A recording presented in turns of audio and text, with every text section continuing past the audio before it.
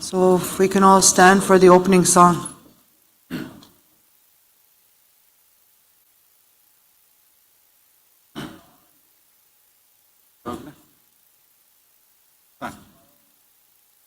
Tusha.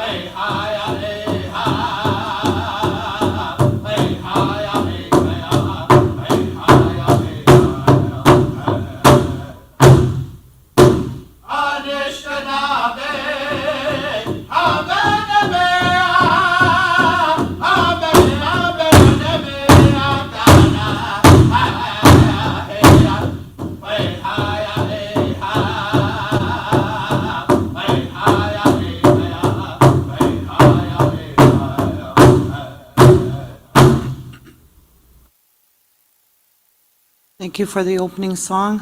Gano nato siya Ananias chibaka ni get mo inang.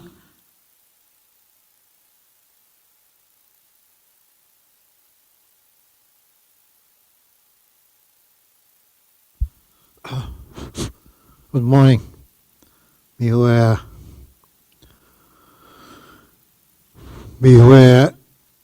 Pisan on ekki. Ega on just tegan on divisasti no ega tossa suan kippega on ega hoitega nonkunga kemaat hoitte. Kemaat tumaan. Ega tossa niin kuin eeseste koja oikein semmoinen tuotikitsinen vaan että osaamassa sekin nakanaan kaikki simiini kun kaikki semmoinen nunkun kaupuntaminen kekoon. Kiinoin tuossa sen jotenkin teihin minä kaikki kone kaupuntaminen nunkun kaikki miini kun kaikki semmoinen tuo. Eikä tuossa se niipuu sekin makkamme kun kekoon. Niin voitsika kaupuntaminen neidän kekoon käänne tuotikattikin neidän. Eikä tuossa nappit se minut taun hyvä. Te mun hyvä. Keninkäjään hyvä. Sekin on se, men uppmatas naan onkin pan suuku hyvä. Kaunin huoin ehkä, kun mä tuotaat naan onkin. Keikonen kaikki tuot jättiin hyvä. Anteveka tosihki aatoinen, tosihkeinen. Sekin minun kaapojenkin pan he kispin. Ja sekä koittee poittaa tunkupaten he. Kytän snaapeu vinnaan. Ikinä snaapeu oikein me kuun. Kikinen toka käjään kuin. Eikä tuossa minun tästä mä ajattelin minut on että päätjuun ueskat ja kippitä päätjumaan työnäkin jihapani kippikä kittää suokiskat jihak. Eikä tuossa nappit ja kikkinois kippmaatesot. Maatkinois kippmaatesot. Niin aina niin kuin kun kaikki on se minun maatesot. Umakaan aikokkin kun kaikki jäävät tuot niin on myöskin kiattikun. Kun pikukikun myöskin kiinni on. Minä esimerkiksi sen tuon, kun tikki tuon oikein hyvä käy ja kihintamuokin, kenin eskaan no niin voidaan. Hoiden tikennekin kentän, kun niikään, että ne kaikki pikki tuot ysket ihan. Eikö tässä noin kun tikikake, on aika työntämän. Voin noin kumppan käy myöskin jääkmiinaa. Pankin tikikake mä jäänkin, tikikake kentämän käy, niin he keisip mustien, tieni keisip viitsit soink, keisip viitsitien. Noin on keikonan kiikki on se pymäät saatu assa, kun niikään. Eikö huoppani, kun tänne non tässä keikon huon. Pankin että viekki tuon huon. Eikö tuossa vielä keisi emetsikään huon. Huopuko kaikki oikein niin käsi kiisiaan huon. Eikö miipä kun hypeisi niin kuin oikein tsonkaan ja hypeisi kun siis se hoitte kämmätte haavinen hyötte tson. Tämmöistä kotkin teinään. Kipappaa tahmaa kun kisiemen tuu. Sinä se kaan hoittikin siemen tuu. Teinään on se. Mie niin kuin mies kesikketaan oppaadun kaikki tehdä Kiina käisi kisy ekki, kun Kiina käisi kisy aina kun käisi kisy. Mutta on aina kisy on käyttään, että huikteen sieltä yhdessä niikä asun. Tuokemaan aina työtä, että se on niitä tenttamun, ja tuittoa sieltä utaaskin täyväskotista kisy. Minä olet kaikki syökin on se maatis jang. Voi ventomoidaan maikani on niittyyn annan. Ei se ventomokitika niikä antuu teemitsik. Eikä aina maika ei tottenaankin syö kuitsiko jääk. Vaikka mitään kun enemmän naamatsikin vuonna. Vois saakin nekittivän oisun kiukimaa on nistikäs kiuin. Nettikin tentää osun kaikikee, nistä kaikikee. Amen. Thanks, Mikael.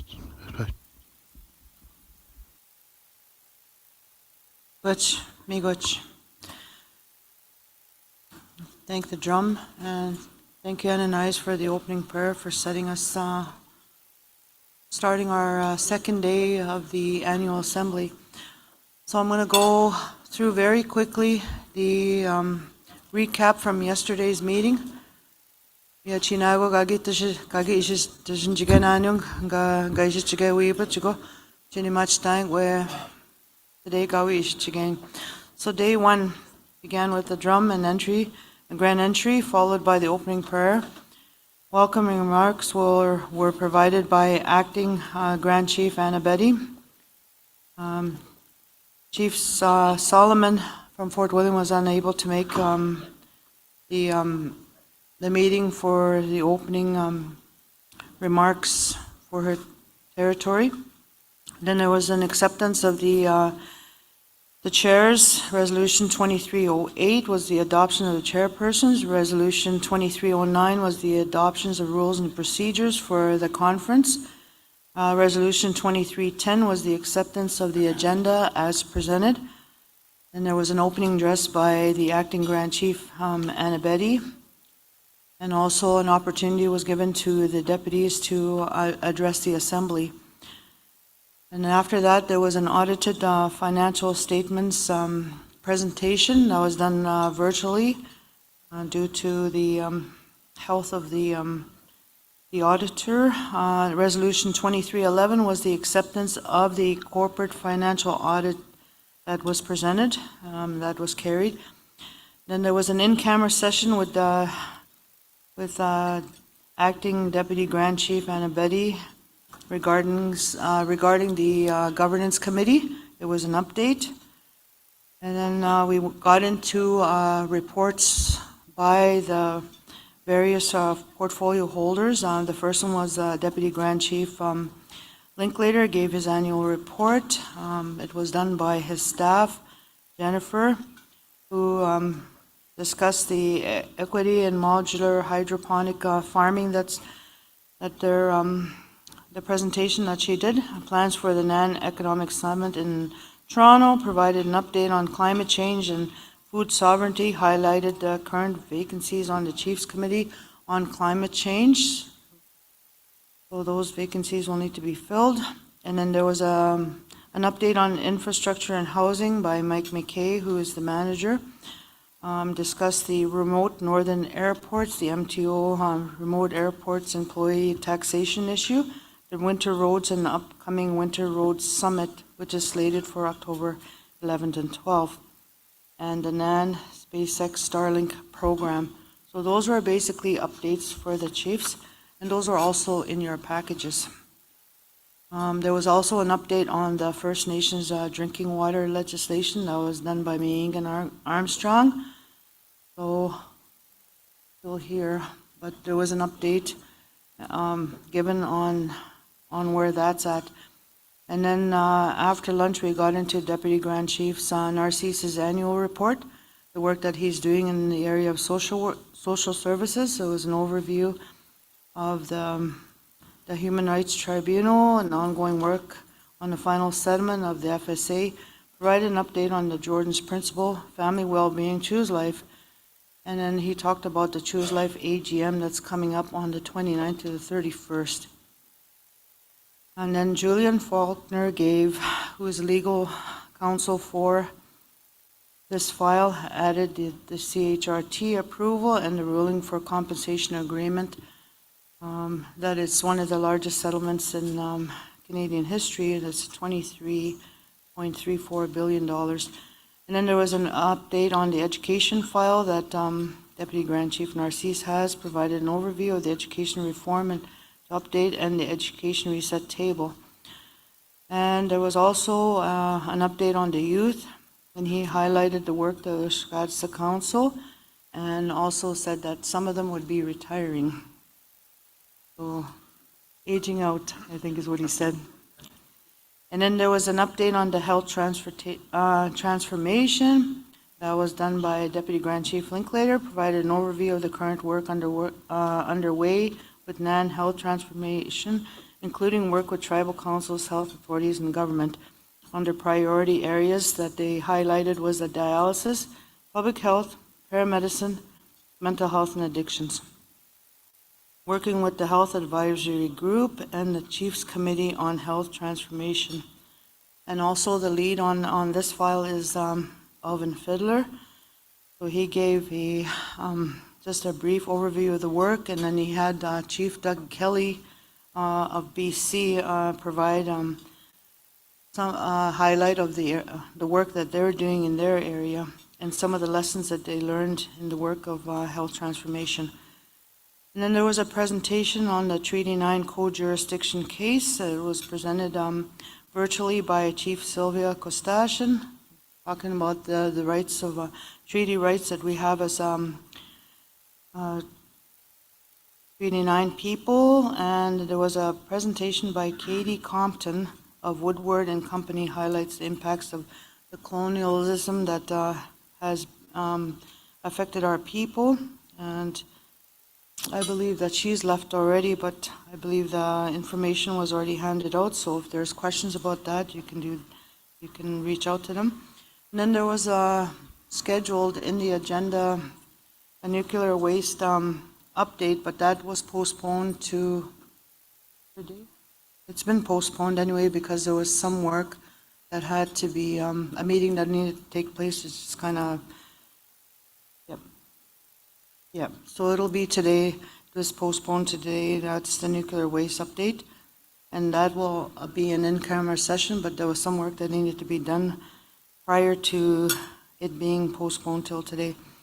And then there was an in-camera presentation on the Métis assertion legislation that was given by Deputy Grand Chief Anna Betty and led by Jason Baptiste. And then Bobby gave an update on the 1965 welfare agreement and the need to mandate for NAN to have a seat at that table when they make the changes to it. So Resolution 2315, Anishinaabe role was affirmed in the resolution, giving direction to the executive. And then we went back and did the two resolutions that were left on the education. So Deputy Grand Chief Bobby Narcisse summarized the background on those resolutions. So Resolution 2316, sustainable funding for support of student mental health and addictions issues, was passed, and 2317 resolution regarding the First Nation control of fully resourced post-secondary education in the Anishinaabe territory. Both of those were passed, so that gives direction to the executive on how to move forward. And then the closing prayer was done by Helen. So quickly, that is your recap. Most of the information was either handed out or in your packages. So with that, I'll call on Adam. Good morning to everyone. Miigwech, Connie. Good morning to everybody. Gwajimnawa wenongum gagjibag. Atsto kaskabate wenongum. Sachugez munigizgag. Migez na nachmach mando gazuen wek mina nongum gawanskayak. So hopefully everybody had a good rest. It was a nice long day yesterday. We had a lot of good discussion. Thank you, Connie, for the recap. So another full day today, including this evening's Keewaywin, the annual banquet that we have during the Keewaywin Assembly, the NAN awards that will be presented this evening. So another full day for today. We're trying to wrap up hopefully 4:30, 5 o'clock, so that we can get ready for the dinner here tonight. So next on the agenda, we have the process regarding the by-election for the Grand Chief. So on the agenda, we do have the Grand Chief Acclimation ceremony. We will start with the Head Electoral Officer, Audrey Gilbo. Hopefully I'm pronouncing that right. Okay. And there is a resolution that will be required. Now, because we have a resolution, I'm going to, before we deal with the resolution, confirm with our team. I know that we do have a quorum here in the hotel. We need to make sure we have quorum in the room and also joining virtually online. So I'm going to get the team just to do a quick count right before we deal with the resolution. Following that resolution, we will have the acclimation ceremony, and we'll be inviting elders Terry Fiddler, Helen Cromarty, and Lucy Longpeter to come up and lead that ceremony. So, if we can just do a quick count, please. Are we okay? So we need one more chief to make it quorum. I'm fairly optimistic we'll get one more by the time we get to the resolution, so there will be a presentation.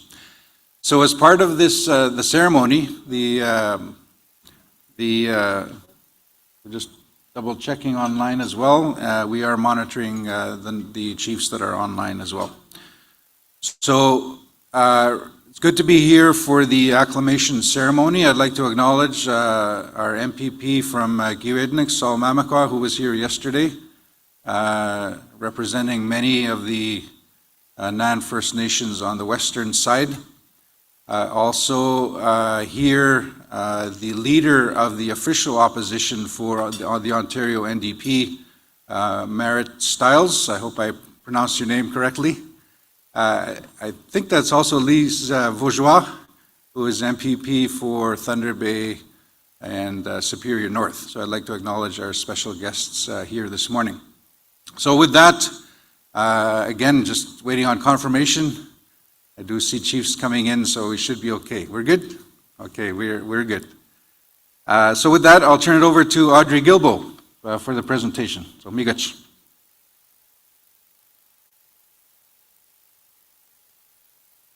Good morning, everyone. You can hold your...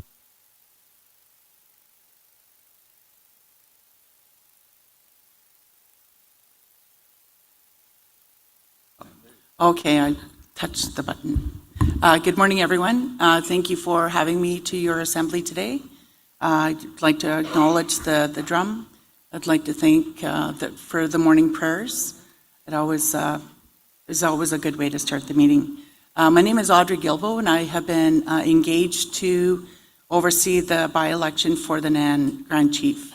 So in accordance with the procedures of this process, Anishinaabe Nation has the general election procedures, and they're labeled current.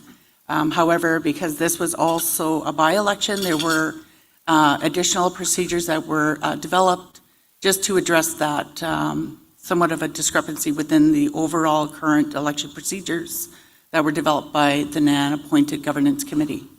So I'm not, the process, or my presentation is fairly brief. We followed the process. It was communicated to the leadership. It was the information regarding the nomination process was distributed to all the communities, as well as through tribal council networks, and then just word of mouth as well. So on the date of the close of nominations, I was able to confirm at 12:01 that next day, AM that is, that there was one candidate that met all of the requirements as per the election procedures, and that candidate is Alvin Fiddler. So at this time, I understand, unless there are any questions overall, I would now turn it back to the chair for the resolution.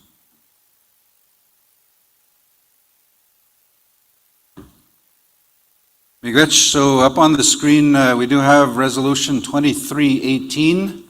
It's titled Acclimation of NAN Grand Chief. We don't usually read the preamble, so I will not read the whereas. It is up on the screen. We do have the background information that goes with this resolution. So it reads, therefore be it resolved, the chiefs, actually, can we zoom in? Just because the screen I'm looking at is sort of small. We can zoom in a bit, please. There it is. Therefore be it, in the Bapig, my colleague, even though I have my glasses on. Therefore be it resolved that chiefs in assembly acclaim Alvin Fiddler as Grand Chief of Anishinaabe Nation until the next, I don't know if that's a typo or if it's my eyes. I think it's supposed to be regularly scheduled. Until the next regularly scheduled General Executive Council election in 2024. Dated at Thunder Bay, Ontario, the 16th day of August, 2023. The resolution is moved by proxy Terrence Meekus, Sandy Lake First Nation, who is present, seconded by Chief Brennan Sinuap, Wapakika First Nation, who is also present. So the resolution is before you. I'll ask the mover and the seconder if they wish to speak to the resolution. Not required, but if you wish to.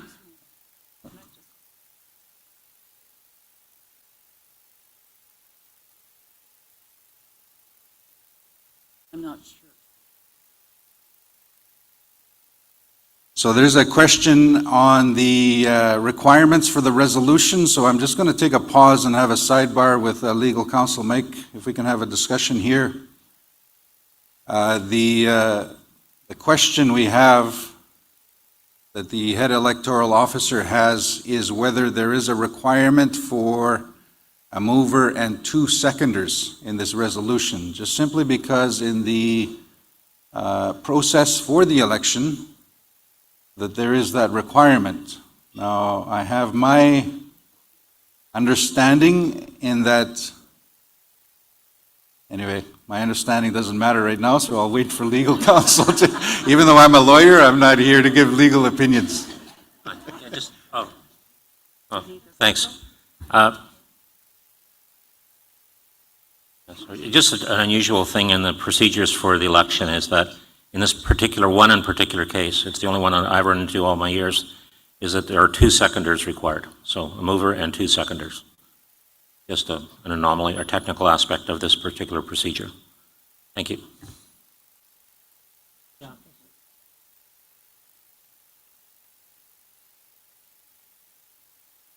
So because it's a bit of a, what did you call it?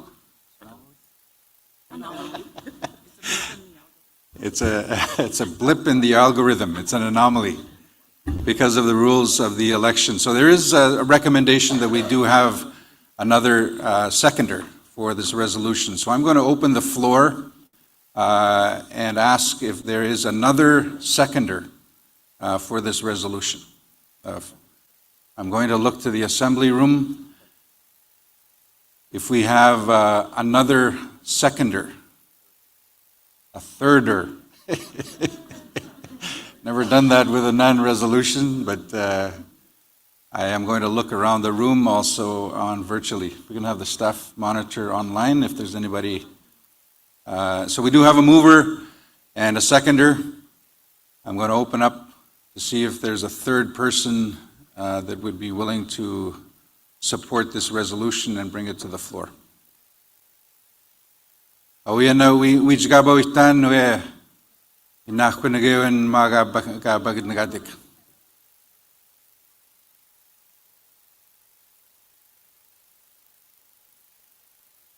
Chief Elizabeth Kadakwapit from Fort Albany will be the third on this resolution. So thank you very much. I just want to get confirmation. I want to hear it myself. Chief Kadakwapit, you're willing to third this resolution. Is that correct? Yeah, good morning, everyone. Yes, I'm willing to do that. Thank you. Okay, Miigwech, thank you very much. So at this point, I will ask the mover, the seconder, and the thirder. They wish to speak to the resolution. Proxy Terrence Meekus. Okay, no comment. Seconder, Chief Sinuap. No comment. Chief Kadakwapit, would you like to speak to the resolution? No comment. Thanks. Okay, Miigwech, thank you. The floor is open. Is there any discussion on the resolution before you? Is there any discussion? Second call, any discussion? And because we're joining, we have chiefs joining virtually, I'd like to take the time, make sure I do it right. Third call, anybody online? Any chiefs online? Any comments to the resolution? I hear none. With that, do I hear question? Questions being called. All in favor, raise your hands, please. Miigwech, any opposition? I see none. Any abstentions? I see none. So with that, resolution is carried. Miigwech, thank you very much. Applause. Audrey, is there anything else? Anything else? Okay, that's good.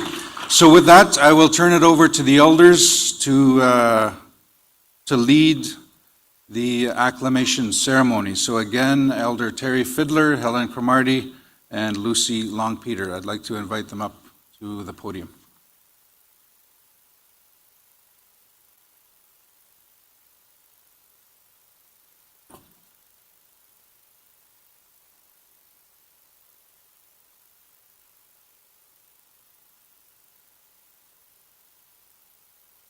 Good morning, everybody. I always find this exciting. But just a quick agenda. We're going to have the acclaimed Grand Chief go up on the stage so everybody can see him getting his headdress. Now, the other thing we have done is we've pulled up the Muskrat Dam flag so that it is visible. And from there, he'll receive the seven gifts? There's gifts that he will receive as tools of his profession, his leadership. And he will then he will read off the oath. And once he's read the oath,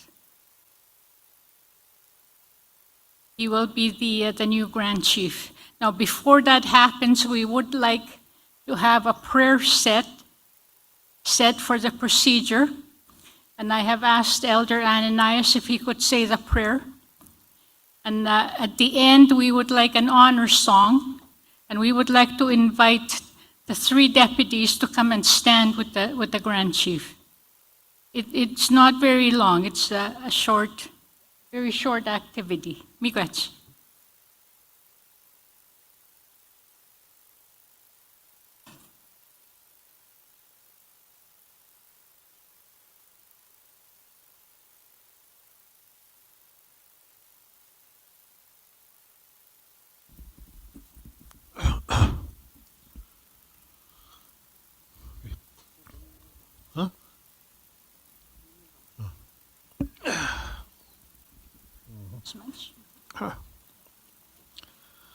Mie se on ne hoikaattas mainitsuitte. Eikö tuossa tuotiemitsikin ikinä kaikki tuot. Ikinä teppui siis naagot ikinä se pukos sen tamuat nungu hoikaattuut jaattiku iksikikun maat iksikikun hoikaattuut jaattiku. Eikö tuossa miukuettekin entämän kaikki siemen tuut. Se pukos sen main tyyhit siinä kaikki kun niisessä seikoit niikään. On ainakin konankin kiinnikä kuin kentämänkin näin niikään hoitnekin. Sekä kuin se totta tien. Eikö tuossa miepä kun eppii kuinka hoittikin siemen tuut. Sitten se main kiinni ainakin konan kiinni aavat työnkin äsken kimiini kuin aavat. Missä kun noin kaikki kunkin kemaavat näin tämäkin näin on nuukun kaikki kun kaikki sekti vähikän huoi. Ngekit sinen tagon hoikais sekti vähikän nuukun. Oefpane kun te kauan näkemään, että minä hoitin tikif mostet huine. Tikif myytuut huine. Huine keip myytuut. Mitäs se nakkumaankin niin huoi. No nakkumaat skeni tikka kiisit tuotien minä kekon. Kiisis senik niikään hoidnekke. Ja nämä on kiingai tiateet. Ja nämä käkkänä kekon. Nönän kekon on ikään ytsikättikon. Maat säänemän. Yhä kekon ikään ytsikättikon. Vitsi missä kekon nönän. Kaapintas kaikoinkin. Kei nönän kekon anin tassin kekon kaajam hikuankin. Teko kekon aikaan tenten kekon. Miuetus se mikätsen tämänkin mikättänä hoitti. Oppanikot hoikaa kausikaupuhainus. Kei töissä taas oikeinakään niivittäikäävät. Kaavakas sen tamuatu kuinkakin tsikkoa. Kään niipävät kiinaa käyvät kiinaa. Epämäätä saat. Kiabatan toin tagon. Ihöp maatisin kai tiatik. Sika koiki chinen tiatik maatisun kai tiatik. Sika koin ikanin tiatik maatisun. Sika koin ikanin maanki kiseman tounan. Suna nakkumain. Ani ni kun ukkiissekit nakkumun kai tiatik. Missä hoitti kaiken me kun nuunkum. Kiseman tu. Täki miininän. Keikäki josi kuinka hoitti. Missä hoitti pienemme kuinka hoitti. Ja siis se on sitten sitä nakkuman keskam anina pipukui antepukui häätöinen sitä nakkuman siinä. Minä siepä kun sinne kun hoittikin seemantu eikä on saa sinne kun näin hoittikin seemantu. Sitten se mäen hoittikin seemantu keskam piisi kaikki kiisi kaikki. Minä siepä kun sen muan hoikin niin nuuka käsi käisessä hoitti vähän kuin tuoti jättekui hoittikin käypmöituut jäävät tuonne annak kiinni hoiti. Kun mä nyt mä annan kaintamaan andussakin konke hänin kekisi mä täppän kekisi kaikkeen tengimätäskin. Ottan esi nimen sekä koitsimät hänin esian tointaminen ottan esi nimen. Mä käsin tointaa uue hauekaan ikään nyt tuot kiekuun. Tavis kot job manak ikanek 3 stars ka got not swimming. Ke konni ogos sigenok. Ke konni ogenok. E kun me hoitte ottanan kaipit me okimakkan. E kun mä kotta nastoi mä kaipit me ogan on jiiot. Ahoitte se skaatit niikaan kaipit me käy noiket. Antekeen isäänet nöydän otuukimakkaaniman. Siinä omoat anteeni snaakkiö. Missä ei könäkään koot noot starset. Miäkin könäk kitsiden taustu könäk. Imaton tikken tiga tikken eikon. Ja mä kanon siinä nöydän keikon on tikken tiga tikken. Noidän keikon kakken eikon kannaakokken nöydän. Missä ei tes. Mä veit nikaan tikken eikon nöydän kannaakokken kiisi kongu huve. Jäävät nuukun kaikissa kuinka miini kuinka hoitte. Vissiesi eka teveisi jälkeen vintamaakin täytsikää tiuhe. Ottaa näkin kaikki pissekin ja kaikki. Sen on tämän tekkentäkin oinen peko äänin käy pissekin ottaa näin. Eka tuossa soi nähpidit sinne tämän nuukun kaikissa kuinka. Äänti keisät hoit nuunka oskikaa voit minä hoine. Kävin tamanaan, eikonen entämän sikipin pitämään kuin kyne. Sikin naakokkivan hyvä käinäkin teko hue nokkiin. Se naakokki kun he nokkiin he. Aseissa sikä kuin naakottoen kuin. Minä koekta kikka köhin sikätevan hoikaatas tavan hoi. Ei pitsimän ottaa okkivan hyö. Eikä massikaa mentämänkin hyö. On toinenkin kun manettuu kaikki miinikoen hoi. Missä ei meni kokkei kikka tuon miikätse. Miikätse teven öskein okaisessa sekoe. Ei kuin niin puhukin täällä miinikoin enänkin kun. Huoin koko myytsikin enenkin nokkaan ääniin. Eikä kisip myytsikää tekee kun on enän. Saain tämä naanankin kuunan. Missä he vieminen kaikki keikki taa mikä tekee toi. Mikä kaikki ne onkin se on tokoisseen mikä kai minun tuottaa kun kävi minua jäi kun joku ei oikein kaakko saatiin missä siinä kaakko saat maailmat ne vankin toikin. Otan niiman hoitti kaikki. Voin on otan niiman isessä hoitte nuun kausi kaavuituppan näin tuossa nissinnivan voinappan näin otti peenemään pitten tauon. Minä edes kun kaikki kun anjan taakkietikin. Mä näin mittenkin hyö. Ääni niin kuin kaisessa teen kuin syissöen taakustien syyminen tuutaa kun kaikki kun. Noin on nuun kun vakkinkin kun koovuntamankin näin on. On sitten keikään koovuntamankin kun. Kuitenkin meikin on kaikki ikään kuin. Eikö tässä miivi kun he Keisimutsi pakossin maan kisemän tuunaan. Avigaan he pidämme keikkitaan hoe viigat nikkedoe ajia ikkina fuusu. Thank you.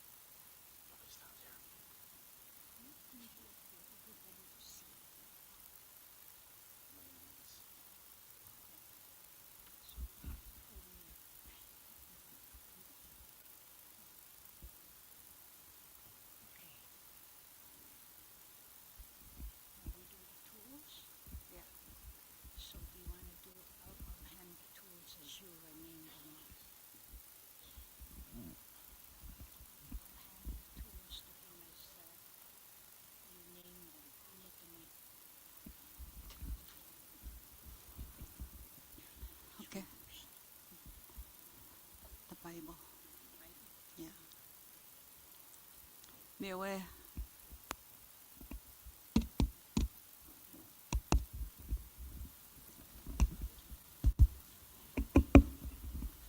Okay. Be aware. E match the wick. We Chigegun. We got to the mang. E no na guang. Ni no and oe. Chi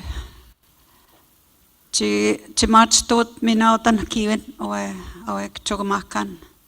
Mitas egia. No na guang ni no and oe. Chikitot oe asotama gewen. Koik ano kiwen. Chip minisegate kinagegon. Mitasega gwech minagok. Chiwichaga botoshang oe gawis chigeang. Wenstamga gawitochagateg. Eskaegateg oe chonjewas denig obem sewen. We're lighting the candle for him, to light a path for him, so he can carry on the work that he's about to undertake. And the Bible, we've always try to balance the ceremony with the traditional items and the Bible. Okay? And the blanket is gifted to him so he can cover himself with new beginnings, a new blanket. And his items are on the table here. We also have all the 4 medicines that they're brand new. He does have his, but we wanted to gift him with the new medicines. It's gonna get heavier. And his medallion.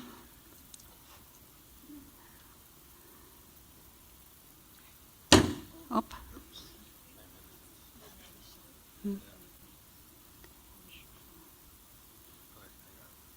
Okay, all right.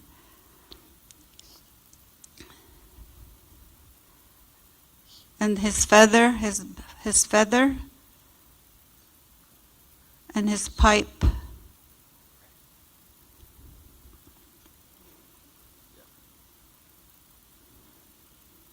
That's his new bundle as a new Grand Chief.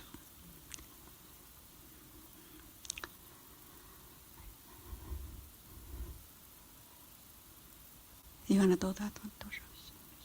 Let Tusha do that one. Helen. Okay.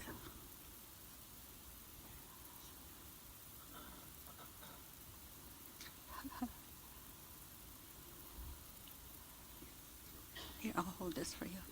Good. Okay.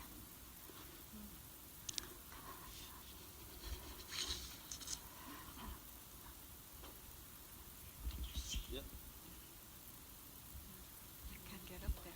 There? Okay. And now he's going to be reading the oath. In the name of the Great Spirit, hear me, elders, chiefs, and citizens of the Anishinaabe Nation, as well as friends and guests here assembled. In your sight and in your hearing, I, Alvin Fiddler, undertake the duties of the office of the Grand Chief of the Anishinaabe Nation. I solemnly promise and sincerely pledge to fulfill these duties to the best of my abilities, as they are outlined in our charter, and to abide by the executive and administrative policies and procedures of the Anishinaabe Nation. I solemnly promise and sincerely pledge to watch for all dangers and to give you warning. I solemnly promise, sincerely pledge to watch for opportunities to strengthen our peoples and to aid all such efforts.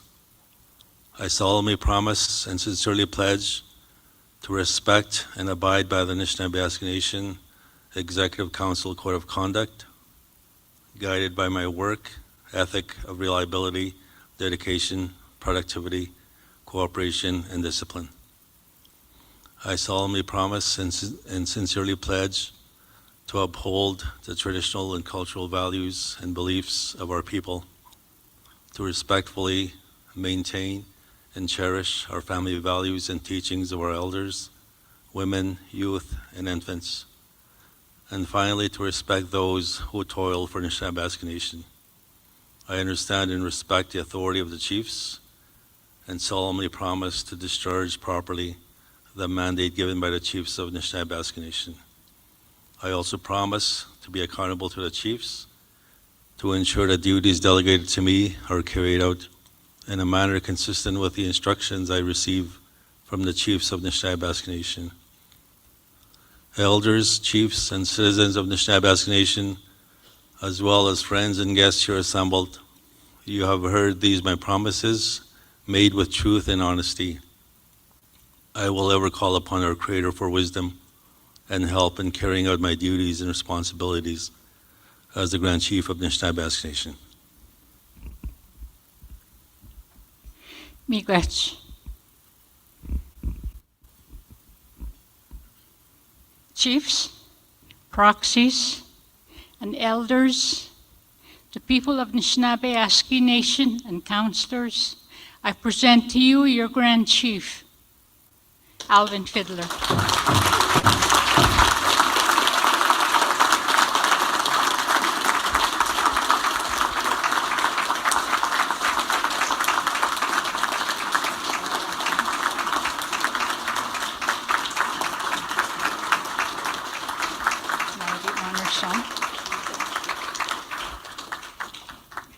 Okay, could I ask the three deputies to come up, please, and stand with the Grand Chief?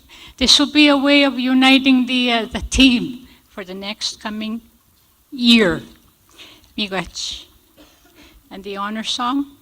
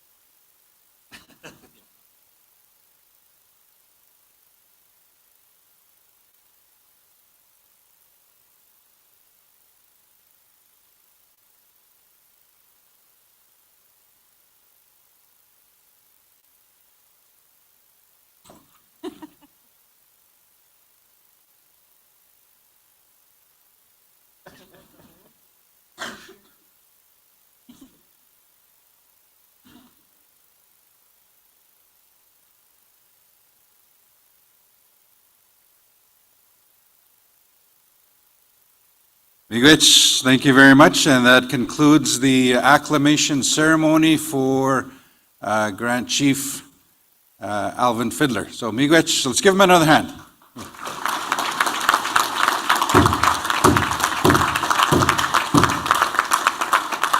So at this point, I'd like to turn it over to my colleague, our youth co-chair, Kyra, to make the next introduction.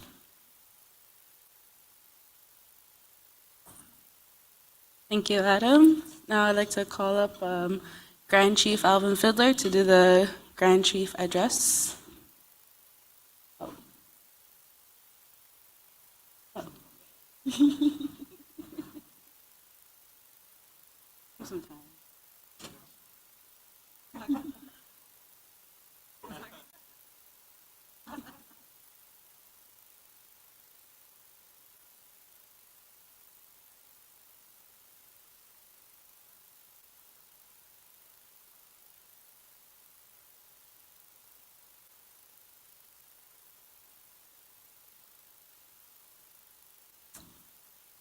Miigwech Kyra. Miigwech Antikadianin. Miigwech Kinamagwak Ikchamarak. Gagawin gawit with the Makawin gawi matstaik. Mandu Utsianasaik. Miganik Dian and Akumak Mandu Gabbits guys being work mad soon. Ik mean, guys being work Gabbits Wagizaga. Yamanosik, Jabbat Stork. Well, Jeminawa, Gumakanik, Unasona, Guinea Tamagik, Manishna Basque Nation, Yaknomagaik, Ankinagana, Gumina Umaga, Evident Kimago, Gumakanisik, non executive, Noajamak.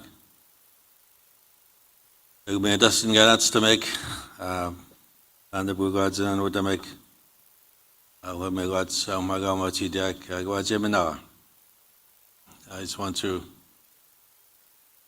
also acknowledge where we are in the beautiful territory of Fort William First Nation. Duwajima, Ugamakan, Michelle Solomon and her council.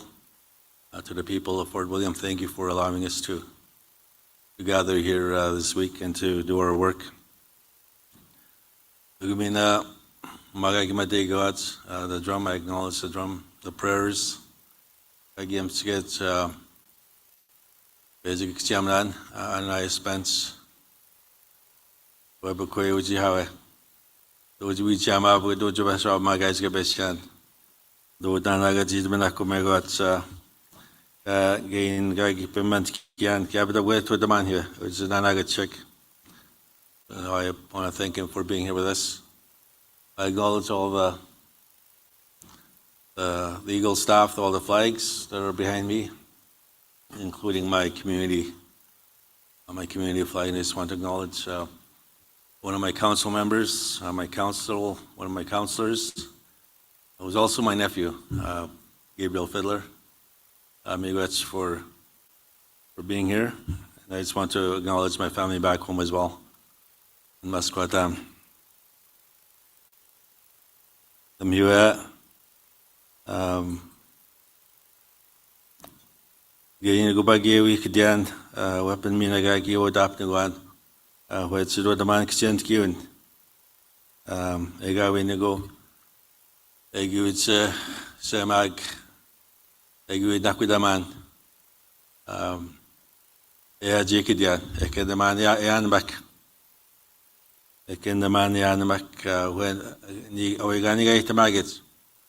Oegagan Raganots, the Itamage and Antiku and the Tudapnek, they go in the go edak. I'm here, Domage, give my mamma down here again. Wegazi work up in Ganamazini that I didn't make this decision lightly to answer that call, even though we are taught by our elders and our parents that whenever we were asked to do something, even though it may be hard, that we have to we have to respond to it. Because I enjoyed what I was doing the last couple of years, just being with my family and being out there looking after myself. So it wasn't an easy decision. I just wanted to acknowledge my family that's here also, because they're the ones that helped me come to where I am today. My wife Tisa and our kids. Jace is here. Last week we were sitting at home and Allison, our youngest, said, "Dad, I won't be there at your ceremony next week. I'll be out in the bush camping." And she said, "Just take some pictures and I'll look at the pictures afterwards." But they're the ones that sort of pushed me to take on, or to consider taking on this role again. So I just want to acknowledge them as well. And I talked about the difficulty of coming to this decision because I knew, and I know all of you know as well, the reason why I'm here today is because of the difficulties and the turmoil that many of us have experienced in our work, in our lives, with the leadership at the Anishinaabe Nation, at the national level. It has not been easy. It's been very difficult. And I spent a bit of time, over the last couple of weeks, with the elders that I love and respect, just to seek their guidance in terms of how I should pick up this work and how I should carry it forward. And I was advised that I cannot just pretend that 2 years hasn't, that, while the turmoil and the difficulties we've experienced did not happen. It did. And we have to acknowledge it. But not to dwell on it, but to learn from it, to learn from the lessons learned and the teachings that all of us were able to gain from what we've gone through, so that it will help us as we move forward. And I just want to acknowledge the former Grand Chief, Derek Fox. When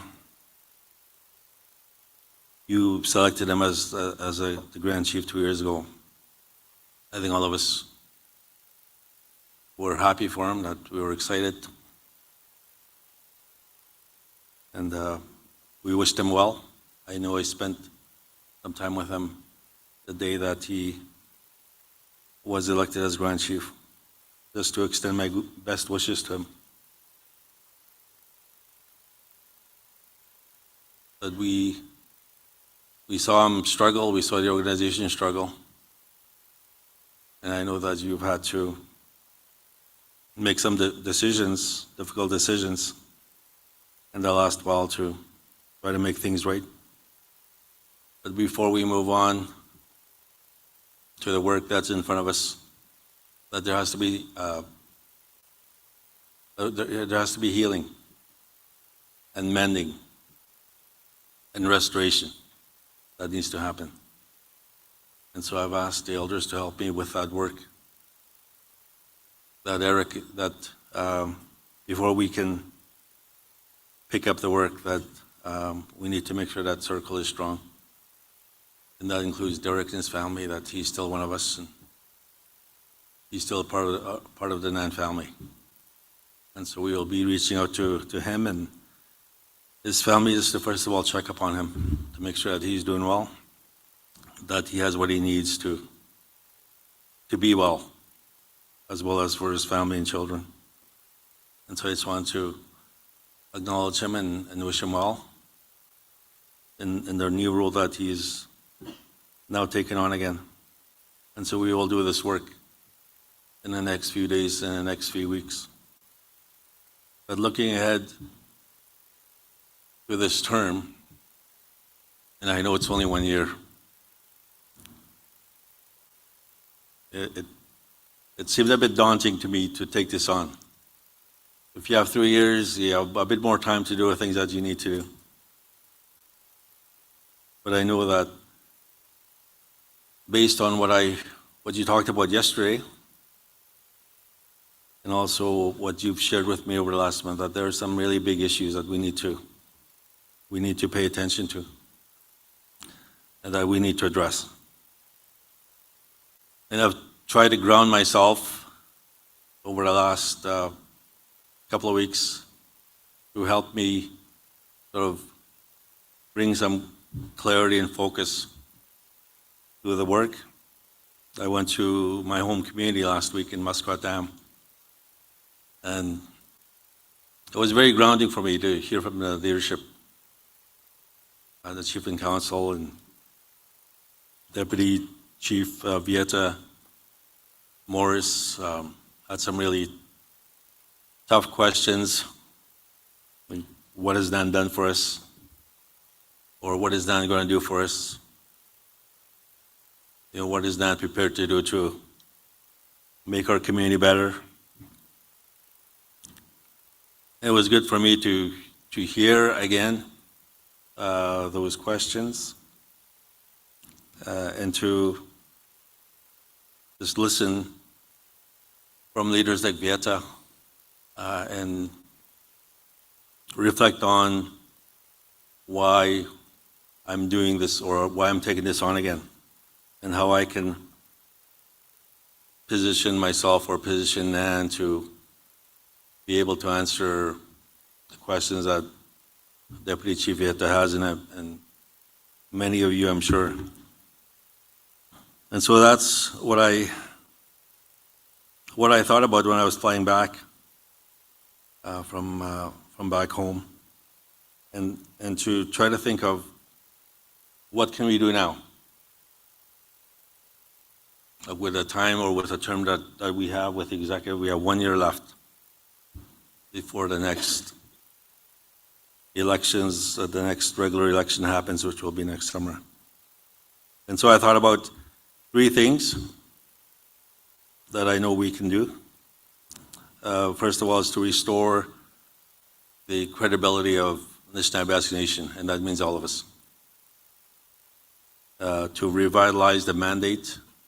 The second one is to revitalize the mandate of the Nishnawbe Basque Nation. And somebody told me that in 1973, 1974 was when the work began to create this organization, or as it was known then, Grand Council Treaty Number 9.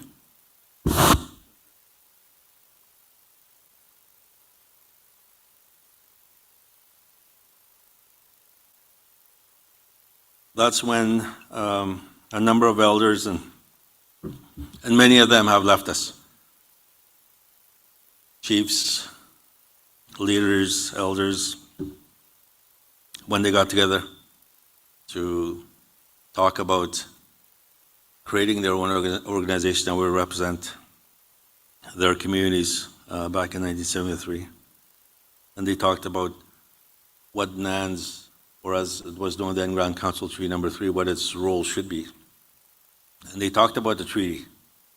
And they talked a lot about their understanding of the treaty. And I always have with me the treaty documents, both Treaty Number 9 and Treaty 5. And that they created this organization, which later became NAN, so that it would be our job to ensure that that treaty is respected by everyone, to hold our government partners accountable to what they agreed to. And we always understood, my father, who was my late dad, who was at the, as a young boy, witnessed the signing of the Tahitian Treaty Number 9 in Big Trout Lake in 1929. Talked to us and made sure that we understood what they understood, that what the treaty, what it stood for, what it represents. And they, first thing that they talked about was that it was where they agreed for peaceful coexistence with everyone that would come into their territory, that there would be friendship and that there would be peaceful existence. And that there would be mutual benefit. That all of us would benefit from the terms of that treaty.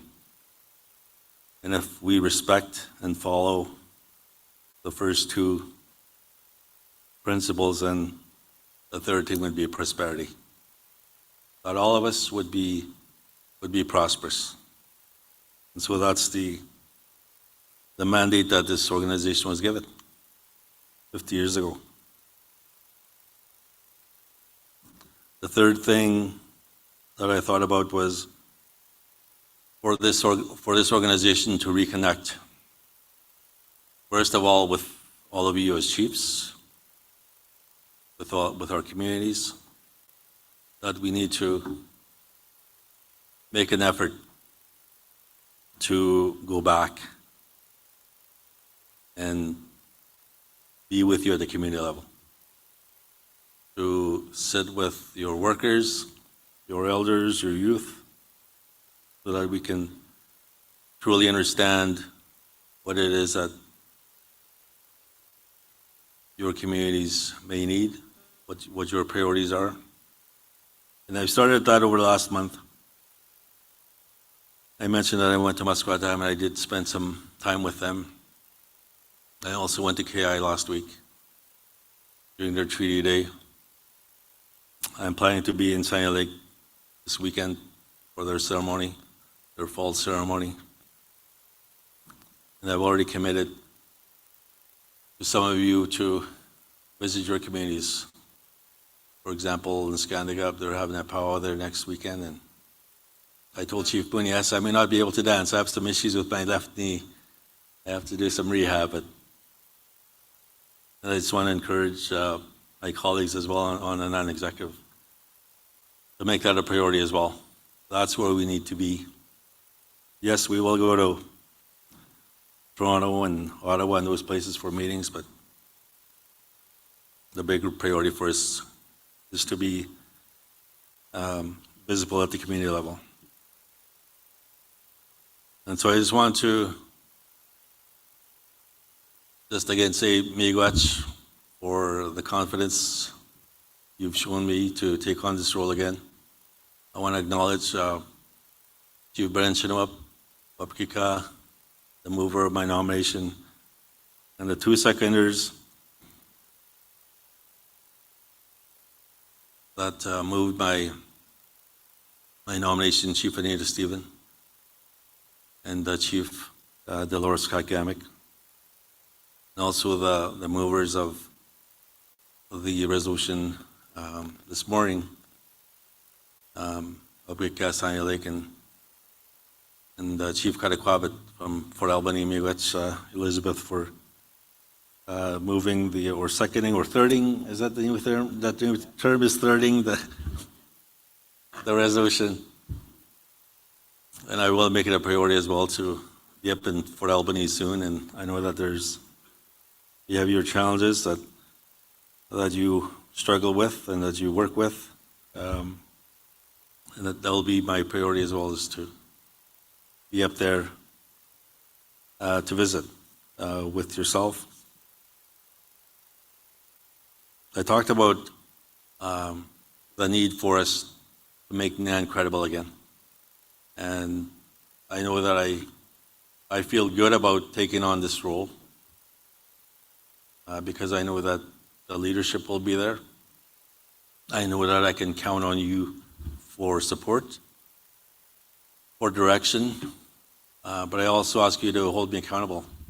My dear friend, yesterday, Doug Kelly, Grand Chief Doug Kelly mentioned or told you that that's important, that you hold your leaders accountable, because that's how we learn, and that's how we will be strong again, and that's how NAN will be strong again.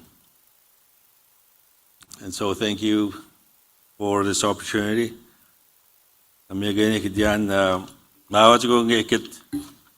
Maawa to naked gains and to work alongside you, along with the executive. I'm here to bless each and every one of us, to bless our children. Gumina kagi kidit iha and I Spence. I got 20 kendo kayakuzwat. Those that are in hospital, those that are in treatment centers, those that are in prisons, our people. We can never forget about them. Miigats.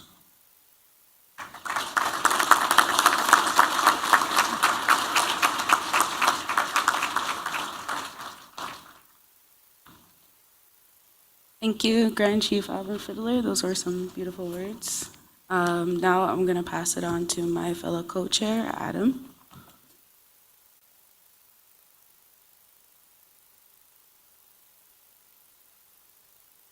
Miigwech, thank you, Kyra, for introducing the Grand Chief. So next on the agenda, leading up to lunch, we have the tri-councils, the three councils, to come up and make their presentations. We have the Elders Council, the Women's Council, and the Oshkadizag Youth Council. So we'll start with, so I do see Chief Muñoz. Right. Are we allowed to address the new Grand Chief? Congratulate him, right? Yeah, I'd like to say congratulations to our new Grand Chief, Alvin Fiddler. I've known him for a while. I just wanted to express some of my thoughts. Anyway, I hope that we're going to begin a new working relationship. We haven't. It has felt very disconnected. Nishkanaga has been in a fight against the colonial government, and we haven't had any contact or help from the supposedly allies we're supposed to have, like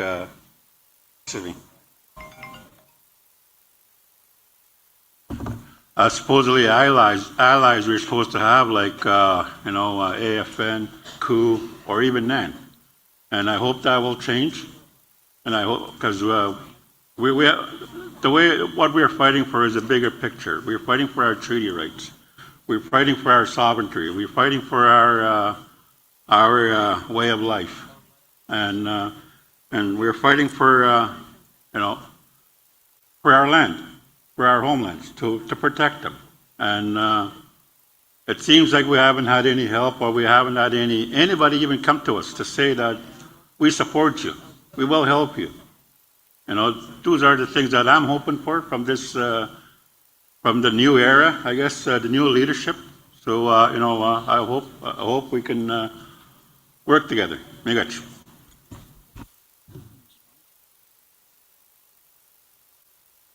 Miigwech, Chief Muñoz, so I'll ask Grand Chief to respond.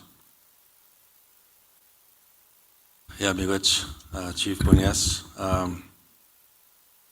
I know I mentioned earlier that it's been a very difficult time for all of us, including you as leaders, chiefs in your respective communities, and that you've had challenges reaching out to the leaders or your regional organizations or national organization. But I think that's a commitment that I can make to you as I stand here today, that we want to go back. Oh, I'm waiting for him to answer his phone first. That we will come back. We will come back. I mentioned to you yesterday that I will be there in your community next week to begin that conversation and to see how we can better support you and other communities. Miigwech. And he'll be there dancing with that ringtone that you got.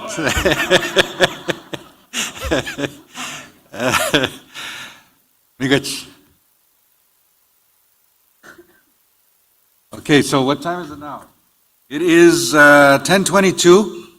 Really good recommendation, Chief Muñoz. Chiefs would like time to congratulate the new Grand Chief. So what we'll do is we'll take 10 minutes.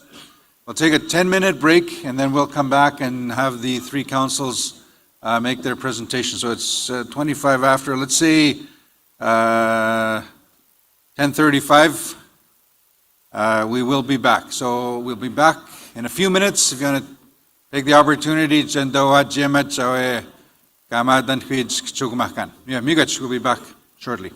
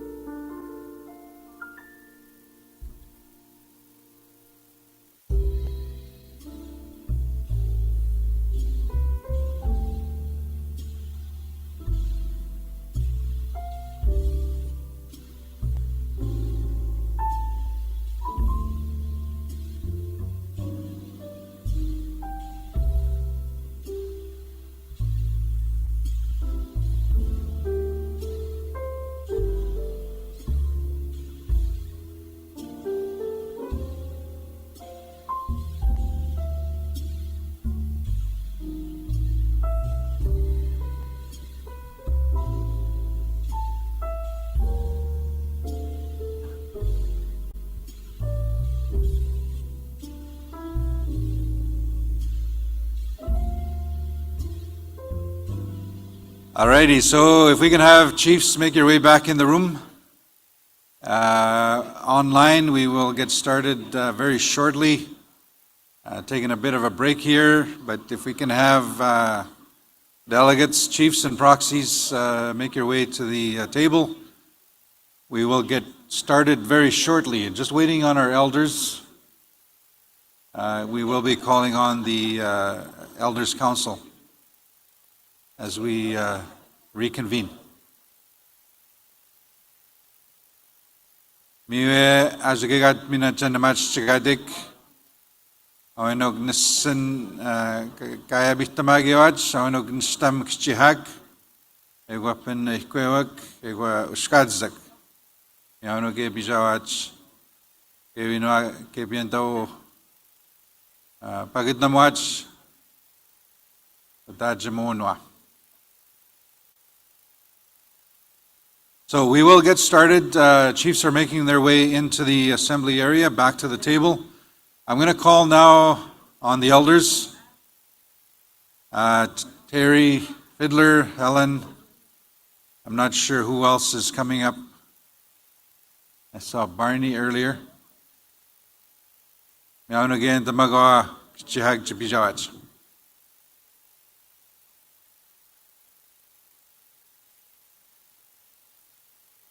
And this afternoon, we do have a fairly packed agenda.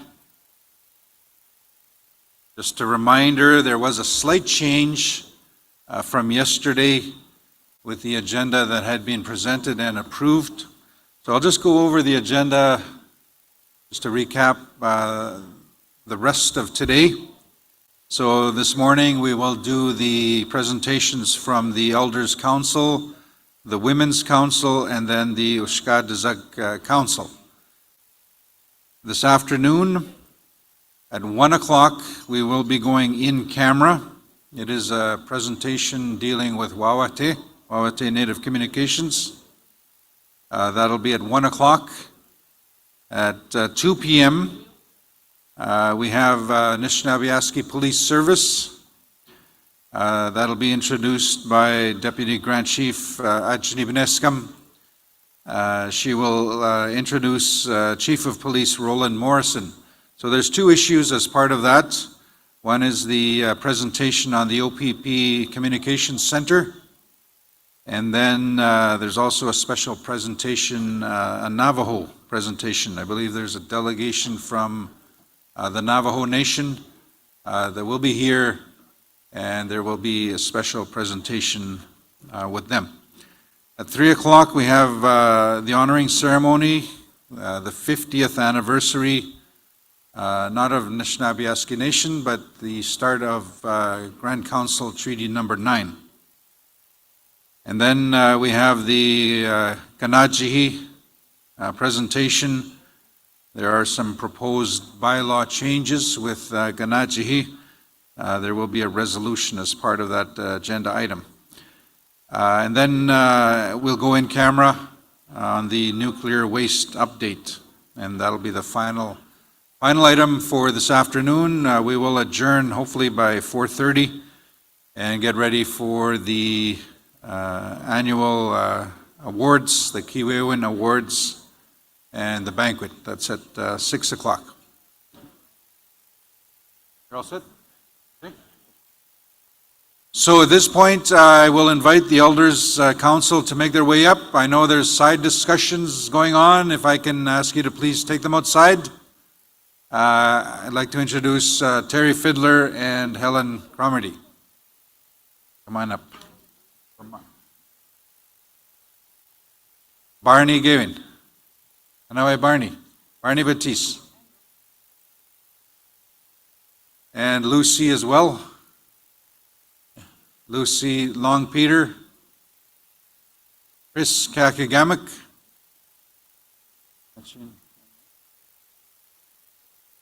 Elder Ananias Spence will sit at the table, but he is part of the presentation as well. So, Miguel Jiminago.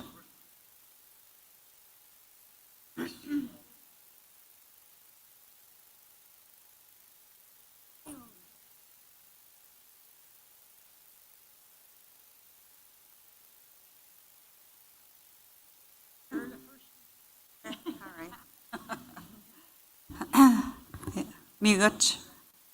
Good morning. Good morning, chiefs, my fellow elders, staff, and our guests or the visitors. I want to acknowledge the visitors that have that joined us this morning, and I want to acknowledge our Creator, God, first of all, and I want to acknowledge the drum and the sacred items in the room, the bundles that our executive council have brought here, and I just want to. I'm not going to speak too long. If all of us standing here, we didn't rehearse. I always refer to the teachings of my husband Josiah. He always told me, when you speak to people, speak from the heart, not from paper.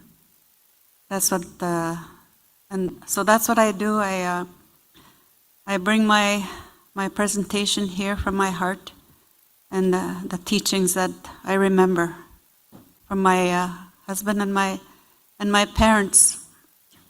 I always acknowledge my late dad, who provided me with a lot of teachings that I carry today, and I think that's what gives me strength.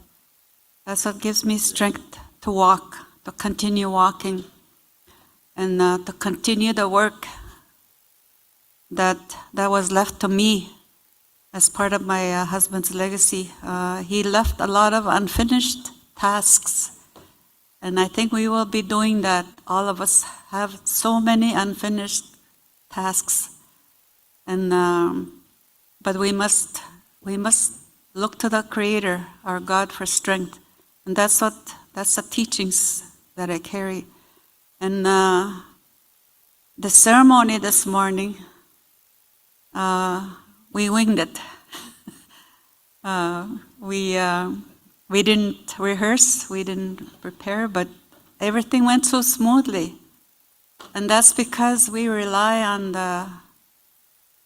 the prayers our elder Ananias rendered for us this morning. And I carry this feather. I carry this feather with me because we're taught that the eagle is the highest respected toteminan in our life. And when we hold the eagle feather, he carries our prayers to the Creator. If you ever look at an eagle flying around above, when you're out and about, and if you see an eagle, it'll fly, then it'll slowly disappear. That means he's carrying us to the Creator, our prayers. That's the teachings that I was taught. So, and I just wanted to acknowledge our new Grand Chief and the Executive Council. I want them to remember that to be kind, to be compassionate, and most of all to listen and to keep on learning, because all of us here, we're still learning. We're still learning the way of life, and we must listen to each other, to show compassion, forgiveness. So that's what I wanted to bring here, is as a reminder of those teachings that our grandfathers, our grandmothers left for us. The ceremonies, the language. We must revive our language for our children. My children don't speak the language, but they understand it. but we must teach our children to speak the language. Keewaywin wachan shni moch.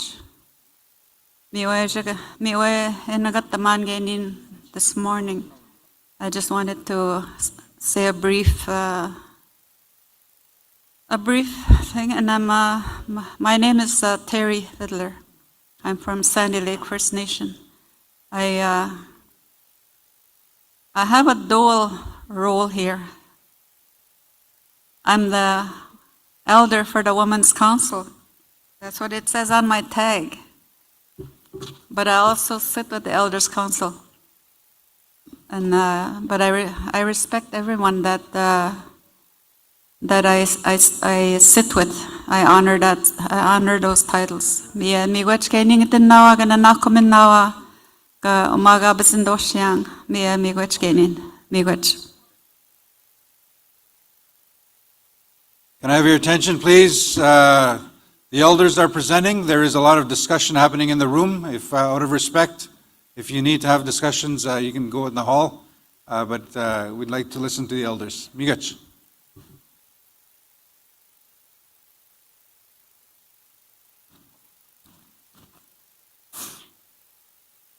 Good morning.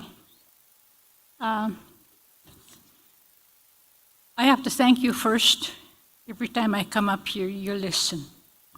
And that's one of the things that I need to bring up. When someone is speaking and or teaching, that we listen. And when you listen, you hear what is being said, and you take that away with you. And that is something that you have learned. And that's how we pass on teachings. So there's two things, hearing and listening. The other thing that has two is the learning, the teaching part and the learning part. And I used to tell this to my children. I said, did you hear what I said? Initially, it used to be, what? Isn't that what kids ask you when you ask them that? So what did you say? They didn't hear. They didn't hear. Even when I was teaching year 2 nursing students at LU, did you hear what I said? Do you know the description? What? Still at that age. But they learned. They learned, and they learn well, and we all learn well. When we talk about elders, when we talk about asking support of the elders, there are many elders who feel left out. You know, in the past, my brother-in-law, Chris Cromarty, used to tell me, you know, it feels really lonely now. It feels really lonely, nobody calls me. The unfortunate thing is I heard the same thing from Andrew Rickard. He said, I think they forgot about me, nobody ever calls me. When we think about the resources of knowledge that we have, that's where it is. The elders. The elders in my time have gone. And when I think of what I know, and I think as a knowledge keeper, I only come from what I was taught, what my father taught me. And I have to thank Ananias when he was speaking this morning. He was saying exact same things that my father taught me. The exact same thing. But also about the treaty. My uncle Isaac Barkman, was a signatory on the adhesion in Big Trout. And he always used to talk to my father about it. And whenever my husband and I would go, and I used to say, we'll go to Sachiko for holiday, no work. Where did we end up? We'd end up sitting on the floor in my father's house with my uncle and my brother and whoever else came, talking about work. But it was a relaxing type of work, exchanging information. Exchanging information. We weren't being grilled. Trade information, you get a lot. But when we talk about the elders, you know, they carry so much information. And I have to say that I'm a new type of elder who didn't spend as much time at home in my community of Sachiko, because I left when I was 5. But what I learned was from my father. If I went home in the summer times, I wasn't allowed to go home every summer. But in those times I spent with them, they spent telling me stories. And that's where I learned from. The history of my mother's family in Manitoba. She's from Red Sucker. And the history of my father. So learning those are very important. So these are the things that the elders carry, and we need to learn that too, so we can carry it forward. Many of these things I've taught my granddaughter, and as she's learning, she's remembering. But I also told my, my children. I had 5 children.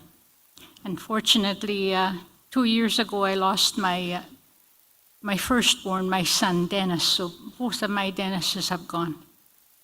But the one thing that we have to remember is, it's hard when they step down. And as Chris used to say, you have to know when to step down as a leadership. You can't occupy that space all the time.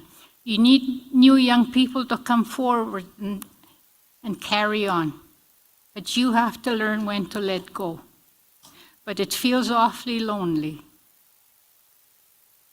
It feels awfully lonely not being asked for the information that we carry, for the information that could be used. And the one thing that I was telling Terry was, and Barney, I said, when they stepped out, when my husband stepped down from being Grand Chief, I said, the one thing when they come home is they're sort of at loose ends. And I said, when they get home, I said, they're a real pain in the neck because they get in the way in your house. You're so used to having them away. Now they're there underfoot all the time. But he learned to do housework, thank God. He even learned to mow the lawn. I didn't have to mow it. But I think for a while I'm going to be away. I'm going to be away. I hope you remember my message, to listen and to hear and to learn. But when I'm away, I have a very risky surgery I have to have next month. So I don't know how long my recovery will be. And I was talking to Rosie, and I said, please come and help us. I said, there's not very many elders. And Rosie, thank you for saying yes. Rosie Mosquito, she will be helping out with the elders. And I said, I'll be sure to say, that actor that says, I will be back. Miigwech.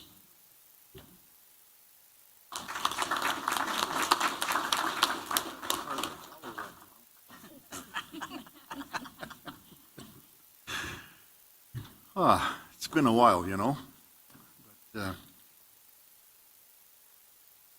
But, first of all, I'd like to, as well, congratulate Alvin for taking on the role of Grand Chief. I think that's a wonderful thing. When he started years ago, I was there and helped him to become Grand Chief at the beginning, quite a few years ago. And, back then I had, all black hair, blue eyes, and really good looking. A few years ago, eh? But anyway, so I'm glad he took on this role. I think we need some people with the attitude, the ambition, and the cleverness and the ability to be able to lead us out there in a good way, especially today. You guys know it. I know it. I know it only too well. But nevertheless, over the past couple of years, I'd like to recognize some folks, some people here. And I think it's really, really important to recognize these people with the trials and tribulations that we had in the past while. One of those people is carrying a chair back here. She was here. Anna Betty. I'd like to particularly recognize Anna Betty. I've had quite a few conversations over the past couple of years with her, especially in the past year, in assisting the staff at Nishnabieski with the trials, like I say, and tribulations that they had. So did some good work, some really hard work. Really, honestly, she deserves a hand. If anybody deserves a hand, it's Anna Betty, right over there. You know, we should give her a hand.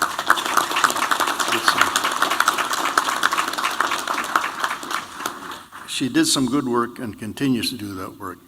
And that's not to say that the rest of the executive didn't pull their weight as well. So we got to here, and we're still around to tell the tale, so that's all good. For myself, as part of your council, it's an honor to sit there as well. Really it is. And some of my work, just so that you know, over the years has been building a justice center in Kenora, for 3D3. We finally got it completed, and so it's up and running. And that was one of the Grand Chief's wishes as well back then to get this done. And then as well, the drug treatment center that's going to be here in Thunder Bay, and one in Timmins is also going to be up and running. So that's good. So that's part of my work in doing that. And also working with the Indigenous Justice Division of the Attorney General, doing a lot of work there, and it's been good. And the biggest part of my work was working with the Assembly of First Nations over the past year and a half. I'm going to tell you, there was a tough job.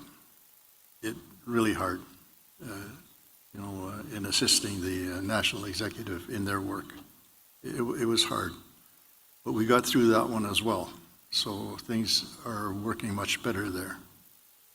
Chiefs of Ontario, I'm a knowledge keeper there as well, and our work continues. We have good leadership there, so it bodes well for our future, so that's good. And a lot of work with the Métis assertions, a lot of work. As you know, Jason is my son, and I watch him work, and sometimes I worry about, what he's getting himself into, but however, it's work that needs to be done. So that's some of the things that I've done, and also doing some work with NAN, as always, in the various committees that are there. So that's what I've been up to. And you know what? It's been hard for the last while, hasn't it? It's just been difficult for all of us, right from back home to here. Different things that happen around us. And one, you can't really put your finger on exactly what it is. It's hard. It's really hard. Is it staff? Is it management? Is it leadership? Is it this? Is it that? But we find ourselves in some sort of turmoil, and we don't understand it. Personally, I think maybe you might want to think about this. Remember what I always say? Watch you don't lose the way you were taught. But when you keep that well. It seems that we forgot who we are sometimes. For some reason. It's so nice when you visit people that know, believe, and feel secure about who they are. All you have to do is go outside of this hotel and talk with some of the older people, some of the people that are, they need help, of course. But if you talk to them, it's so nice. They'll tell you about what's going on in their communities and what their life is like. I've talked to a couple of them since I've been here, and it really feels good. It gives you, it really grounds you to who the people really are, who you are. And so we need to continue to remind ourselves, unity, strength, success, Anishinaabe Treaty 9. That's who we are. And so I think the Grand Chief talked to us earlier, and he gave us a lot of confidence about our role as elders going forward. And so we feel good about that, and we will continue our work. I will work as hard as I can, as long as I can, to be able to do some of the right things here. And I got to tell you something else. You know, when I was working with the AFN, it was really hard for me to jump in when you should. When you hear people arguing with one another at the council table, you really feel like saying, hang on here, just be quiet for a moment. You feel like giving them hell. That's what I felt like. It was so hard to do because this was a national council. And who am I to scold them? But they really needed scolding. When I was a young chief at this forum, I got scolded because, you know, I wasn't really getting along. And the elder in the day, I forget his name now, but he scolded me really well. And I'll never forget that. So maybe as elders here, we have to be brave enough when the wheels start to come off that the elders, the knowledge keepers, need to speak up and say, hang on, just hang on. This is not right.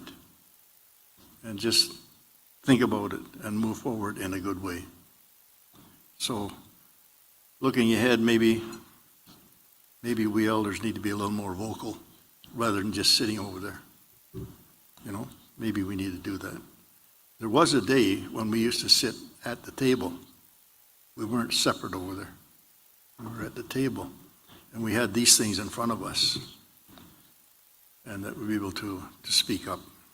So anyway, looking into the future, we can see that. And Alvin is right when he's talking about having some healing, some looking at our former Grand Chief.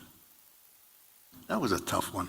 That was really tough to try to do something there. You know it, and I know it. And one of the missing pieces seemed to be our own law. We need to take another look at that. What is our own law when it comes to making decisions about things that matter like that? What is it? We need to discover that. And I'll leave it at that. I won't keep you any longer. But I'll tell you, I will keep working as long as I can, when I can, and help to the best of my ability, and we'll just carry on. I think Helen will now introduce some of our new elders that's come, because our council, as you've seen, was getting smaller, and we need to recruit some people. And again, Anna Betty reminded us of that the other day, saying, would you mind speaking about this? We need more elders there. So that was good. And so we have a couple of new people that Helen will introduce. Migoch. Want to introduce them?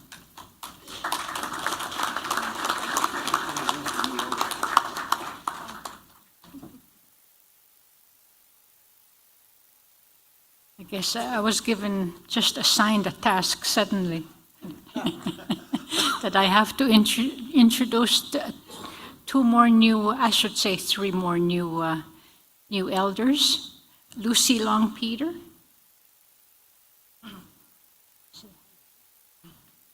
Wajeg Maswe. I was just telling my new fellow elder here that my heart was starting to pound, and I'm really kind of nervous. But anyways, when I received the call, a request to be part of the Elders Council, I thought it was just for today, for Grand Chief Alvin's inauguration. So I was really honored. And then I find out today, no, it's not just today. But anyways, I am very honored to be here. Again, my name is Lucy Longpeter. Mashkego Xkonina. I was born in Moose Factory, but never lived there. But my ancestors, my grandparents, my late grandparents, they're originally from Attawapiskat First Nation up in James Bay. My grandfather was from there, but my late grandmother, she was actually from Okoki in that area. That's where she was originally from. So again, I'm very honored to be here, to be part of the NAN's Elder Council. And I just want to wish Alvin, Chief Alvin, the next year, hard work. And I know you will, with the help of all of us, that it will be easy for him, because all our prayers will be for him and all the Grand Chiefs. Anyways, I'm nervous. I gotta finish here. So everybody, me question.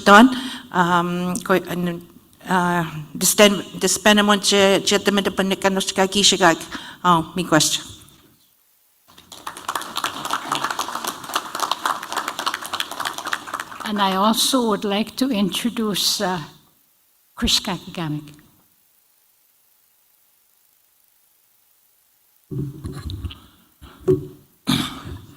Good morning. Alvin, the Grand Chief, and all the chiefs here. I just want to, first of all, acknowledge my Lord, my Savior, the one that forgave me, Jesus Christ. And like she said, my name is Chris Kakigamik. I'm from Keewaywin. I was appointed as an elder, called to that position 2 years ago. And because of COVID, there's not really much that really happened. These gentlemen there, the last few meetings, last a year or so, they've called me junior elder. I'm 62 years old, and it's an honor, a privilege to join the elders. I was first called, if I could be put in, appointed as an elder by my tribal council. We had my elder that I respected so much that was there, Freddie Kakigamik, and I took his spot. Our community, even in Keewaywin, we only have maybe 2 or 3 that are above 75 years of age.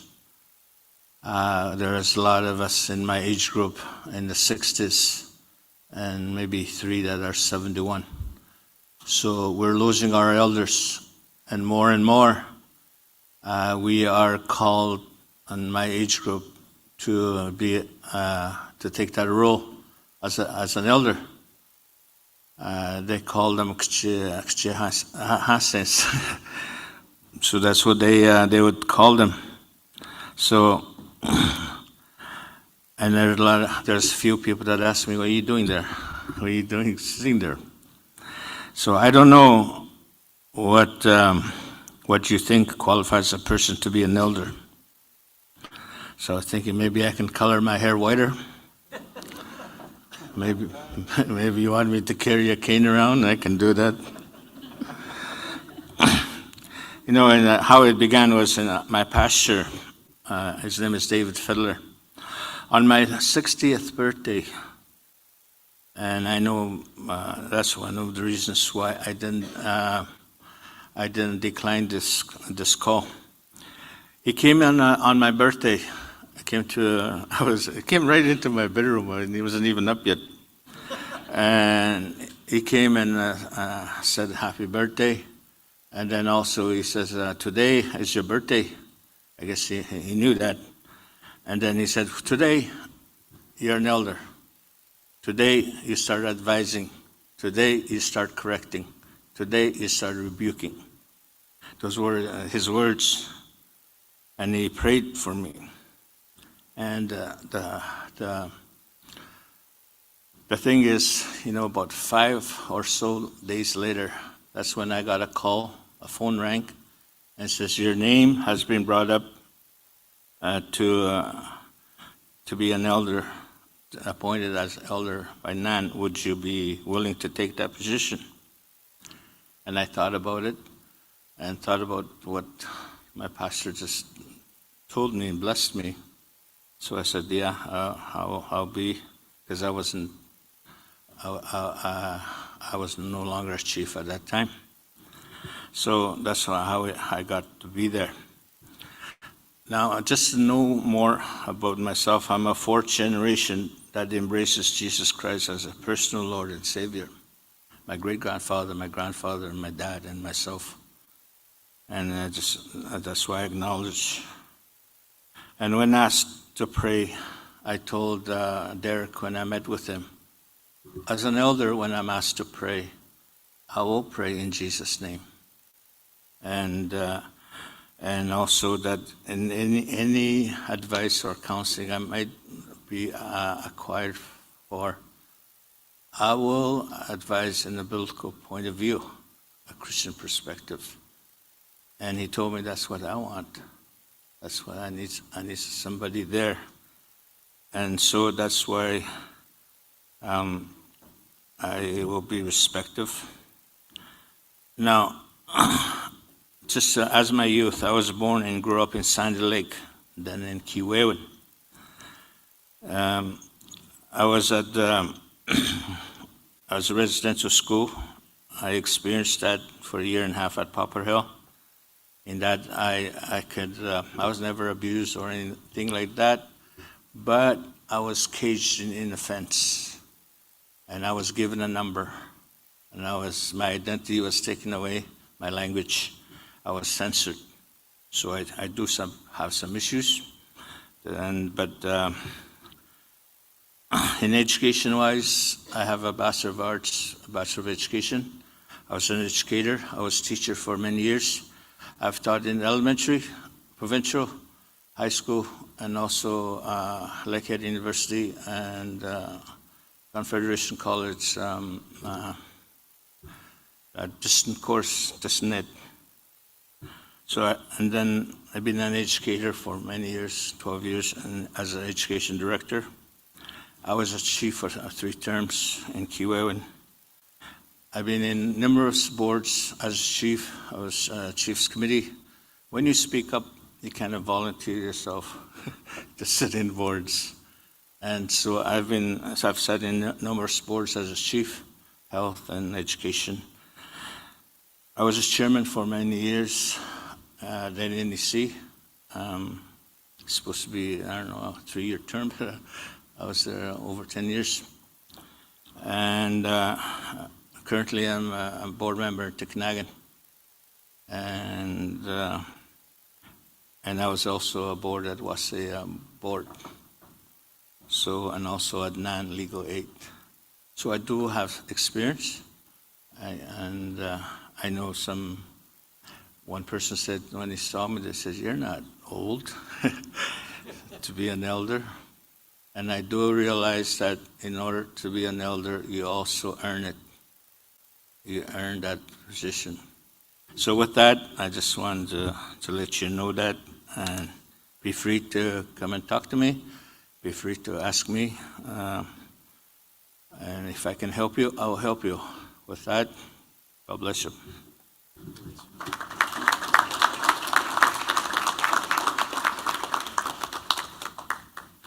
And the third person I would like to introduce and maybe ask to come up is Rosie Mosquito.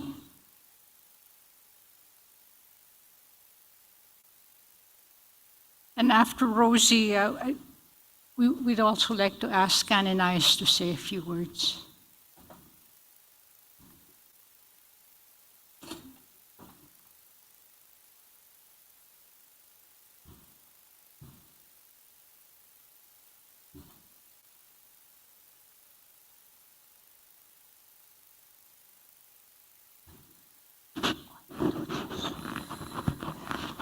Wachia. Good morning. Kakna kwachia mnawa. Ekwa noche make hawa kuchok makan. Aufan mina kakipagdin sid mina jini nikan shkamako kuma Nishnabyaski Nation. Ekwa iwegenin kaiket ekipishan epukanopian we gao nasakanota kuchok makan. Kwanin tojin entasin huegenin jano nakapo ikoan. Teposinko kyustatastamako napan.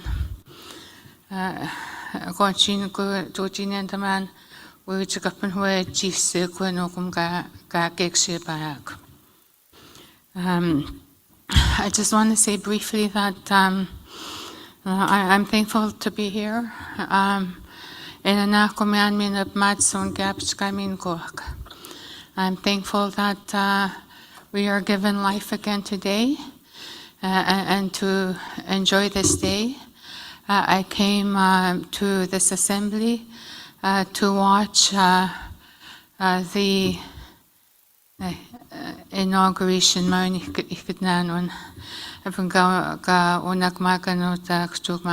swearing in. I came to witness and observe the swearing in ceremony of our Grand Chief, Alvin Fiddler. That was my sole purpose of coming today. So similar to my other, who will now be my co-elder, one of the other elders, I didn't expect to be invited and accepted, on the spot. It was just during the break that I was approached, and for that, it's like Alvin said in his opening address. When we were raised in the community, and when you were asked to take on a role, whatever role that is, leadership or otherwise, you accepted. I'm beginning guys kunamakuan. Ekakwechumkuan nanta. Mibkuchka kwetudaman yenkish kunamaku kenin. Ekish kunamoswata kchihak ekinotawako kchihak. You ekituat. And I have been around forever, meaning I've been, I'll just tell a little story for those of you, share a little bit about my background for those of you who may not know you, because there are some new faces in the assembly that I see and have not had the opportunity to meet yet. I come from Bearskin Lake. And I was a young girl, I was thinking, sitting back there, and I have shared this story in many other situations.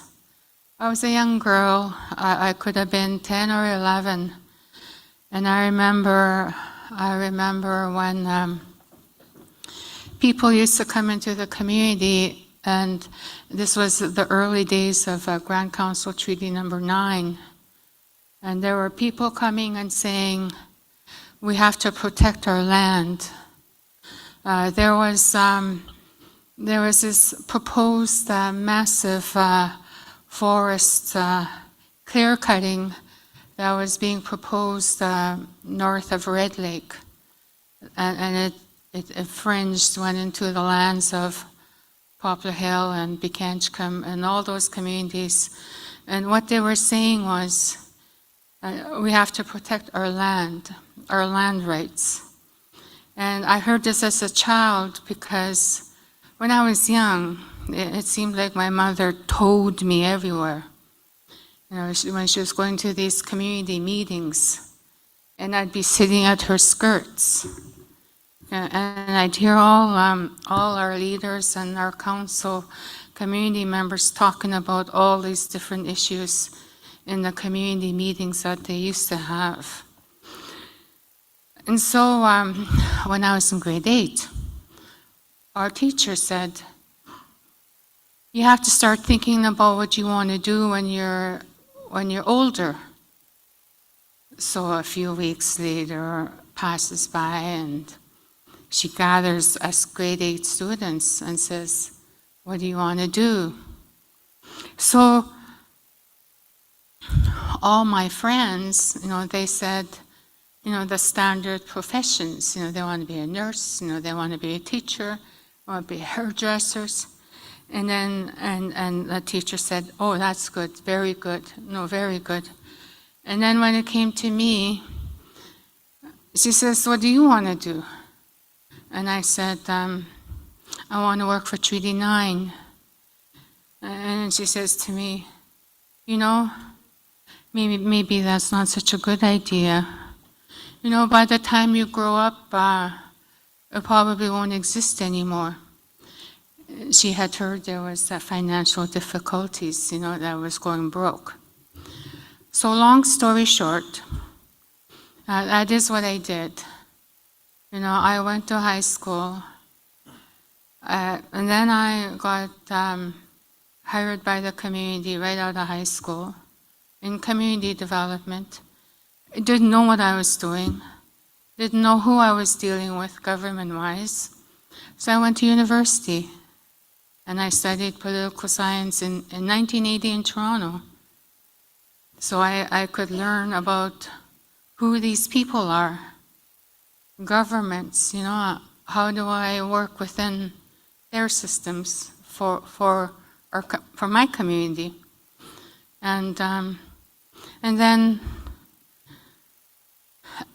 then my community elected me as chief in 1986.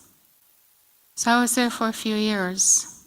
And in those days, there was just me. I was the only female chief, and there was only one from down in Mushkegowuk area. And so that was in 1986. And I only served once. I chose not to serve again, even though I was approached many times. But I chose to work behind the scenes. I've worked with most of our NAN institutions. I have been involved in many of these institutions in helping setting them up. Whether it's a board member, whether it's as an executive director, whether it's as an advisor. I helped organize and set up some of these organizations in 1990 and 2000. And I've liked working behind the scene.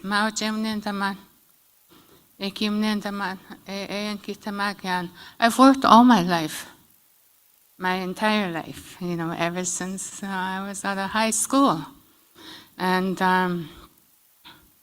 I was kind of forced into retirement 4 years ago for health reasons, but I have fully recovered, by the grace of God.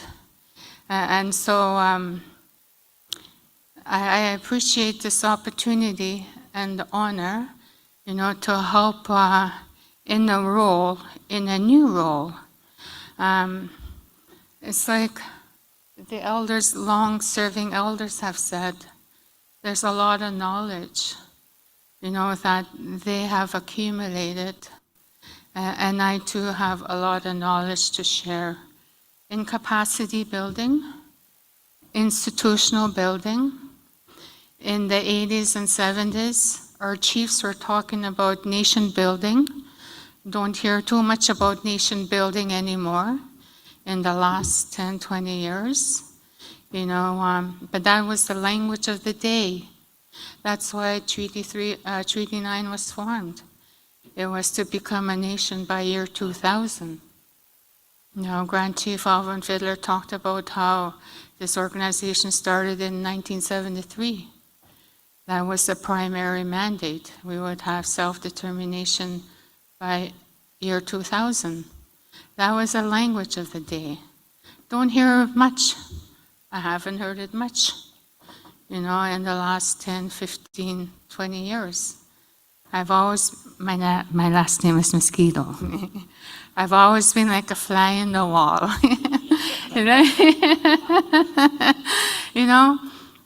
I've worked my entire life. I've probably have been to 75% of the NAN assembly since 1980. They're always back there somewhere, And same with the AFN.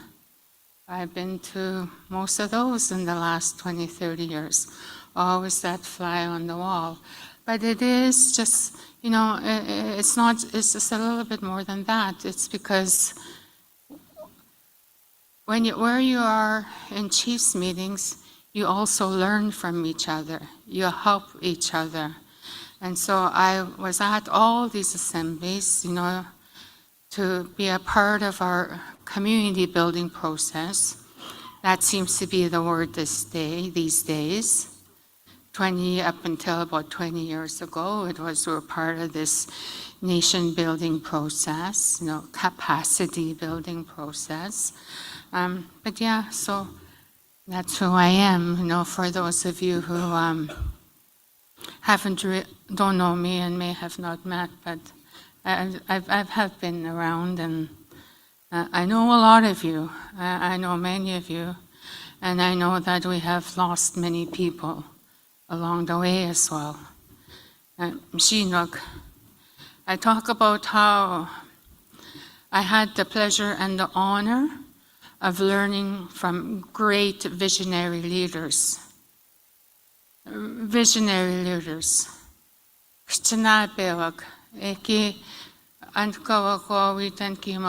had big visions, and those are the people that I learned from. As I grow, I continue to grow and learn.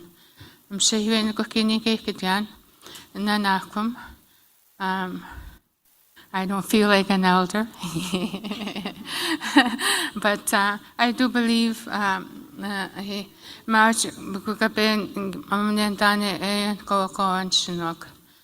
that's what I've always done my entire life. And I think that's what I meant when at the age of 12 years old, when I said I wanted to work for Treaty 9. It's to work with our people. So I'm happy to do that in a new role. I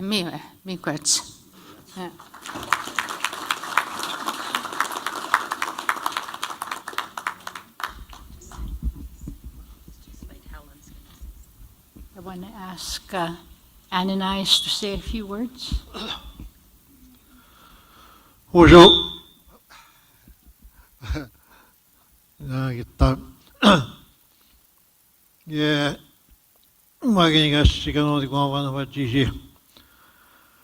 Gigi bit magyan ego das chinigo wetinigo kangetingi yeti atas tagyan tagyon ba ni ego das kan sita ragon don tisa sini hega retin ros kolgan don tibagit negosinaga aga gyogichamian osam ega ya cheno kitagoat ichag ma jagin go goyagin go dai magin go kichag ma jagin o gijat witiknwadio president ros kolga gijat chagot kineski on den de basic heute ego das mir in hoegain don tibagit negosina jisan heute wir gehen ego mega gin sitavet genga gyogichamian penamajigis toan he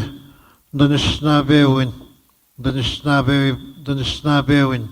jigis toan se dotaman nan gigon ahoen snabe nisniga dodan gigonenga ostamatus kekkena tasnenan gikas nan kekkena gios kaki kuanen ki totaman ekkena ogego give basic ke kon totaman Wege winter guys is take up a boom.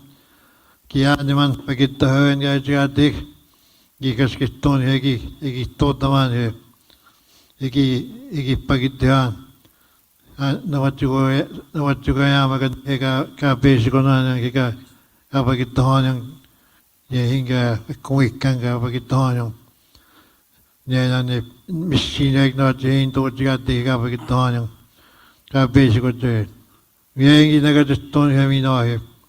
Gave a gagian higian gingi naga just ton gagian higian gin here. We are not getting a piece of mad jan or gabi or sknigian. Nyan so can go got the stoy again. Canning go get on don't judge get on Nanaga.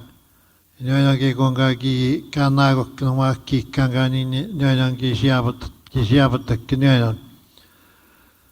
Be any guys, Sian, guys, Sian, Gagi, Puskip Mad, Sian here. I got to spear, people go here.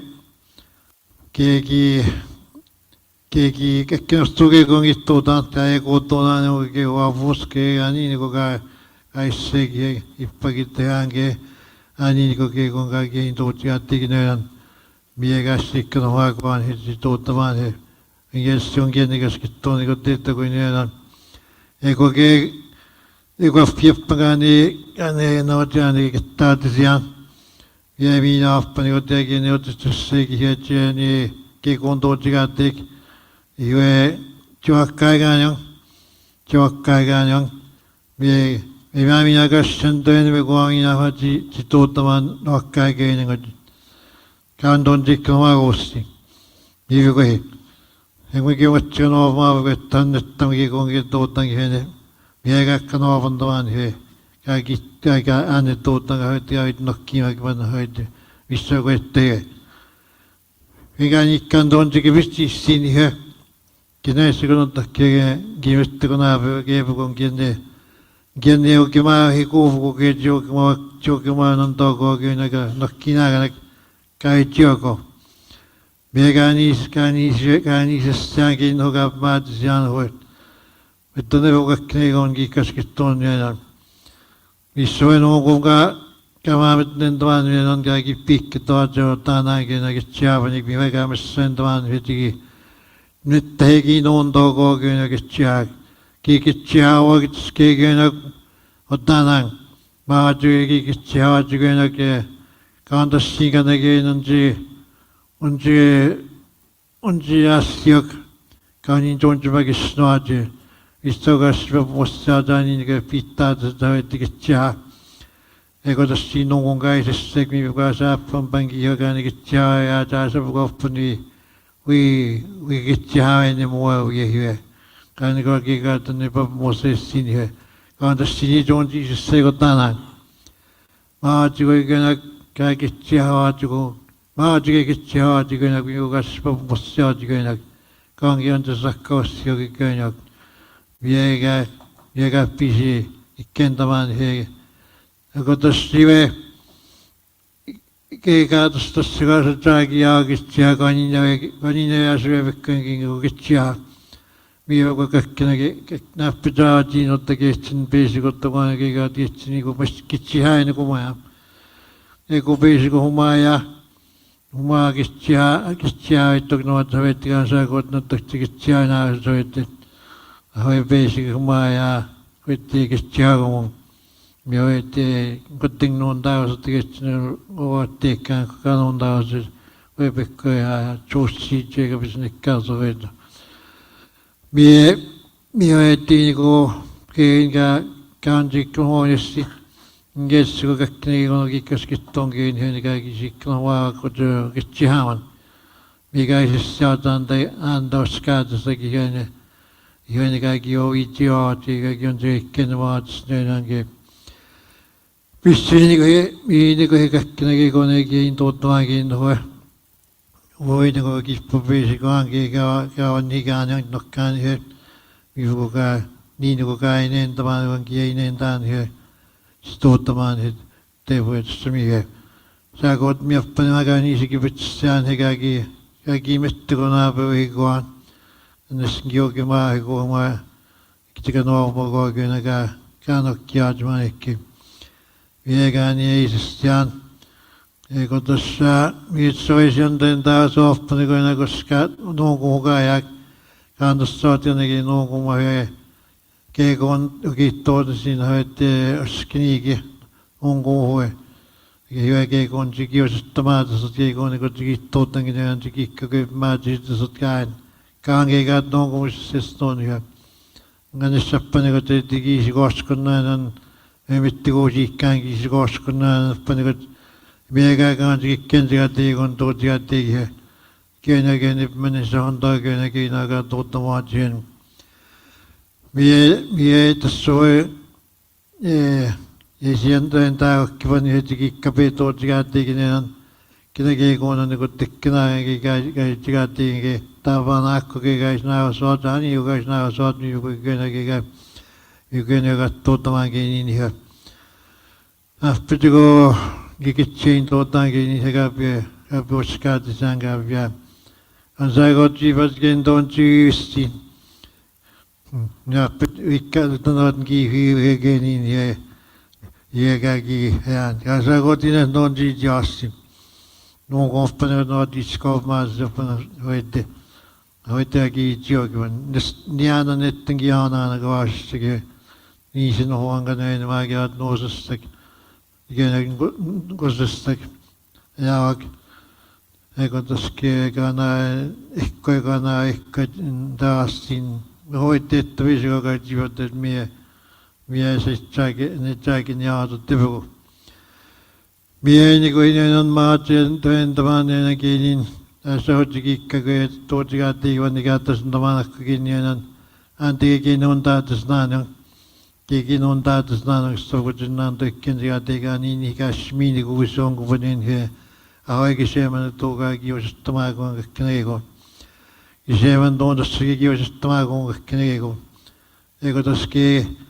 Ego to soppanga krego gagi kisto to it kisema to mie kagi nendang Georgia nissinjon o Georgia nissinjon misave panago gagi ne mata nakita pitina gaite hawe nissinne sknige kikitjos knige mie das kakkina das kegona gene o ston hoite kitjos knige ne matan to endagan he chikabe badak de mataga na ye kiogane ye we got scared the kia no go to give about the given him here kichige go on here me ma jigi pigichin dragon the here ye matagan ni piagin e comino avete gi papa sit ho nistama sin ogi kagi yo sto jine o kaigan Ego mina puhutaan, niin minäkin jos kaikki siinä kieko. Mietin spanua kaikki niin mä jaan hauetti jos kaatus. Panemaa kaikki nego kaikki totsmaa. Ima kaikki takittaisi jonnekin pitämään ja kaikki tatsmaa kaikki nego no kaikki kiistotnyaa. Mietin kaikki tänään kaikki mä jaan hauetti kiima jaan hauetti jos kaatus hauetti. Me se kippa vauhassa huakin. Me se kippa vauhassa huakin. Missä kaikki tänään asakin kinkään snabbe nuunku. Asakin kikittako kataan ehkä. Huve nuunku. Nos keskään kaikki kitte venda siivi nuunku. He ette venda maakuan he. Kittakki miini kuun näinkin kiinevit. Kaanasakin kun kaikki kittuuton siivi huve. Mitti kuusikin taannin kiekon vaatsi on tämän kiekon kietiki puukko kahmankin mä kanki kataasikin mini kostimin kanki kataasikin mini kostimin mä pissun sisään vaikka aikanin kantas sitäkin se stovon kiinaindussakin taikin oneen taamen kiekon on noin kiekon kanjaan mihin kuinkasu kitan jaan mihin kuin Kiitos tiikäänkin niissä kun hoitti kispinega kaikkea voin kuva kanssa niiden kiinoinkin miini kuinaan. Kainiin hoitti kaikkea kanon näin onkin kainiin viivässä kutsiminen sang okiseman domini koin. Keinoin on tasniman mienen kokega kimiainet on kionti sonia kion juisnet kionti pemäätiset tas keinoin mie ego tas suoppana niiseste kaikki pikki tototanan sinnekin sipessä keikon. Voi noin kun kaikki piavattuin, kaikki puon hikään, kaikki piantamaan ottiaatavia, kaikki puon hikiaat, eikä tos voi tos tuokoppakaissek, eikä appankauttaa, mikä tei mikken takan. Viintikaa teistä siihen. Jäppä niin kuin siis ikäät taappi, mikä tei mikken takan, viintikaa teille. Antas tappankin tuottamaan kuitenkin niikä. Viintikaa teistä siihen. Ispino eikä kentä mukuinen, he niin kuin kiintiättivät, he kaikki jossain kuin uue nuungu, keikonen keinokkaat tämänkin, he antika peijäppän kionti maatis on tuossa kuitenkin niikään, ase kiintiäät tehdä. Mioikan on aikaten tuokin, niin puhutaan sekin makkama kuin köynnäkään ujapiskiaat, kan hyvä majan kaikki kuitenkin semmoinen se tuottaman. Käy niin kuin kitaakin nokkiaan ainakin kiinoin. Ja hakikaan oikein hömisti kuusu. Aapetta tos kitaakin miinaan. Aapetta kitaakin miini kuunsteen. Vintigaatti on näin on. Anima aapetta kuunkin si. Kion taata sihkan tigaatti. Mette kuukee. Kenestä oikein kuun. Mette kuun. Kuitenkaan kun nimentynees. Voitte ajoikkaan käy miisään. Ei piitsikitsi mitään se. Pömettää vaan saat mittikuun. Oven tässä mittikuun. Maatyökistä niin vuosi. Asetas kiintikää suvan ihmää. Animi kokkikin vaikin on tiuttaa apnotahvisuun ja ihmää mittikukkaankin. Kaikki näkee kun. Keinoin on. Kenne on kuvan kee. Niin vuosi kun vuhikaatti onkin ne on kuvan. Kenäkin kun tuota apnamaa kun ja vaikka tuo äkkiin keekin tuota apnamaa kun kauntas sige kunkin miini kuustimin he kenaatiin kunkin miini kuustimin he teepäs kotikauppane ekki muuttamaa kun piitteen taakon he mani tuo kaikki miini kuenkin man hekinen tianis snaapuenkin he jos sinne kun tiit nokkiman kauhin kun kynäkömistä uusok saakot kiinoin Siukimaa yankin, anin keini tuotikaatiin näin on. Missä kettaa vettikaa inaakin, jointaan kun taati he. Hauetti suunia ostan, kaikki pakit naiset messeäkin. Asa niin puu, minä hoitti, tuota ahtamaa kuun. Mitässä kaikki miini kuun kuvanen, sen on taatista, jonka hoitti suunia ostan hoitti. Se hoitti miimäkin on se maatas naanjong. Mio vintigaat tehe minä eikä jäppän kiinisessä, näkkisäppän kiinisessä kuin huoi. Ani näppän kispänekää osmeväkin kiennakkaat noonkin kun nuunkuukaan kaisessa. Vissiin ikantojen tavanakko hitjänes snaapöö uintamaat naanjong. Jänes snaapöö iknomaat naanjong. Eikä massia eikä kippikin kentän piottanaan. Vieni ehkä kantojen tuon eskamiitin snapöö maamuupinaan jonkin kuektsiintomaattaan jonkin kun ääniin hikeisin maatonok kitsikaa teihin. Menottaa kun uvon he, minkä vuokittakin minusta sevan he, ne otti niin kuin tamat seikket näin on kääntös siitä itsestä on he, majavon otteekin kun he, hauottiinkin sevan tuo eikin miini kuin hetsi. Sen on taatisten kuitenkin niikään. Missä kaikki tuotan kaikki tuotankin he pesään, kun se sitten vähkii, kun kiitos, kun se nohkii, se on tappinut, mutta siihen se nohkii, viintassa kun kotti venvaan hoitanessa, ne hoitti aapetta saa koottu, kun minä ne on keppana kittaa, kun ne on. Viintikäänti on ne on. Tänne te voittaa tästä niin äässä hoi, niin kuin kaikki penontamaan hoi. Kitsiäkäkin pikki toati keinä. Hänen toikkeen tänään otti kitsiään käyvät jäkin poit joa tänään. Missä he voitaisiin 원인다고 깨우고 그랬는다고 놓고 그랬더니 기스pen apparigon isesset Sonia, mego attiventa mago in Sonia, ani apparistek. Kaatigo ke kaat kimini ko kapitten dagon he, noyan ke ko nani ki kakweten ke kon kimini ko.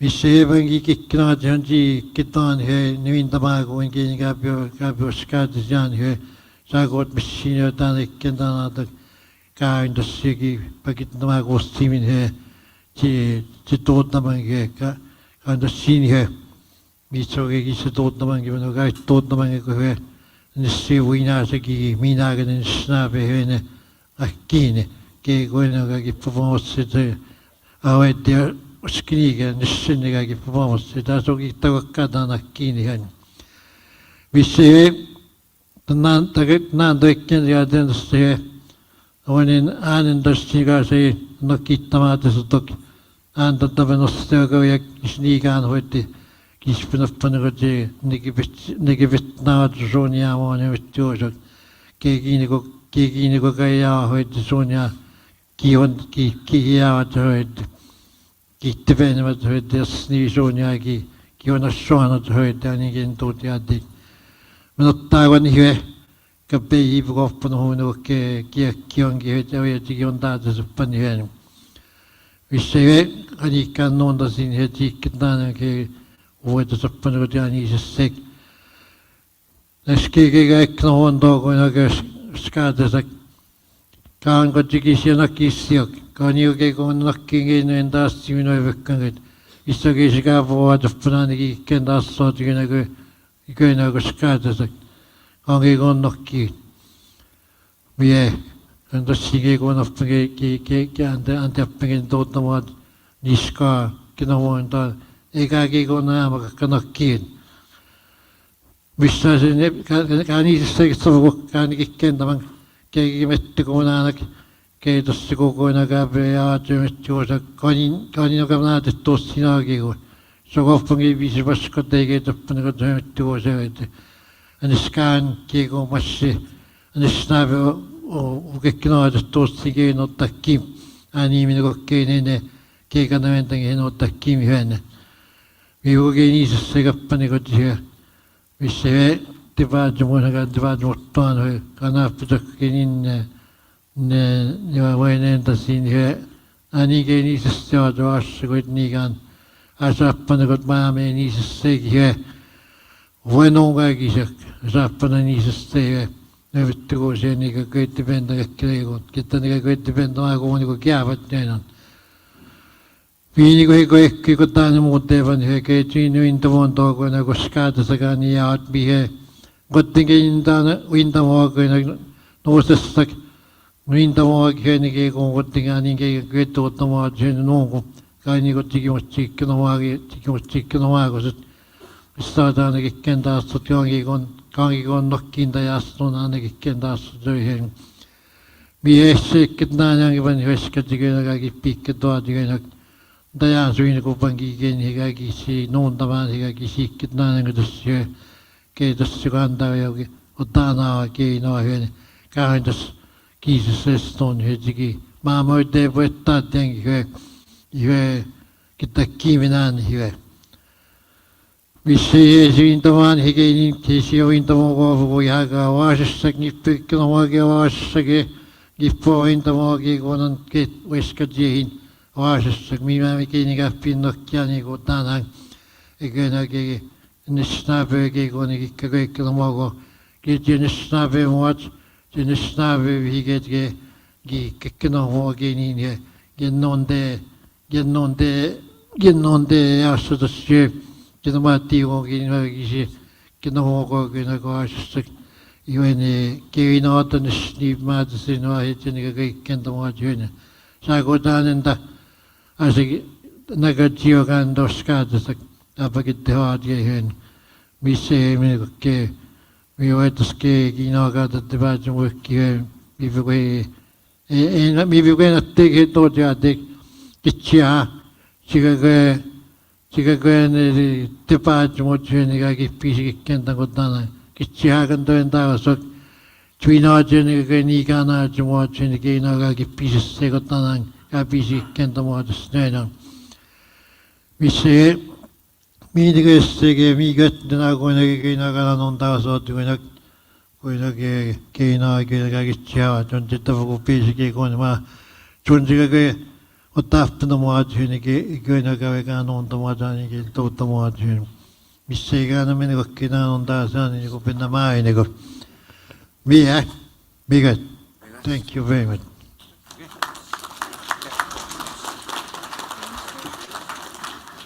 Because kinana ko banananas.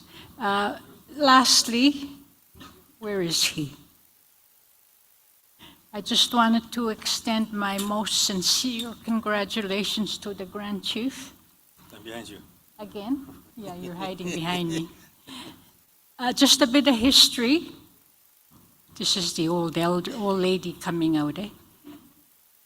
Just a bit of history. In the time I've been around NAN, since 1974, when my husband started working at the Grand Council Treaty Number 9 in the economic development. Since that time, I have seen people, our people, step in at the time of duress within the organization. They have stepped into as Grand Chief when things have happened. And the idea was, it's not really an idea, but it was believed that you do not leave the organization without leadership. Wally McKay was one of those people. Bill Nothing. And my husband Dennis, they all did the same thing. They all stepped in. And I have to thank Alvin that he is stepping in to take over the leadership. But you must remember, and that was their belief, that's how they set it up, not to leave the organization without leadership for an extended period of time. So we have to remember, this is your organization. You are the people of the land. You're strong people. Look after it. Look after it. There's history among us, and we must carry on. Miigwech, my sincere thank you to Alvin.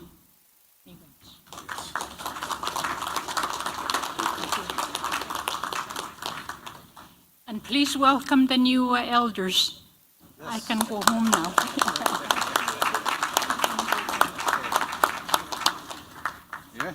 Amiwa? Okay. Miigwech nanak magaonok kchihak miigwech danak yun kagi pagid na much kayo no utajimuno. So we do have two more councils on the agenda. We had allocated 15 minutes for each of the councils, so we'd like to make sure we give that 15 minutes to the Women's Council and the Youth Council. So I'm going to turn it over to my colleague Connie to introduce the next presenters.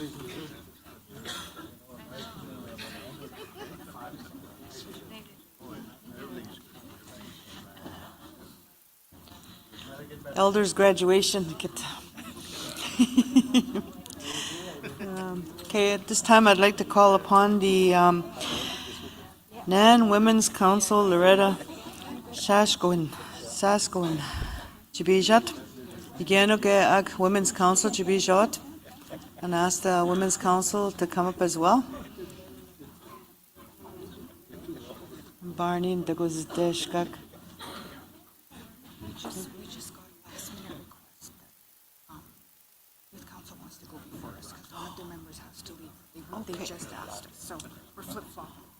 All right, so I guess one of the members of the Youth Council needs to leave, so they've asked indulgence to have the Youth Council come up first.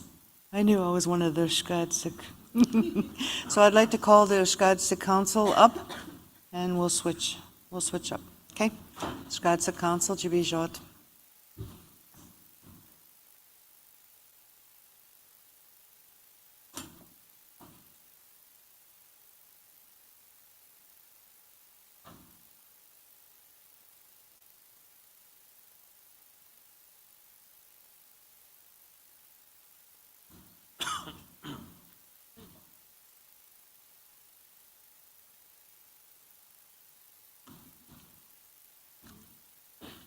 We're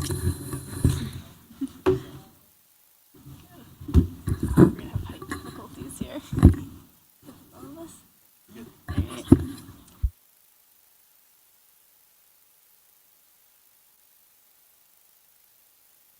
Good morning. Oh, there we go. I had to push a button. Well, I think after 5 years I'd get the hang of this, but apparently not. Bonjour, Ashley Indigenicas, Bemea Wigwasichiman Indigenicas, Megazit and Dodem, Mishki Gogamang and Donji. And I would just want to say thank you to the drum for their opening songs, the elders for all their prayers, and I want to acknowledge all the flags, our Eagle staff, and the other sacred items in the room, and acknowledge all our chiefs, proxies, the women, the rest of the youth council, elders councils, and all the observers out there attending too. And congrats to newly acclaimed Grand Chief Alvin Fiddler, and also big thank you and acknowledgement to our executive portfolio Deputy Grand Chief Bobby Narcisse, who's over there. And I think Janine wanted to introduce herself as well, because we're going to be doing our presentation today, and we have the rest of the council here for support. Bonjour, Memagoi Yukan, the Dishnekaza Negish Nidudem, Wapkika Niduji. My name is Janine Frog from Wapkika First Nation. My spirit name is Butterfly Women, and I come from the Frog Clan. And that's my introduction. I'll pass it on to Lyndon before we do our presentation. Are you going to do the presentation first, or do you want No, to? you guys can just say hi, and then we'll do the presentation, then you say your thing. Okay. Bonjour, Wache. I just want to acknowledge the drum and the creator for giving us a beautiful day here in Thunder Bay, and I thank Fort William First Nation for allowing us to gather on this beautiful territory. First of all, I just want to thanks to the Women's Council for allowing us to present first. I asked my colleagues here on the Youth Council that we should go first because I'm not going to be here this afternoon. This is my final time being here as a representative of the Oshkosh Council, so I felt it was very important for me to say my closing remarks after we do our presentation. So, miigwech. Hello, my name's Mallory Solomon. I'm from Constance Lake First Nation, and I'm in my master's in clinical psychology at Lakehead University, and I'm one of the council members on the can't even say it, council.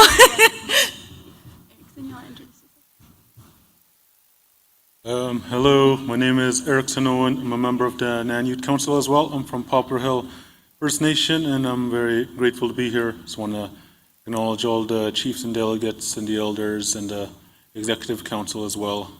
Yeah, a wise man once said, you got to acknowledge leadership when you see it. Yeah, so yeah, miigwech.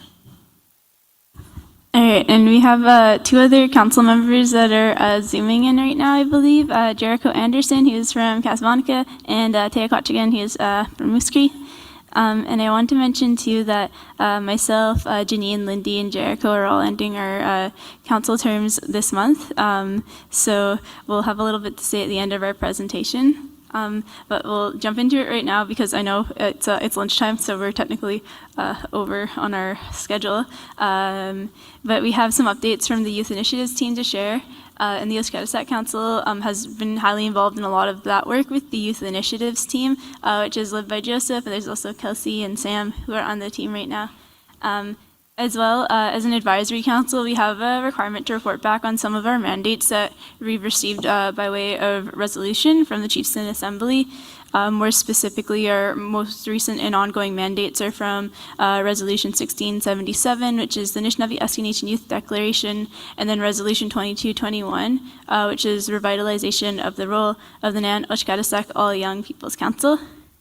Resolution 1677 addresses the NAN Youth Declaration, which has 19 rights outlined by NAN Youth, which range from all the way from like the right to life, the right to be raised with their families and communities and cultures, to healthy lifestyle education, social engagement, and other sort of supports and economic development.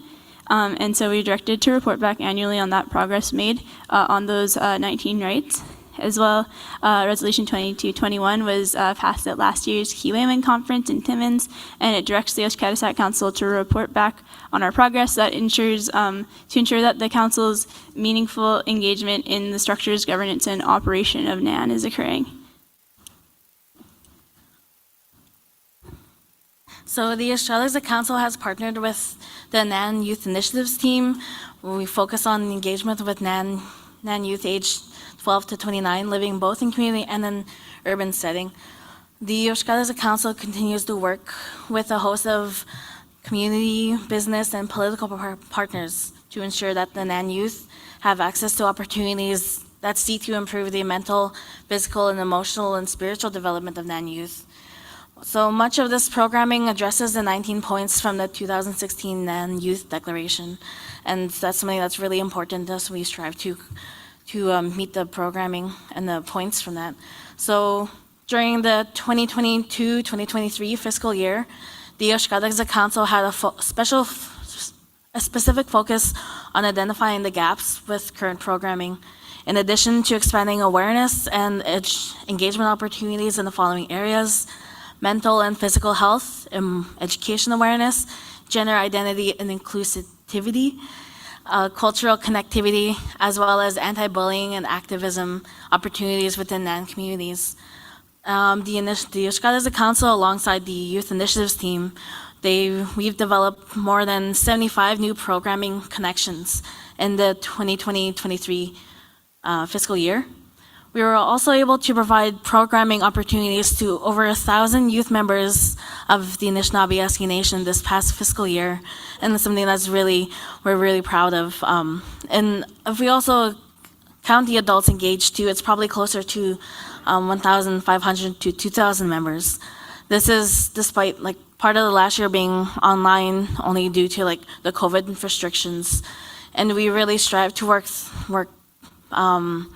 hard despite the COVID restrictions. And on top of that, examples of programming includes language bingos, traditional craft nights, healthy and active living workshops, grief and loss workshops, land-based learning trips, sports engagement opportunities, as well as the running of our NAN annual youth gathering. Also our Youth Elders Cultural Connections Gathering and the 2S LGBTQIA Gathering. There is a lot of upcoming programming as well. For example, community drum nights that are both hosted in Thunder Bay and Timmins. Powwow dance teachings, some of them have been put online. Eastern Community and Timmins Partnership Developments, a hunting safety campaign, and so much more. So just to keep updated, and also with our council activities, the Oshkosh Council, in addition to supporting programming running directly by the Youth Initiatives team, we participated in over 30 unique working groups, advisory tables, and steering committees. And it is through the opportunities listed below that the Oshkosh Council was presented with nearly 100 unique engagement opportunities, which allowed us to share the success, challenges, and the further needs that we need to meet for Anishinaabe Aski Nation youth. A lot of these include myself being on the Ontario First Nations Young People's Council and the Assembly of First Nations National Youth Council, as well as a representative to the NAN Women's Council. Ashley being on the Inherent Rights Youth Initiative with the Center for First Nations Governance. Lyndon and Ashley being on the Youth Gang Prevention Project. Taya on the Oshki Wenjack Board. Lindy on the CCYF and Education Committees. Erickson on Health Committee. Mallory and Taya and Ashley were all on the early years network. Ashley and Lyndon are on the Housing Committee, and all of us have been on a ton more committees and projects that it was too much time to read out, otherwise we'd be here all afternoon. But we also wanted to highlight that Mallory Solomon has joined the Governance Committee that fulfills part of the mandate from Resolution 2221 passed at last year's Keewaywin conference. And we're really proud of the work that she's been doing so far, on top of her master's and all of her educational and different initiatives she's been involved with. On top of it, like, a lot of us have been involved in other events and initiatives like Choose Life, 2SLBTQ QIA projects, Family Wellbeing, the 7 Videos projects, and many more across NAN and even a provincial level too. There is a lot of other opportunities that we haven't had the capacity to engage with. We are regularly contacted by various NAN departments and organizations and groups outside of Anishinaabe Nation to attend meetings, provide advice, and present and learn on important issues. So that now going forward, we have new incoming members this September and then the new year with sorry for the translators. I know I'm trying to beat through this presentation, but with these new members, we hope that the Ashkadaza Council will have the opportunities and initiatives that we have, and to really increase and meet the needs that our NAN youth they require to continue growing and learning, and so that we avoid and we can grow past these different challenges we've been facing for many years. So I hope that a lot of this, we look to the support of our chiefs and their leadership, and we want to thank you all. And for now, I'm going to pass the microphone to Ashley, and I apologize for the translators. I'm trying not to speak too fast, but I'm also really excited too. Okay, good. Yeah, sorry translators for zooming through this because we are in lunchtime. But yeah, I wanted to make just a couple of comments related to Grand Chief Fiddler's remarks after being acclaimed, especially about his priorities of restoring, revitalizing, and reconnecting. I know I personally support those priorities, and I believe the rest of the council does too. And the Ashkadasak Council, the Youth Initiatives team, and our portfolio holder, Deputy Grand Chief Bobby Narcisse, have been working really hard to try to connect with youth and communities, but it's been difficult without sufficient and sustainable funding for council and for specific projects related to youth engagement. We recently partnered with youth from grassroots organizations like the Regional Multicultural Youth Council that's based here in Thunder Bay to help connect with youth in NAN communities. Some of the RMYC youth were spearheading a project called the Voices of Youth, and they wanted to hear what youth in their communities believe they need to succeed in areas like education. Some of us have been able to visit Nishkantiga and Mish with RMYC and with the Education Department and Deputy Grand Chief to work on the project, and we're hoping to be able to visit more youth in communities with RMYC in the future. We also got to visit the Timmins Friendship Center last year and meet some of the youth there, and we've been connecting with youth staff from Thunder Bay Friendship Center at certain events and meetings like the 2S LGBTQIA plus youth gathering. And we're really hoping that this work is going to continue to grow over the next year, especially as Grand Chief Fiddler implements his priorities, and as Deputy Grand Chief Bobby Narcisse continues his important work supporting NAN youth engagement. And I also realized I forgot to mention, we also went to that the NAN Carleton Youth Leadership Gathering in July, where we got to engage with a lot of youth too from across NAN territory, and that was an awesome experience, organized, I believe, by the Education Department, so we got for that too. Anyways, we are definitely over 15 minutes. So for some closing remarks, I just want to say the Ashkadasak Council really appreciates that the NAN Chiefs, executive staff, and community support that we've been given over these years as we've been vitalizing and working really hard and evolving as a council. Personally, I'm really grateful and honored for this opportunity to have been of service to NAN youth community members, chiefs, and organizations that are part of and throughout NAN territory for the past 5 years. When I joined this council, I didn't really understand that responsibility I was undertaking or realize how meaningful that it would be for me to be on council. So I really appreciate all this mentorship and support I received over the past 5 years as a council member, and I'm really excited to be able to pass the torch on to new Ashkadasak council members who will be starting soon in September. I also want to thank my fellow council members who are finishing their terms, so Janine and Lindy and Jericho, who's online. I know that we're all going to be using like what we've learned here as council members to continue serving our youth, communities, and nation as we move into new roles. So for me, I'd like to say miigwech to everyone, and I won't say goodbye, but instead I look forward to seeing you all in the future and working with you later on. And I'll pass it to Janine and Lindy because I believe they have comments too. Miigwech, Ashley. So for my last comments, I just wanted to say that it's been a huge honor to speak in front of all of you, especially as a Anishinaabe Aski Nation youth, and to carry this role throughout the past 5 years. Being able to carry the voices of our youth and our people is something I have done with pride and honor. Being able to pave the way for our youth is so important to me, and that's something that I carry with me close to my heart.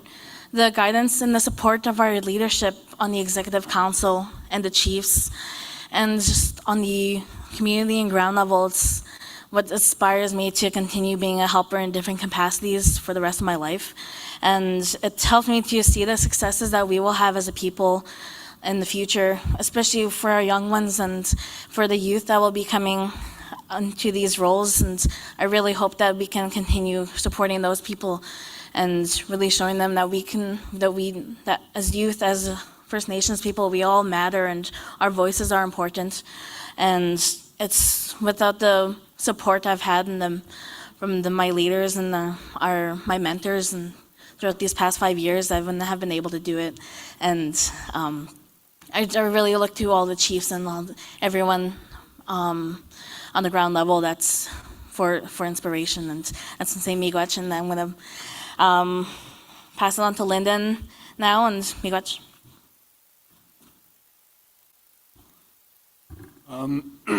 Yeah, miigwech, Janine, Ashley, Jericho, for all the hard work that you've put in over the last few years. You know, I've enjoyed working alongside you, wonderful people, and I learned and I grew with you guys. But first of all, I do want to acknowledge, the two chiefs, I've sat with since 2019 on the Chiefs Committee on Children, Youth, and Families, Chief Tuito and Chief Crane. I value your guys' experience and, your leadership and all that, and I look up to you, two wonderful ladies. And Chief Crane, you call me grandson, and, I gained a grandma in this forum, right? So it's family to me, so. Again, I do want to acknowledge Melinda Meekus. I'm from the bottom of my heart. I appreciate our friendship and what you have done to me. Supported me through my time here as the Oshgadza Council. You supported my boys and all that, so I appreciate that. And again, I don't want to make my friend Joseph Carew cry. I value all the hard work that you've done for myself, supporting me in my role since you've been here. And again, I started here in 2018, and I see our our former youth coordinator Catherine there, and I acknowledge you for supporting us since day one, and for the time that you had with us on the Oshgadza Council. So, I also acknowledge the portfolios that I hold as social services team and the education department on all the amazing work that you have done. I'm going to miss working with you guys in my role with the Oshgadza Council, but I feel that one day I'll be back in whatever capacity that the Creator allows me to come back as. With that being said, I don't want to take too much time because we are at 12:15. I do want to acknowledge Grand Chief for being reinstated or acclaimed to your position as Grand Chief. I wish you all the best over the next 12 months. And Bobby Narcisse, I wish you the best. I know we've been working since our time in the CCCYF and now as the Deputy Grand Chief and all that. I value your leadership and your friendship. And Mr. Linklater, I wish you all the best. I know we didn't work very closely, but I know our families cross paths, and I wish you all the best in your and what you do next. And Deputy Grand Chief Anna Betty, I value all the work that you've done and supported me and the Ishkadza Council. We supported each other in all the amazing work that we've done. And I know we sat during minus 40 doing some recording this past winter and on violence and all that. So I appreciate all that. So in the Women's Council, Elders Council, I'm gonna miss sitting alongside you guys. I wish you guys all the best. Adam Fiddler, thanks for being my colleague as a co-chair at one point, and I appreciate your leadership. So, with that being said, I don't want to take any more time. I'm gonna step out here, and like I said to my colleagues on our group chat, that I'm gonna leave, and it's like I lost an election. So, no, that was just a joke with them, but. Again, continue the hard work, and Chiefs, don't forget about the young people. Miigwech.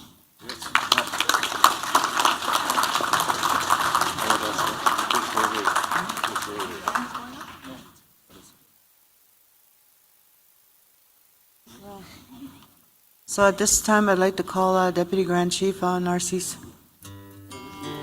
You guys have to come back. You guys have to come back.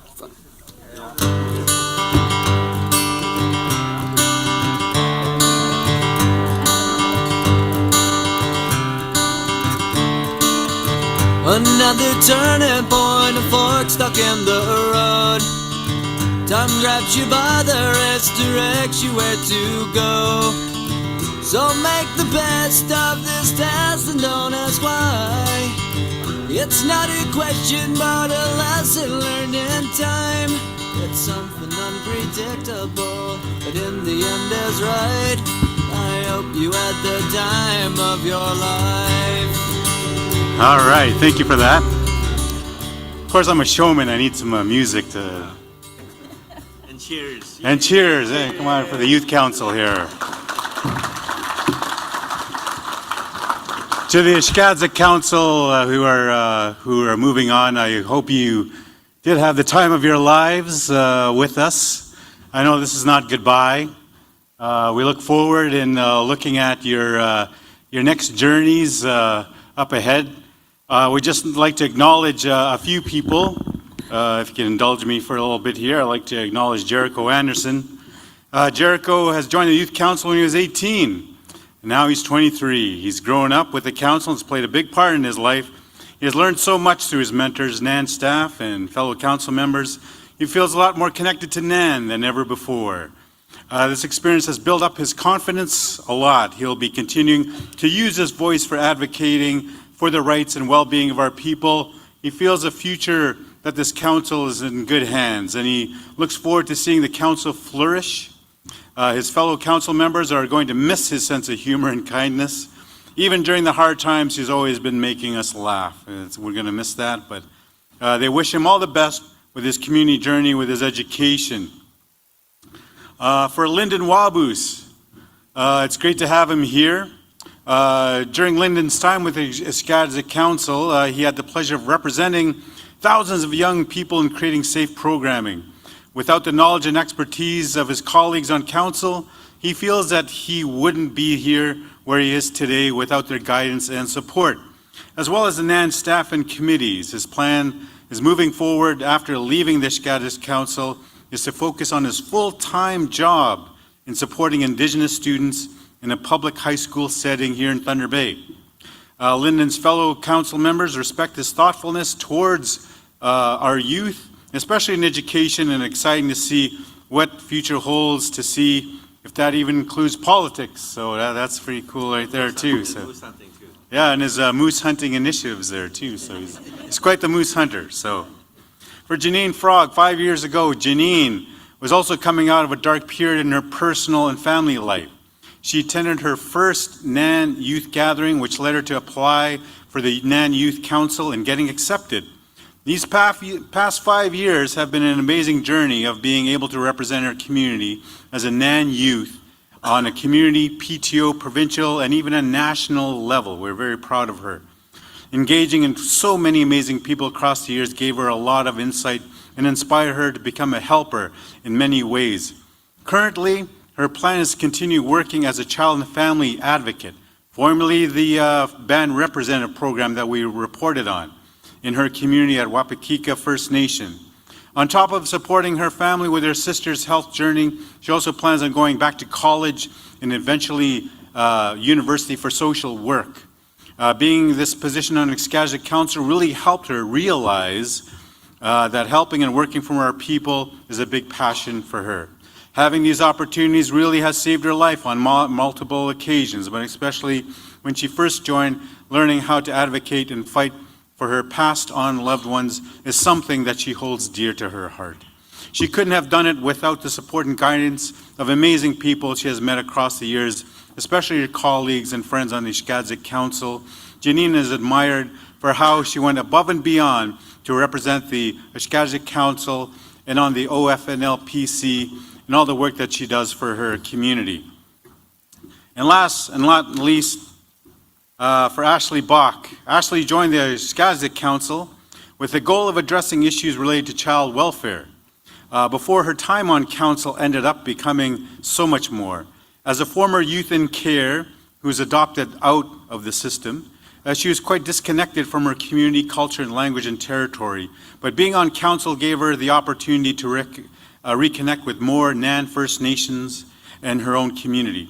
As an Iskazik Council member and co-chair, she has been privileged to serve First Nations and their members across Anishinaabe Nation territory.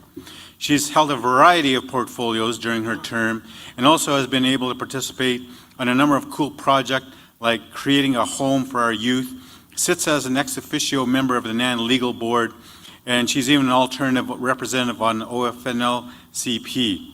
She's learned a lot of technical and political information specific to her portfolios at NAN. We'd like to also share that I'm very proud of Ashley that she'll be starting her first year at law school in September. When she becomes a lawyer, she plans to work with First Nation communities and organizations on issues related to treaty inherent rights, as well as revitalizing Indigenous legal orders. Ladies and gentlemen, chiefs and everyone here, I'd like to really thank the outgoing members of the Iskazik Council and also welcoming a new generation of youth to our Iskazik Council as we move ahead. And we will continue to ensure that the Iskazik Council and our youth have a profound impact on many of our boards and committees as they share in the decision-making processes as we move along in this brave new world at Anishinaabe Nation. With that, we'd like to acknowledge them with an honor song for our outgoing members moving ahead. So I'd like to invite the drum group to do the honor song at this time. Very much.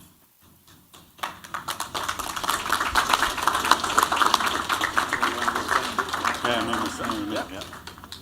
I think it's, you have to go around that way. Yeah, you have to go around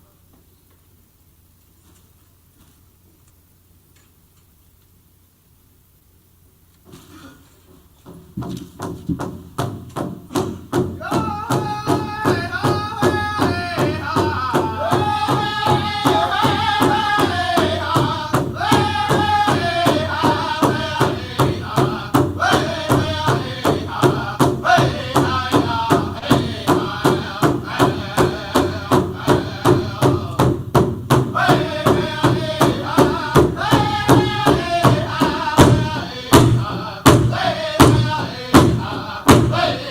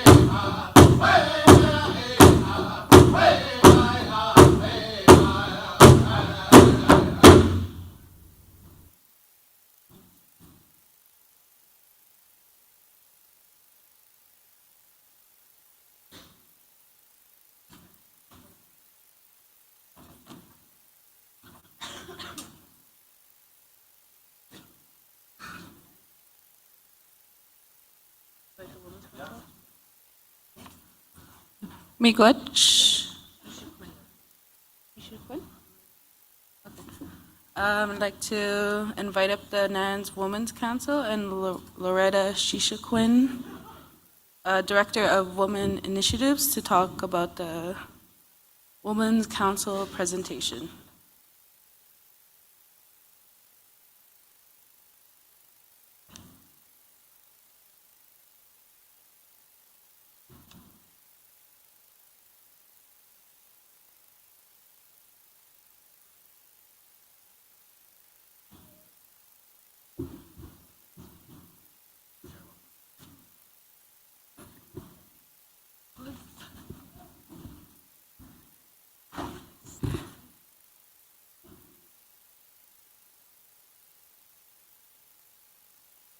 I'm going to start.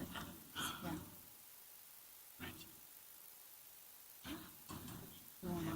Do you want it? Started, so. No worries. Really? Okay.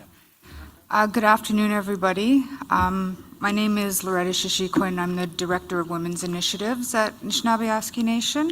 I want to start off by thanking everyone for being here, acknowledging the drum, the staffs, the other sacred items, our elders, our chiefs and proxies, our youth council, members of our women's council, of course, all of the other NAN citizens who are with us as observers or listening online, and our executive council. And I'd also like to offer congratulations and a welcome back to Grand Chief Alvin Fiddler. I've been at NAN since 2008, but have only joined the Women's Initiatives Department it's just been under 2 years that I've been with the department. And in that time, we've done a few activities. We've gone through, of course, like everyone else, with the onset of COVID, there was a period where there was there was inactivity there. But now that we're, coming out of that, we've had the opportunity, especially over the last year, to ramp up more of our advocacy work and our programming. I want to start off by introducing our Women's Council members. We have most of them here with us today, but not sure. I'll start off with who I have here at the front behind me. I just want to wave. We have Bertha Sutherland, Celine Sutherland, she's so small, Brenda Fox, Brenda Sutherland, we're all Sutherlands now, and Teresa Sutherland. And then, of course, we have Janine Frog, who is back at her seat over, she's our Shkatasak rep on the council. And we also have two elder reps, Terry Fiddler, not sure where she's at. Oh, right there, sorry. And we have, who represents the west side of the NAN territory. And we also have Stella Tucat, who represents the east side of the territory. Unfortunately, she wasn't able to be with us here in person. And as well, we have, I missed Shirley, sorry. We have Shirley Sutherland here with us. She's a newer member of the council. And we have Lucy Spence and Dinah Canate, who are also newer members to the council, who were appointed just this spring, but they're not here with us today, but are listening online. In addition to myself, we have a fairly small department. There's 3 of us in total. I'd like to ask or acknowledge Jamie Lee Wanakamek, who is the policy analyst for the Women's Initiatives Department, and Carissa Machano, who is the coordinator for our department. With that, we do have some slides here so that we can keep our thoughts in order. And next up is Bertha. Over here? Yeah.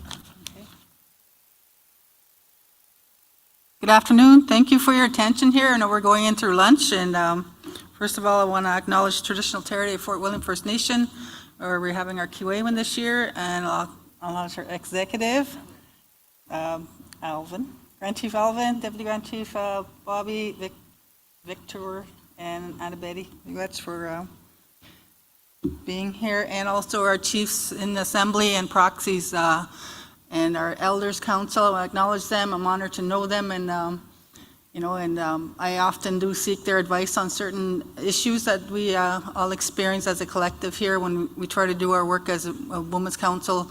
Also, I acknowledge our outgoing youth council members. I'm telling you, I'm so proud of them. I'm so happy, I've gotten to know them through the years. So I wish them well on their future endeavors, and I tell you, they got a bright future ahead of them. So I want to acknowledge them and congratulate them on all they've accomplished while here on the Ishkatasak Council. Sorry, I have to announce that. So our committees that we sit on, I am currently the Women's Council rep on the NAN Chiefs and Technical Action Team, which is we're addressing the nuclear waste management organization who's planned to kind of do a underground depository in our traditional territory and treaty areas. I also serve on the FASD Action Team, Autism Action Team. I was a speaker on the Indigenous panel at the Canadian Autism Leadership Summit, and also we have our representative on the Indigenous Women's Advisory Council. Well, that was quick, okay. All right, and our initiative staff, really I want to commend them as well. They've been doing such good work for us. They're so busy in, getting us organized and keeping us informed. They also do sit on the Indigenous Women's Advisory Council. They've been attending the Regional Anti-Human Trafficking Committee, the Timmins Anti-Human Trafficking Committee, and the Thunder Bay Coalition to End Human Trafficking. They also go as technical teams on the Chiefs of Ontario First Nations Women's Council, as well as the AFN First Nations Women's Council. And I just want to comment on, what, as a speaker on the Indigenous panel at the Canadian Autism Leadership Summit, and one of the questions they asked us was, what can they do to kind of help us, in addressing, the lack of services we have for our children and people on the spectrum. And basically, when they came out with that action plan across Canada, we weren't even at the table. So I told them, next time you have something like this that involves our children, addresses our children's needs, and include us. You don't see us there, you ask them, why aren't we there? You tell us, and we, because we want to be included. It feels like we're being excluded from all these projects or, activities happening that impact us as a nation, impact our children, especially when it comes to services, health services, education, involve us in that. And I think what we don't know, then we don't try to address. We don't try to make things better for our people because they're not telling us. And that seems to be, an ongoing thing. Again, that's systemic racism when you think about it. It's systemic in industry and agencies and organizations across Canada. So anyway, I wanted to kind of comment on that one. And our priority areas, I'm going to hand it over to Teresa Sutherland. There's like 4 Sutherlands on this Women's Council, but we're not related except for Teresa and Celine. So thank you guys for listening. Wache masanahan. Ushkachamagitian Bamashatigitstan. Mingosh Minanskagishagi Minigui. Jawabatama Egaman Stagigon Emanabanik Anushinagagishagak. Egomaga Mingosh Nitagas at Kishahag, Ushkatasak Egomagawa Kayunabamist Minak Kishogomahan Alvin Fiddler. Mr. Maga Kana Batasik, Mr. Hea Batasika, Tajik, Utanimo, Ugumiswe, Ukamahana Gutagani Ganavachik, Mingosh Kitanamaswe. Egomaga Anamutamang Kitianamutama Magoma Yaho, Mr. Taman, Emetan. I was asked to speak on cultural and language revitalization and protecting our land. Taboy maganama katote tano je aninimu Keewaywin tutamach. Honesta Kitrasha Mishnano, Kusa Semanano. Duenda Mogane Nashpich Wininimok Anush Kusa Semanano. Egaga Yustikskanahama Jeninimuchik. Today, it seems we often use the language, the English language, our borrowed language. It seems today we are not speaking to our children, or especially our grandchildren, our language. And that's not right, because the other day my grandchildren were saying, how come you didn't teach me to speak our language? And there was nothing I could say, because I taught my children to speak the language. So all of them have the language, and it was up to them to teach their children as often as I reminded them. But that's very important, that we need to speak to our children in our language. And protecting our lands, the way I see what's happening today is everybody's going into our communities. As leadership, it seems like we don't ask who's coming into our communities anymore. They just come in as they please. Then all of a sudden, it's like, oh, they're here. I didn't know.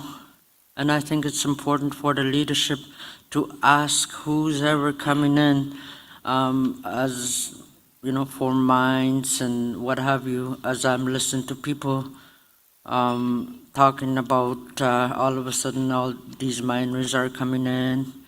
And it's important as leadership to make sure that you're protecting our lands,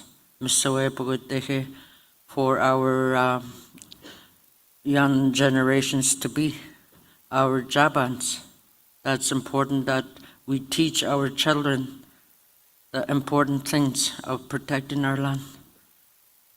Ay gumagami na in English, advocating for a woman, men, families, which includes addressing gender-based violence and the MMIW crisis. I'm looking at a missing, murdered woman, and I've been observing it for a very long time. I've been a part of families that wish to take healing in the missing woman, and it's happening more each day.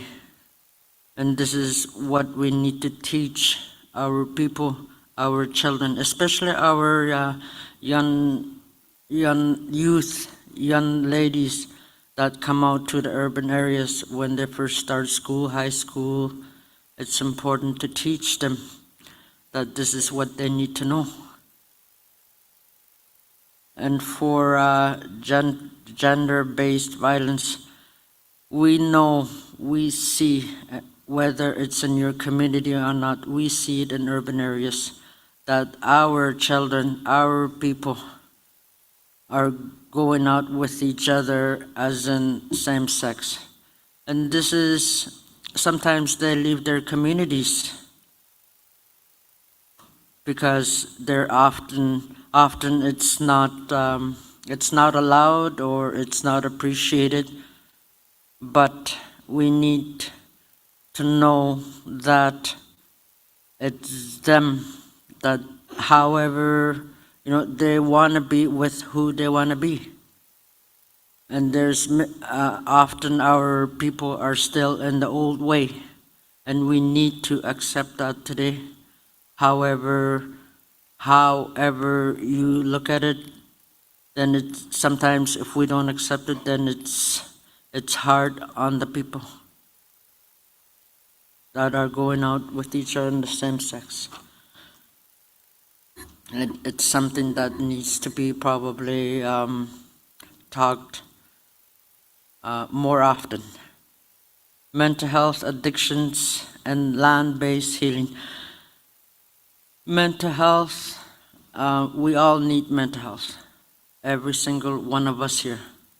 We often go through things every day, new challenges, regardless of who we are.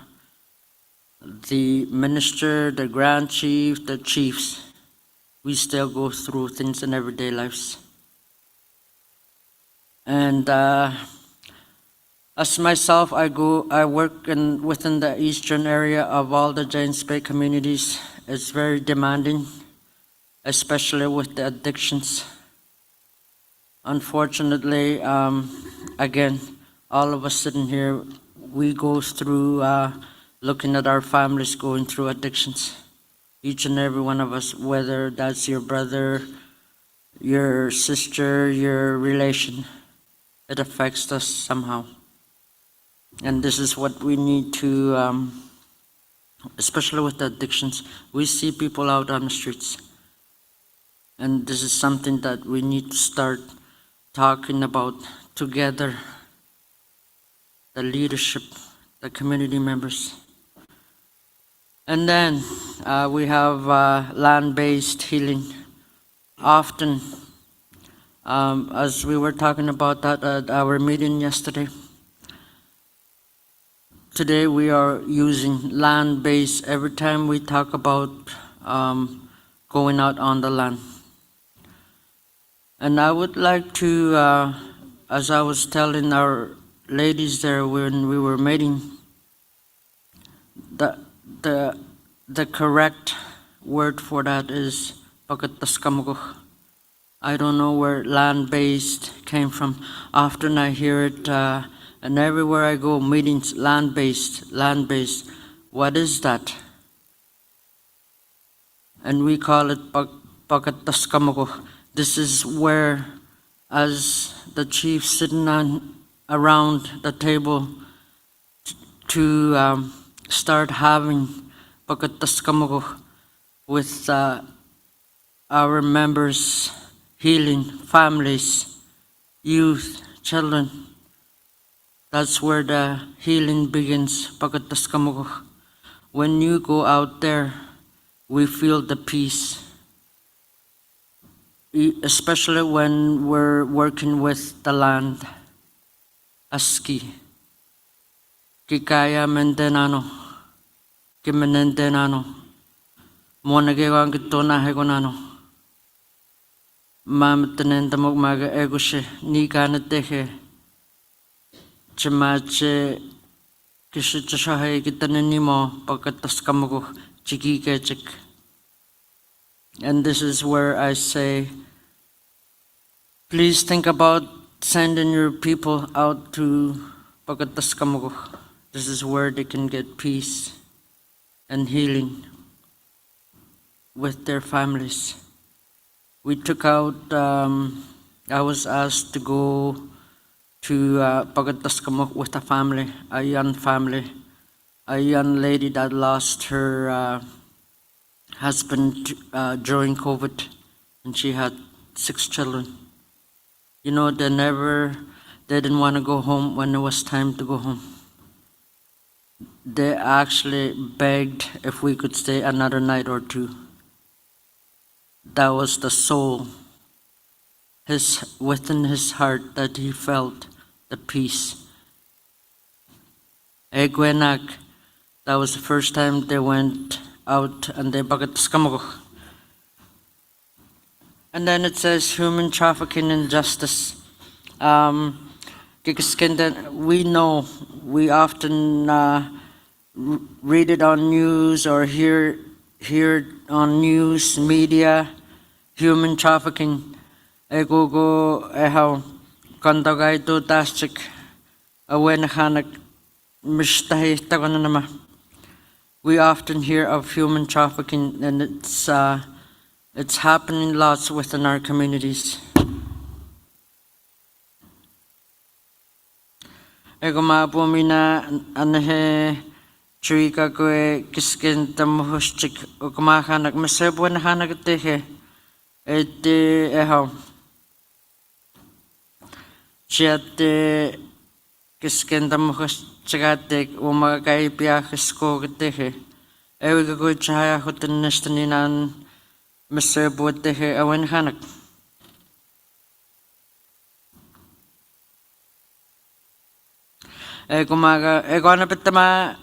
This is what I'm going to say for now because I think I'm taking too much time with the other ladies to speak on what it is they're expected to bring out to the chiefs today. Mingash.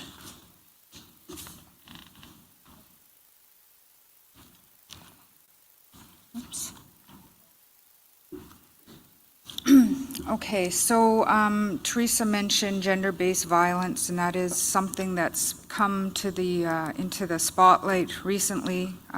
Over the last couple of years, I'd say it seems to be one of those buzzwords, but it is something that everyone, I think, has faced pretty much, at least mostly everyone, at least once in their life. So it is an issue that, of course, is closely tied to the MMIWG crisis, and something that we as a department have on our radar as a priority. And you know, gender-based violence is defined as any act of violence that's based on someone's gender, gender expression, gender identity, or perceived gender. When you think violence, you often think of physical, but it can also include emotional, financial, and sexual violence. For girls and young women in the North, the rate of experiencing violent crime is 4 times higher than Canada's overall population. As well, the violence that they experience is more likely to be severe and result in physical injury. And the proportion of Indigenous female victims that are killed by violence in Canada continues to be significantly higher than their representation in the population, which is 5%. With at least 1 in 5 victims, or 20%, being an Indigenous woman or girl. So, you know, just the stats alone are illustrating the fact that the issue is very important and something that we need to address.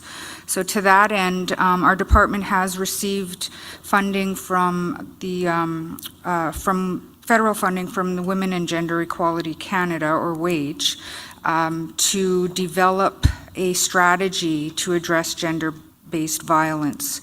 I will say that the work that we have started to undertake is primarily focused on NAN corporate services. So NAN, the organization, where we are currently doing a review of all of the HR policies that we have in place. And you know, we do have some really good policies, and we are pretty, it's a pretty strong, you know, we have the legislation and everything there to help us as we work day to day. But of course, there's always room for improvement. So that's one of the goals of this project, is to look at increasing NAN's ability as an organization, as individual staff members, to be able to go out and work with and work for our communities in a way that is very kind, I guess, for lack of a better word, and that, you know, takes everybody's, I guess, identity, how they identify, and, you know, regardless of gender, or maybe because of gender, and make sure that they're being treated with kindness, with fairness, and just ensuring that all of the work that we do and the programs that we deliver do have that as a core, I guess, a core value. Sorry, I'm getting ahead of myself here. The goals of the project then are to identify and bring in training opportunities for our staff, so that we can increase the organization's capacity to address gender-based violence, and to look at, you know, meet with other organizations, with different groups such as our elders, such as our youth. We're just starting the work, so we do have an engagement plan, which will see us, you know, sitting with different groups to get their feedback and input. And all of that information will be consolidated into a summary of findings, which will then, of course, inform the actual strategy. So we have 3 years to complete the project, And as I said, we're just at the beginning stages, but we do, we really look forward to hopefully getting a lot of feedback and input from our leadership as well as our community members.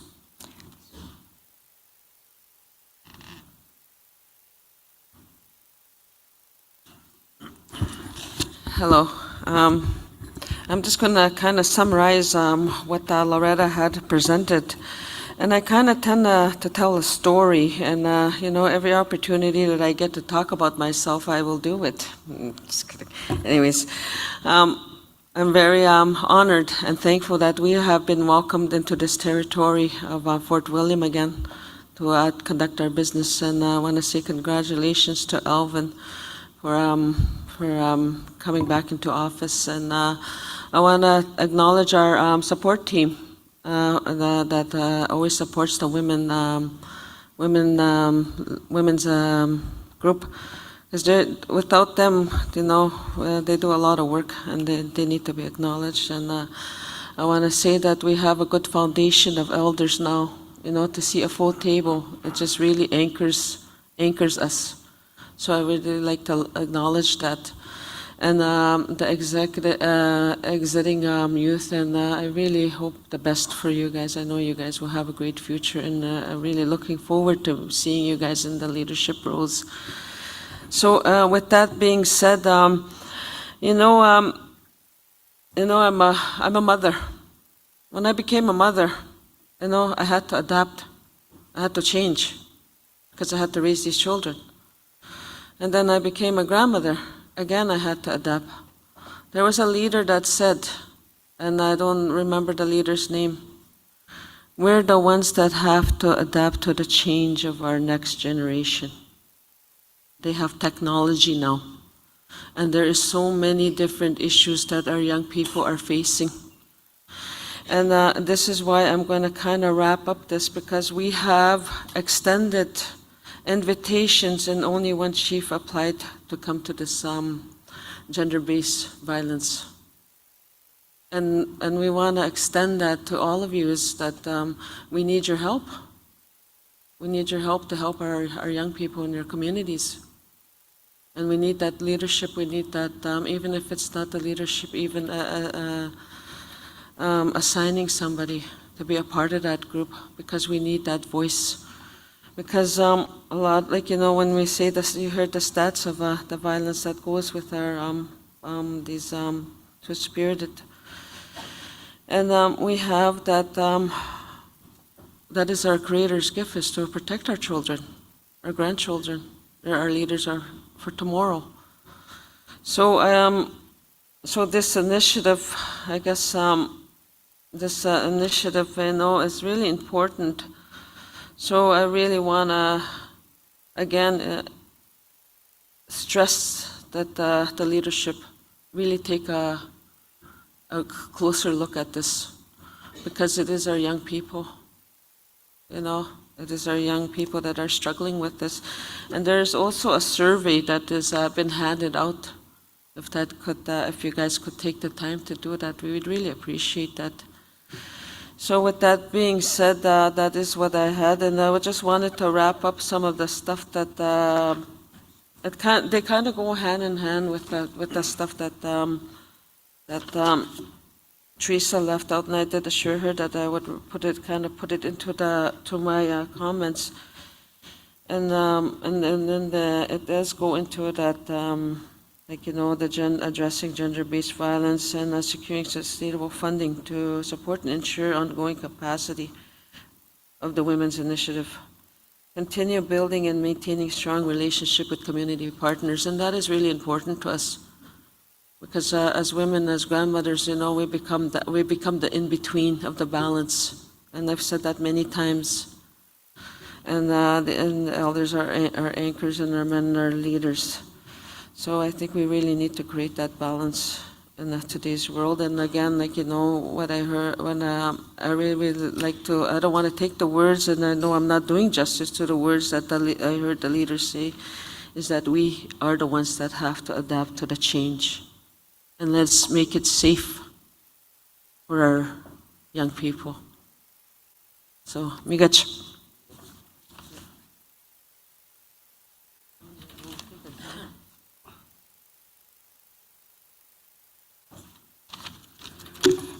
Maje kakanagan nasumut nagagi babishay guta. Hangay kumakan laki Alvin minagi kita kagi si kayaspan minutana. Welcome Alvin, Bob, Victor, and anybody. I'm just gonna say, make it short and sweet. I'm representing the missing woman, murdered Indigenous women and girls. Also, we would like to note that NAN women on this issue is expanding to include missing, murdered boys and women. It's been 4 years since the National Inquiry Missing Murdered Women, Indigenous women and girls, men and boys. It's always be a crisis, will be a crisis. As justice, we'd like to get together and do as much as we can for this. Every missing or murdered Indigenous woman or girl, man and boys, no matter how they died or what they had been through, an inherent strength and sacred worth. And, I went to this unveiling monument in Whitefish River. I drove over there for 14 hours return. It took me like 14 hours to get there and 14 hours to get back. I drove there and I went to represent NAN Women Group.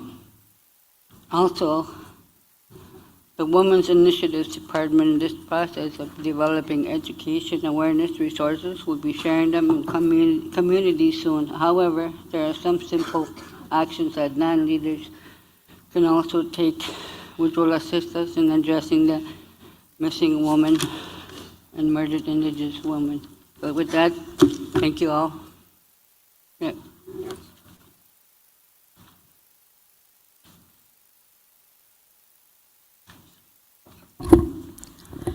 Good afternoon, everyone. My name is Helen Sutherland. I'm from Fort Albany First Nation. Wajje nananas ko muna nushkagi shagagote is panagabeche utishko biyan nishta ji ayam hittago kapashish. And I want to say congratulations to Alvin for taking the chair back. Anyway, and I would like to also say my farewell to Janine and her team. Anyway, this morning, this afternoon, what I will be talking about is opiate crisis. This is one of the biggest one of the biggest files that we have on our table, and we all know, and I don't really need to look at the wording on the board, but we all know that drug abuse, opiate crisis is very big among our nation, not only in the Treaty 9 territory, but all over. And everyone is affected. Every one of our families has been affected by this, and results ultimately in breakdown of families, deaths. Everyone is affected. And what I wanted to refer to in that document that's posted is that was done by the Chiefs of Ontario and also the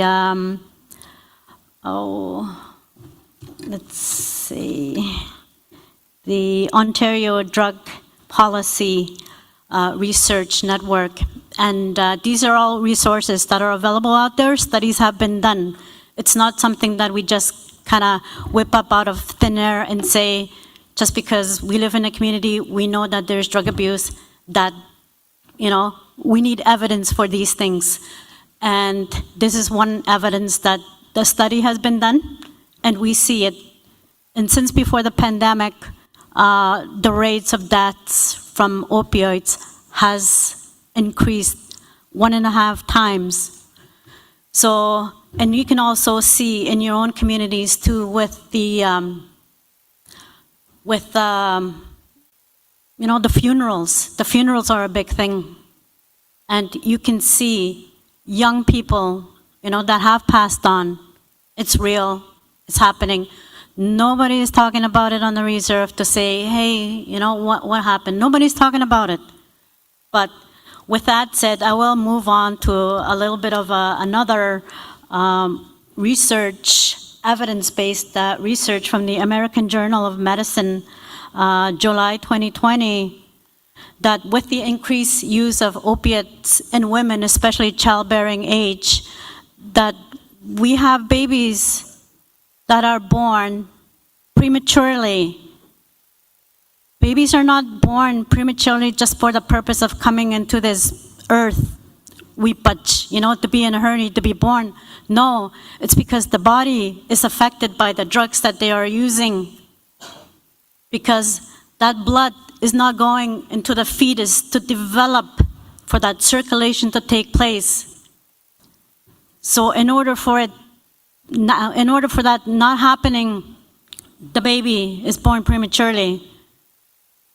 And not only the drug abuse, but also cigarette smoking is another thing that contributes to low birth weights, premature, and anything else that is associated with premature birth. One not recent evidence, but also in the 1960s, and this is a big thing, in the 1960s, women were given this drug to prevent or to lessen nausea and vomiting, because we know a lot of ladies suffer from nausea and vomiting when they're pregnant. So there was a drug that was given called thalidomide. So as a result of that drug, thalidomide, babies were born without limbs. They were born without their hands or their feet, their legs. That's real evidence. And that's just that from one drug study that was really big. And if we had children like that in our reserve, nobody is talking about it. But we know from evidence like this research with the American Journal and also the National Library in PubMed dated January, February 2009, that happens. But overall, drugs that are taken during pregnancy can act directly on the fetus, causing damage and abnormal development, leading to birth defects or death. In my area, in the Mushkegowuk area, you hear the chopper, the medevac, or the orange going by, and it's someone miscarrying or about to give birth, or they give birth even before they are medevaced out.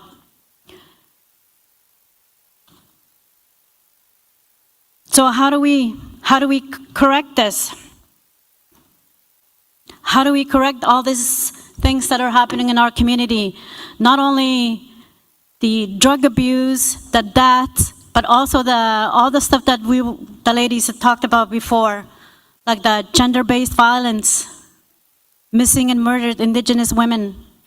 Not only women that are missing, but men also. I have a son that's missing that I haven't heard from in a few years. And I reported him once a few years ago, and yeah, he was found. But since the pandemic, I'm kind of scared to have that report to say that, you know what, he is not found. But these are issues that stem from our community, from our homes. Why is this happening?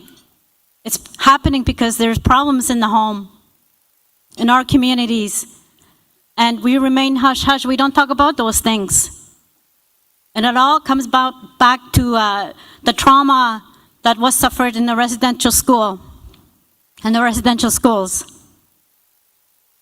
Even before that, or after that, they continued to suffer trauma or physical abuse, maybe from their teachers, even after the residential schools were closed. So with that said, leaders, chiefs. Teresa touched a little bit on land-based healing, land-based wellness. That is what we need to go back to. Pakatas kamogo chitashano inano. Chikiskana hamas chikandosh kapimatasak. Tandegi do tahik juice chipimacho hutchik. Doente mo kanameno chiki saskana tasachik. To have a sense of belonging out in our lands. They need to know that. If there are no leadership being proactive in that area, then we're failing. So you need to be out there, encourage, and also be part. Show your program directors, your community that you're part of this, and that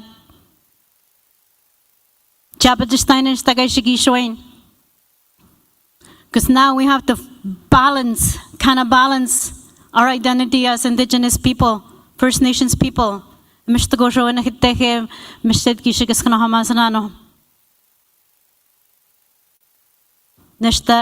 ininu pakatas kamago khitehe. Egomaga peyek magaboge ganui tahen anushota a European, I guess, how keep it up pamabo, Mr. Poponotana, Kitawinach. How has a manual Marath. Keep it up Mahtunam to Bajamona. Atanohewena, Kiskana Hamagana Misjet. Mr. Popongi is going to keep it Tau get the Tawin Nanach. Kimahtos and Hamana Hemas and Hegana. Ego moshigana mutama pagatas kamek kiskana hamagivana. Duendaga maganama kiskana hamas when tehe kishitagach. Tabishkurchan sugar kiskana hamas jigushkapimatasak.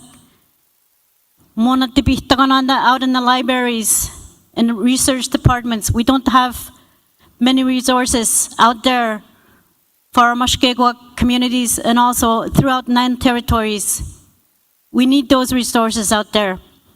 We don't have enough of our own Indigenous people writing and achieving that high academic standards needed to have those resources out there. So with that said, Mingwesh, and I hope, chiefs, that you look at this manuscript that I had shared with the Women's Initiative Department, and also Alvin is aware, and also Enias Gall, of this manuscript that's available out there. And it is ours if we can have it printed. Thank you.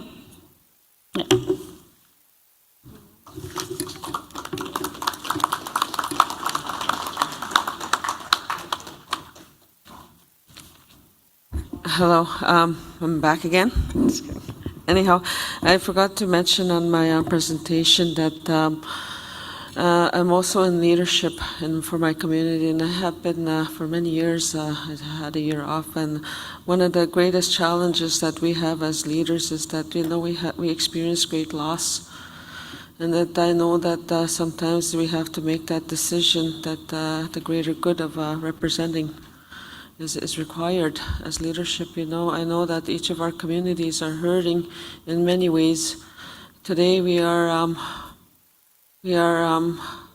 putting a young lady to rest, and it's very hurtful because children are being left behind. We are losing our young people, and they're not even making it to 40 years old. And children are being left behind. My mom died at an early age, and I know how that feels. There's so many children out there that some of them don't even have two parents. So I just wanna say that keep all of our communities in our prayers, and especially for my community. I know that our neighborhood communities have experienced loss to our sister communities, so I just wanted to say that, and that's what we feel as women.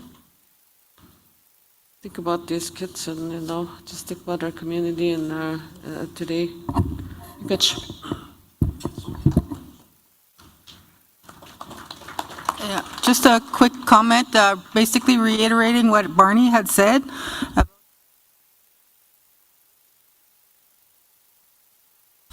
Sorry, when he commented about how we used to have a seat at the table, the elders, the youth, the women's council, and we don't see that there now.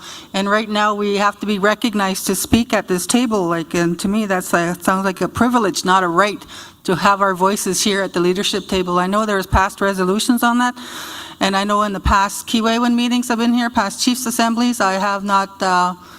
We didn't do that. We didn't have a chief recognize us to speak at this assembly. So.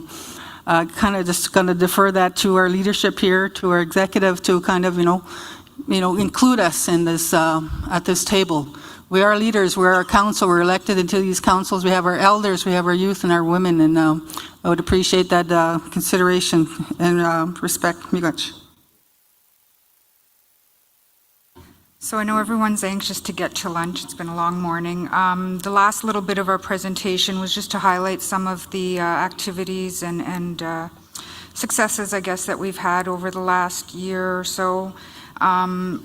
They're listed in the annual report in the update there, so I won't spend too much time, but we did do a series profiling women leaders within the NAN territory. We've got a couple more of those coming out before the end of the year, shared primarily by social media, although we will be doing a hard copy and digital booklet of them.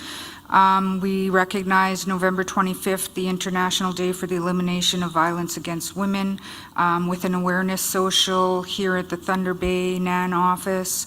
We also had some social media messaging to accompany that.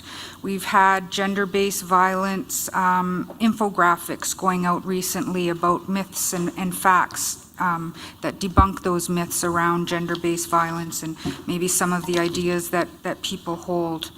One important initiative that we did over this last winter and late fall and early winter was we ventured out into the Thunder Bay high schools as well as a couple of the senior elementary schools, and we did a session in partnership with the education department within NAN. We reached out to a lot of community partners such as the Thunder Bay Police, ONWA, Friendship Center, a whole slew of people, and delivered some student safety sessions which talked about, really asking them to be aware, especially those students that come into Thunder Bay and other urban centers for their schooling, to be aware of the dangers and the risks that are out there, especially, that are there for them at a higher rate being Indigenous youth. We covered topics like human trafficking, consent, what that means, healthy relationships, just healthy, I guess, lifestyle choices. We also went to Timmins and did the same in partnership with the Timmins Police, and we also delivered a short, self-defense, just an introductory self-defense so that they could at least, when they're out walking around, be aware of their surroundings and hopefully be able to not, hopefully they don't need to, but if they were ever approached, that they would at least have some basic skills there to try and defend themselves.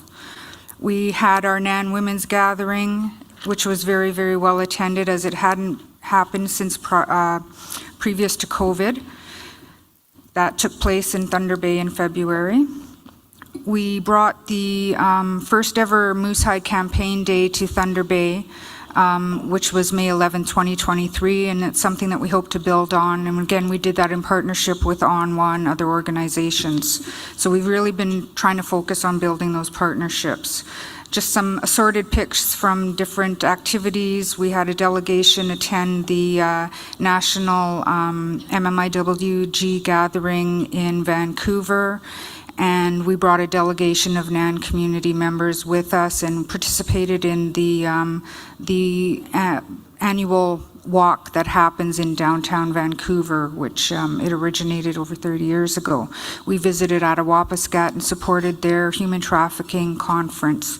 That's me whipping up a little batch of bannock there in that bottom picture, along with the rest of the Women's Council. We hosted a dinner at the local, or the Thunder Bay Shelter House, which was very well attended and very well received. Everyone liked the chili and bannock that we served. And then just ongoing, there are certain days of recognition that are declared by the UN or by the Canadian government, different bodies out there. So we try to recognize those different days, specifically the ones that, impact women, women's issues. And we, have our social media messaging that we share with all of, well, basically all of the world, anybody who follows those platforms. Moving forward, we very recently we did confidence training with the Women's Council, as well as with some staff members from our community wellness department, which I think we really got a lot out of, and that training was facilitated by Turtle Concepts, and I think we are very interested in continuing to work with them because they bring a really positive approach to everything that they do, and everything comes from a place of kindness and love. We definitely want to have the Student Safety Initiative again this year, and we want to expand it into Sioux Lookout. We need to find funding for that, though. Funding continues to be an issue for our department and for the Women's Council, just to operate day to day. We are intending to have the Women's Gathering, but it won't happen now until the summer of 2024, as based on feedback from the last gathering and discussions at the Women's Council table, moving it to summer, out of the winter season, was something that everybody wanted to see happen, so that there's more opportunity for different assorted activities and we're not hindered by -40 temperatures. And then coming up next week, actually, we've had a lot of meetings and just back and forth discussions with NAPS, and specifically the Survivor Assistance Support Program. They have a unit that is led by Detective Sergeant Alana Morrison, who's been with NAPS for, I believe it's over 20 years. And they have invited us to participate in some trauma-informed training that they are going to be delivering to the NAPS officers on their next round of training and recertification. So that'll be happening next week, and we're very happy to do that, and looking forward to sharing that women's perspective and just the, that information with the new and veteran officers within the communities. So that brings us to the end of pretty much what we wanted to share with you today. I'd like to give a special thank you to Deputy Grand Chief Annabette Achnepanishkam. She's very, very supportive in all of the work that we do, and lends her advice and time as much as she can, across the many portfolios that she has, and we appreciate that. And we'll continue to work our best to ensure that we have that women's, families, men's, boys, everybody's perspective applied to the programming and the initiatives that we take on, and the advocacy work, of course. Thank you.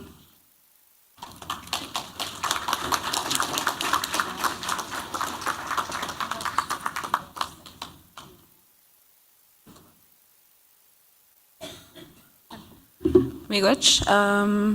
Chris Kakigamik's going to say grace, and then we're going to break for lunch. We'll be back for 2 o'clock. Sounds good? Okay, let's, I'll make it short. Sima Domingos kay Minchang Nogum, Twisanyang, where Micham Gaumijag Minan Bagaman Kyank, and Epoxenamank, Jonesmanyak, where Egmanamaskozian Jodnamank. We take it with thanksgiving in Jesus' name. Amen.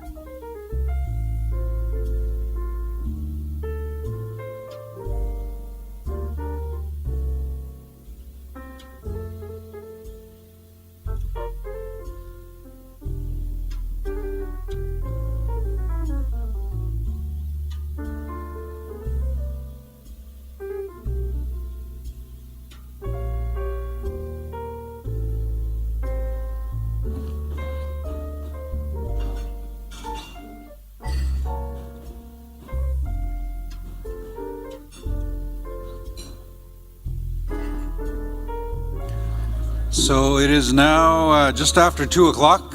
We'd like to get underway. So we're going to ask chiefs if you can make your way to the table. We will reconvene. We've got a lot of issues, a lot of presentations, and of course getting ready for the awards presentation this evening. Just a reminder, chiefs, if you can sign in for the afternoon. We just want to make sure that we've got you registered for this afternoon session. So if you can sign in just outside the door at some point, and make sure that we have you recognized. We are going to make some slight changes. I know we went over about an hour this morning.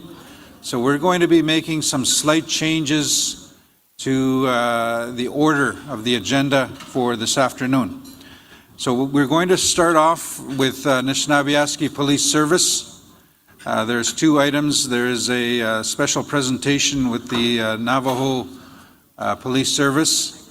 There's also a presentation on the OPP Communications Center. So that will take place first, following NAPS, Anishinaabe Police Service. We're going to go to the presentation on Wawate Native Communications, and then we'll come back to the honoring ceremony, the 50th anniversary, Kanaji, and then the nuclear waste update. So that's the order of presentations for this afternoon.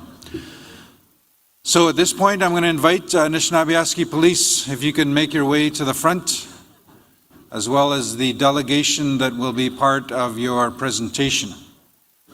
I'm going to ask Chief of Police Roland Morrison to come up, and he will be making a presentation. I recognize we're still having a meal. The food is still there. But if we can please keep the noise down, any discussions that you need to have, lots of room out in the hall. So with that, I'm going to ask Deputy Grand Chief Ajni Beneskam to come and introduce the next speakers. Wache Mr. I know that some of you are still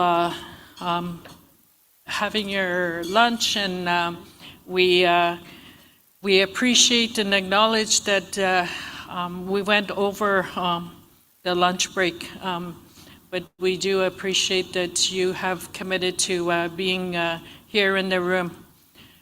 We have a very important presentation, and why why I call it important is that our policing. And we should be very proud, that Anishinaabe Policing Services is an entity under the government of Anishinaabe Nation. And I was very honored that I was asked to be part of the delegation. And we went to travel to the Navajo Nation. And it was very important to the Chief of Police and also to the Anishinaabe Police Services Board that one of our objectives is to learn from our brothers and sisters who have had a system in place for many years now, because and we can learn from the best practices that they have, and also the work that they have done to develop their justice system. And we went there in May, and they honored us with their teachings, and we got to meet many of their people, including little children that came to sing and dance for us, and they shared their meals with us. And they shared and took us out onto their land, and we learned a lot from that. And part of what we did was that we brought them here for the last 10 days now, 8 days Chief of Police and other delegates, including our board representatives, have been taking them out onto our homelands. Yesterday, they were in Sandy Lake, and then last week they were in the Mushkegowuk Territory area. And so this is part of what, we want to do as part of our learning and part of our empowerment of establishing what we need for our people. So I'm very honored to have in our presence Police Commander Emmett Yadsey, Deputy Leonard Red Horse III, and Sergeant Dwayne Hogue, and also their executive Adrian Joe. So, and Chief of Police Morrison will speak more about this delegation, and then afterwards the NAN executive has a gift as well that we will present to our brothers and sisters from down south. So I'll hand it over now to Chief of Police Morrison. Mingwich.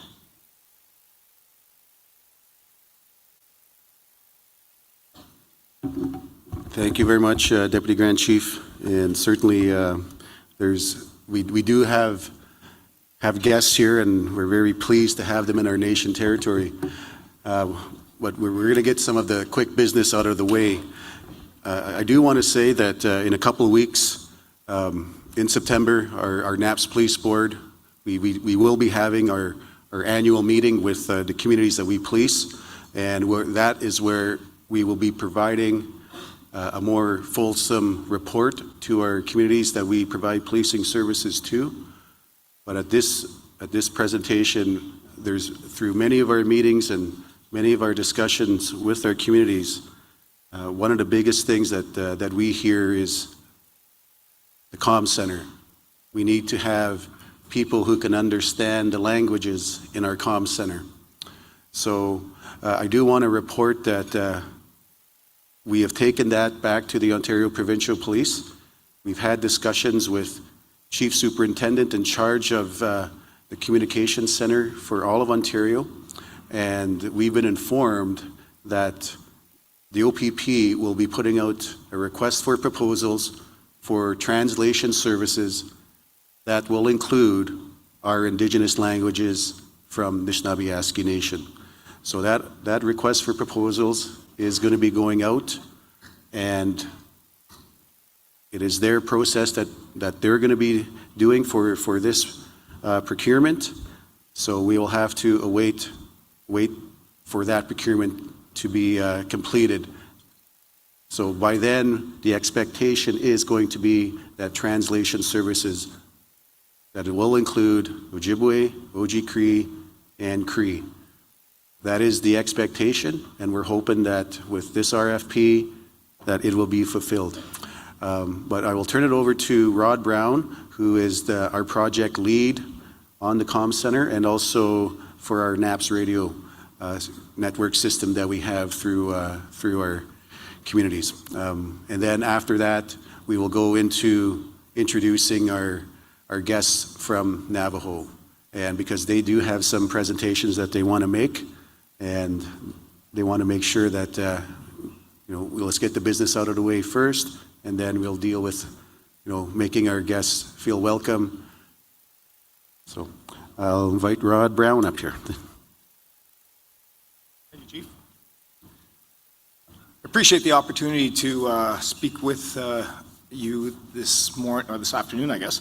I'm going to go fairly quickly, but I want you to know that the presentation that is up on the screen is also available, and you can ask for it. I can send it to you, or the Chief's office can send that to you at any point. So I'll be going through fairly quickly, but the points that you're going to see up on the screen, I'm not going to go through all of them, but you can get access to that, so there's an understanding about the radio system and why it was put in place, and some of the nuances with how it works. But I'm going to go through that fairly briefly because we are short on time, so I want to just introduce you to the radio project.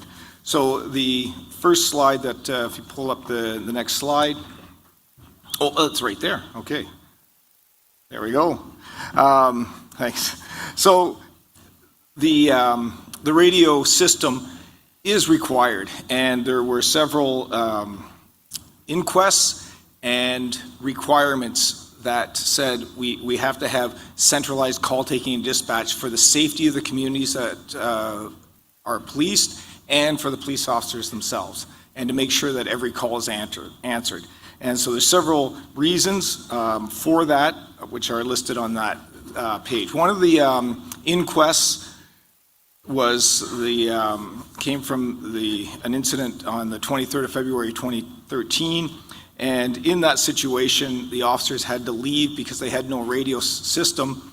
A young woman in the back of the police car that they had arrested for safety reasons, and while they were looking to find the other officer for assistance, she unfortunately took her own life.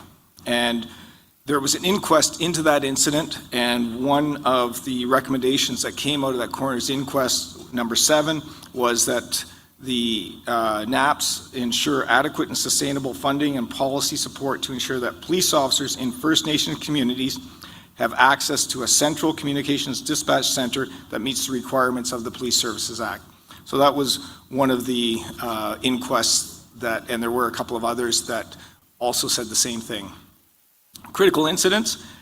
There are, unfortunately, at times critical incidents that occur in the communities, and I've listed a couple here, but the biggest thing that an officer, especially if they're newer on the job, which happens quite a bit, where you've got an officer that is maybe has somewhere under 5 years and is working in a community alone or with one other individual, and then something very serious happens.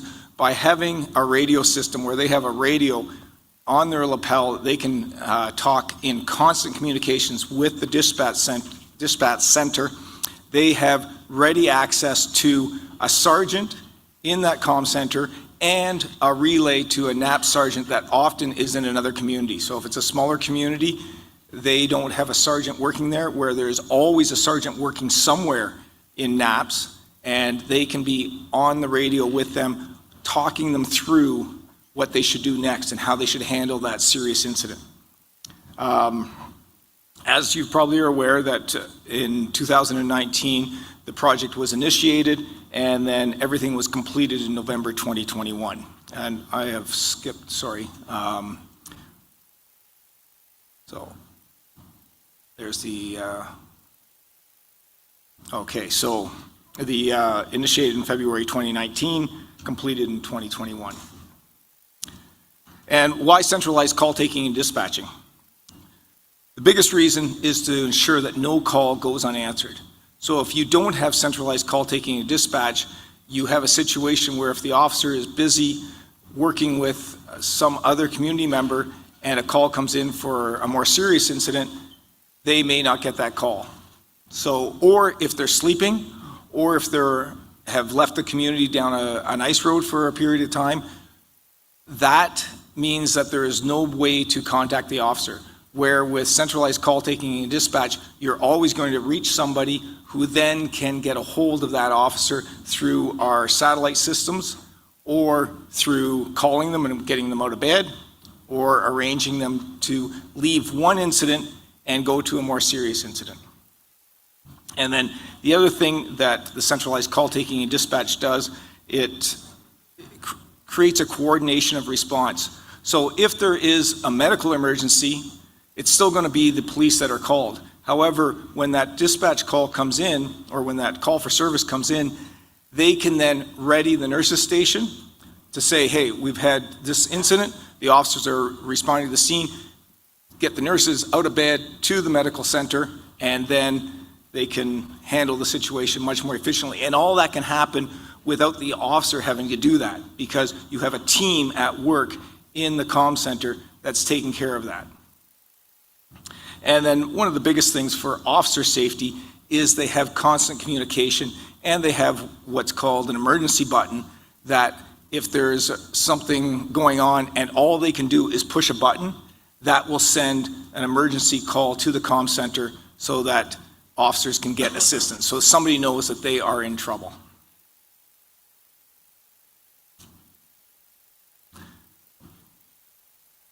And so the information flow, this is really important to let your community members know, because I get a lot of complaints about the fact that the call taker is asking a lot of questions and I want them to get the officer to the scene. What happens is there are two sides to the comm center. So if this was the comm center, you would have half of it being dispatch, half of it being call center. Okay? So when the call comes in, every desk is connected with computers. So when the call comes in, the individual is taking that call, they're typing at the same time, sending it over to the dispatch, who then is dispatching the officer while they're gathering more information so that when the officer gets there, they know exactly what they're dealing with. And that's just really important to know. It's also where the interpretation system would be initiated. So if the person is only speaks traditional language, the call taker can arrange for an interpreter. And I'll talk about that in a few minutes. The other thing that happens is that you have technical support that an officer at the scene or in the community cannot access. So an example here was, let's see, let me push the button. There was a call where there was, in one of our northern communities, a woman that called and she could not talk. So in other words, she was mumbling. The individual, the call taker, spoke to her, but couldn't get any information. So didn't know what was wrong, what was happening, knew that there was something going on because of the gurgling and that sort of thing. What they were able to do was then do a reverse, like through what's called our niche RMS system, which all NAPS uses. They were able to find out where this individual was calling from, send the officers there, and at that point they found out that the person had been badly assaulted, had suffered serious head injuries, had been choked, and had a broken jaw. And that's why the individual was not able to communicate. And the officers, once they got there, were extremely thankful to the call taker, because basically they saved her life by getting there, and then they were able to have her write on a piece of paper, and they were able to find out who did it and go and arrest the assailant. But again, that system is in place when you have the comm center doing that sort of work.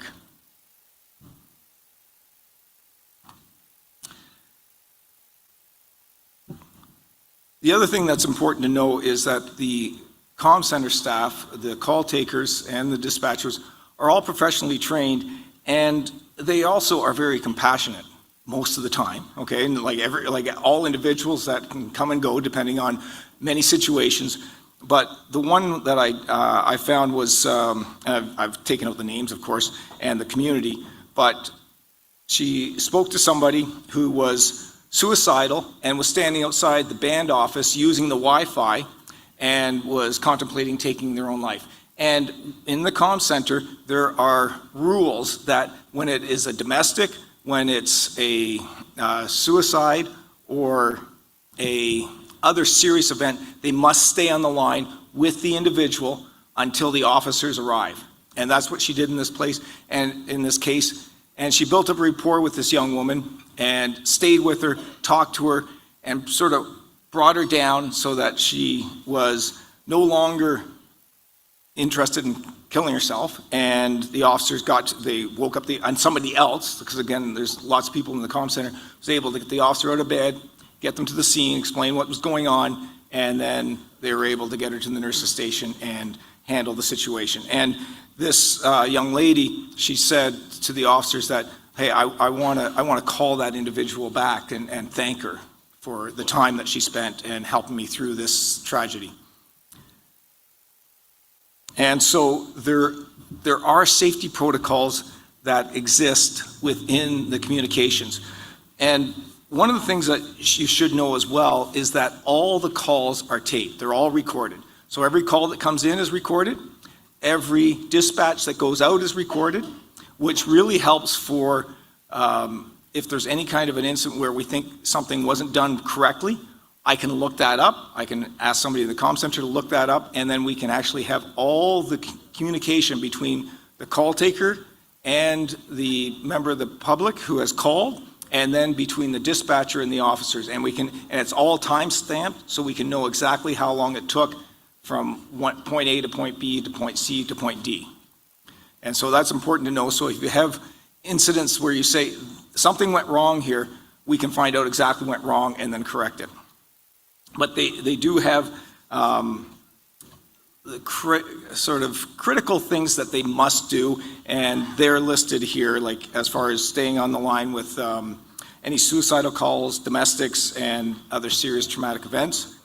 And they also are supposed to do their best to collect all information for the officers, like where's this happening, what's going on, who's involved, when, did it happen 6 years ago or did it happen 5 minutes ago, and any weapons or other hazards. And so they try and get that information. If they don't, they're still going to send officers, but they attempt to get that information because that's all going to be useful to the officers when they arrive at the scene. And they will dispatch whatever is necessary, if it's fire, police, if it's the medical system, okay? And some of the communities do have an ambulance service, so they would dispatch that as well. And they also do regular checks on the officers, at least once an hour, to make sure that they're okay. And more frequent if they're involved in any kind of an incident. So one of the things, the enhancement to your public safety is every call is answered, and when they're dispatching, their call taker is still on the line often gathering more information. And I think I've mentioned all of these things. I'm going to jump on to over to the interpretation procedure. So what we have right now, and the chief alluded to the fact that we're trying to enhance this. Right now, we have 23 NAPS officers that speak traditional languages, and they have given permission to use their cell phone and home number to contact them should interpretation be required.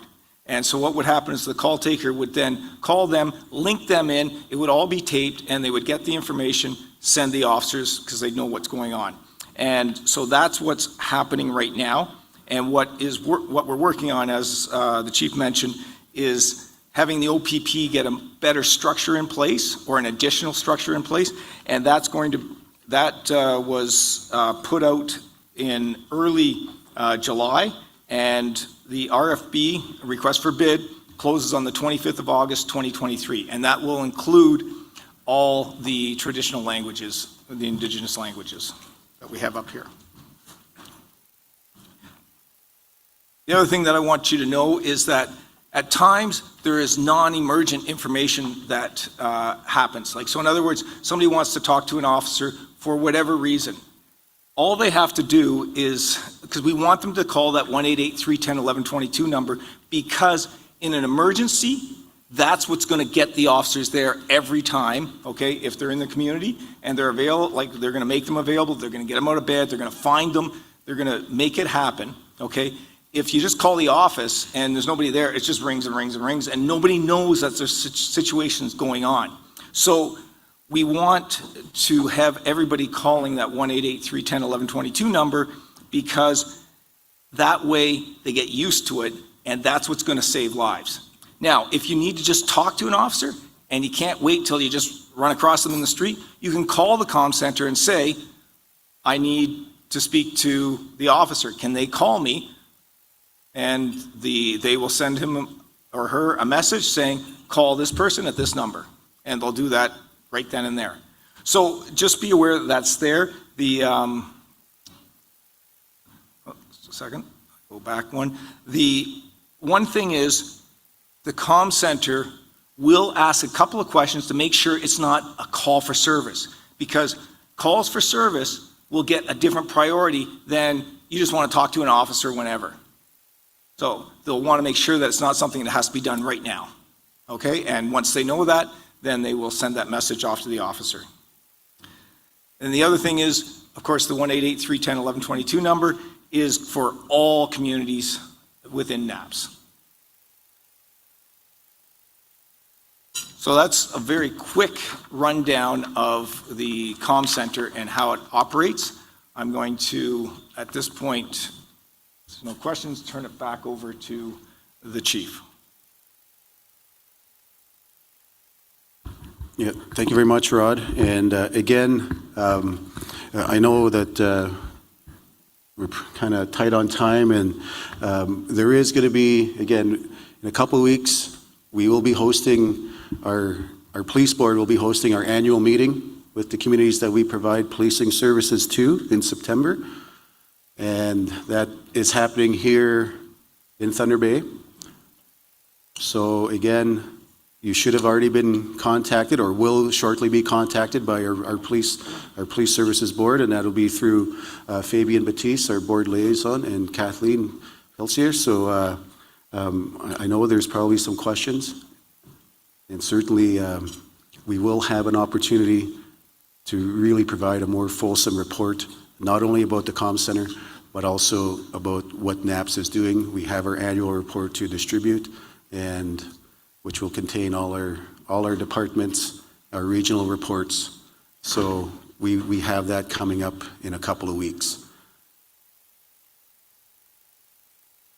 So the next portion of our is we have guests that have come from a long way. And I would like to invite our guests from Navajo, Deputy Chief Leonard Redhorse III, Commander Emmett Yazzie, Sergeant Dwayne Hogue, and Executive Assistant to the Deputy Chief, Adrian Joe. And when we went down to, just to tell you a little bit about how this partnership came to be, back in 2018, Deputy Chief Redhorse was a commander with the Navajo Police, and he was tasked with finding a police service that had similar challenges to their service, with geography, short of personnel, responding to high call volumes for police services. So when he reached out to Anishinaabe Police, we've kind of continued that relationship, and with through COVID, we were able to maintain that relationship and foster it to a point where we were invited down by the Navajo, and we had an opportunity to go down there with a delegation in April. And again, like Deputy Grand Chief said, the purpose of the trip was to learn about the Navajo. Because one of the things that we have learned was that the Navajo people have their own governance structure for their entire nation. And it's not only for justice, but for all areas, social, education, so health, these are things that they administer for themselves down there. And especially the justice system, when you look at from the call to the response, to any arrests, to any charges, through the whole court process, that entire system, from the law enforcement to the judicial process to the correction process, the Navajo administrate that for themselves in their nation. And I know with many of our discussions that we've had in many of our meetings, I know that's something many of our communities want. I know Chief Wesley and Cat Lake, the Wendigo Tribal Council, that they've been pushing, we've been working with them and trying to, go back to incorporating some traditions into any bylaw development. Well, what we've also learned is that when Navajo pass laws, their traditions are interwoven into any new laws. So I think this is an opportunity for us as not only as a police service to learn, but I think Grand Chief and Deputy Grand Chiefs, an opportunity for us as a nation to maybe, to learn as well. So, so this partnership, it's a newly formed partnership, and I do have to say that there are some announcements that I'm going to be making to our police officer staff about some incentives. And I won't really go into detail about that, but certainly this is an opportunity, and I really have to say that we've learned lots in the short time that we have been communicating and working with Navajo, and there's a lot more to learn. So at this time, I would like to introduce Deputy Chief Leonard Redhorse III of the Navajo Police Department. Please give him a big hand.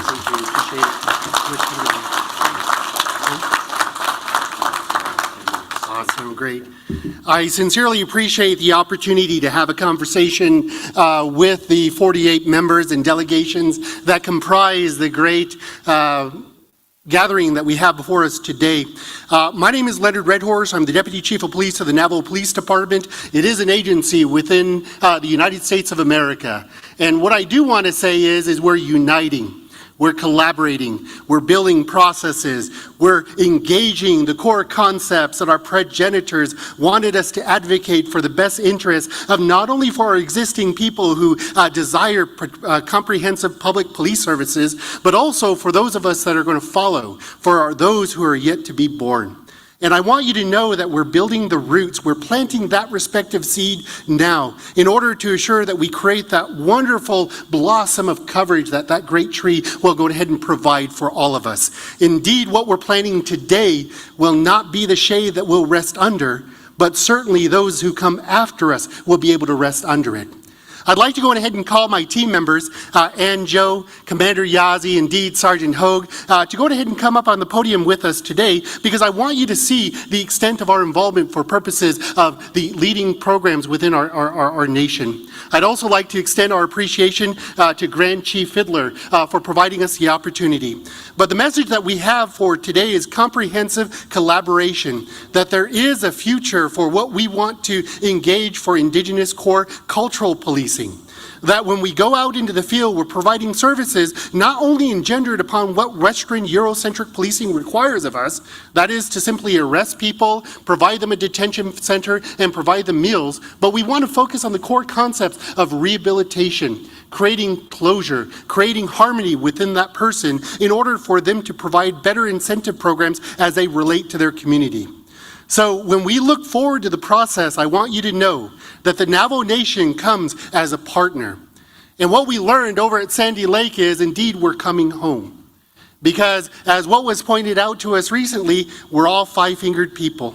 We all share the values that our grandparents espoused towards us. And when we sit before you in our traditional dress of uniform, the color means something to us. Our seals and our patches mean more to us. Indeed, what we wear for purposes of engaging our community members. So too do we engage our processes. Any presentation is not enough if we don't make the acknowledgments of the people who bring about the incentives, the dollars, the resources, the commitments to support not only your police chief within this organization, but all those police chiefs out there that are actually working the road, their police officers, their dispatchers, and their administrative support. I know that there is significant impact for our membership when it comes to their travels. And we'd like to make some acknowledgments today. We have before us some gifts that we would like to provide. The first is the chief at Fort Albany. I know she's not here, Elizabeth, but do we have a Fort Albany representative? She's online. Well, Elizabeth, we want to present you this particular shawl on behalf of the Navajo Police Department, indeed the Navajo Nation, for your beautiful welcome and support when our staff went out to Fort Albany. I'd also like to provide another resource, shawl. Actually, this is a robe. For a gentleman who told us a great story in regards to collaboration between the Diné people and those of the Fort Albany region. As I understand it, centuries ago, there were gifts that were exchanged for purposes of a calamitous event, and those gifts were restored back by Navajo to the people of Fort Albany. And this elder, Edmund, was an individual who engaged us in the process, and we want to gift him. And this robe we would like to be extended to him. And it just so happens that we have Mike, As you all know him as the NAP's board chair, and we want to make an acknowledgement to him for all the support that he's not only provided your police organization, but the leadership that he's provided collectively, indeed his acknowledgement of our being here. So Mike, on behalf of the Navajo Police Organization, would you please accept your brother's robe? And we have one for you as well.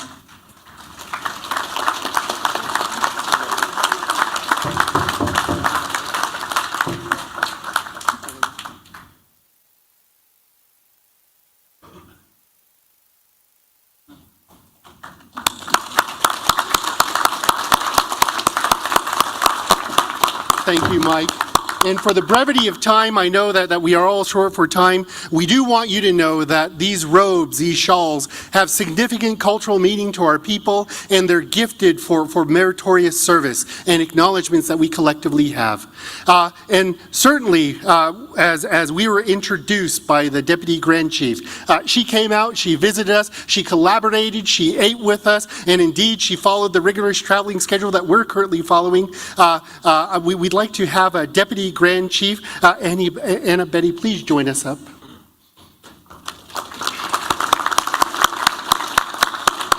And what I do want to say is Deputy Grand Chief, she had an opportunity to speak with one of our elders. She was 96 years old, and she provided this elder a memento of your people. Indeed, the medallion that she's currently wearing today. And she provided that to one of our elders, and the elder extended her significant regard for that. So Deputy Grand Chief, thank you for your support.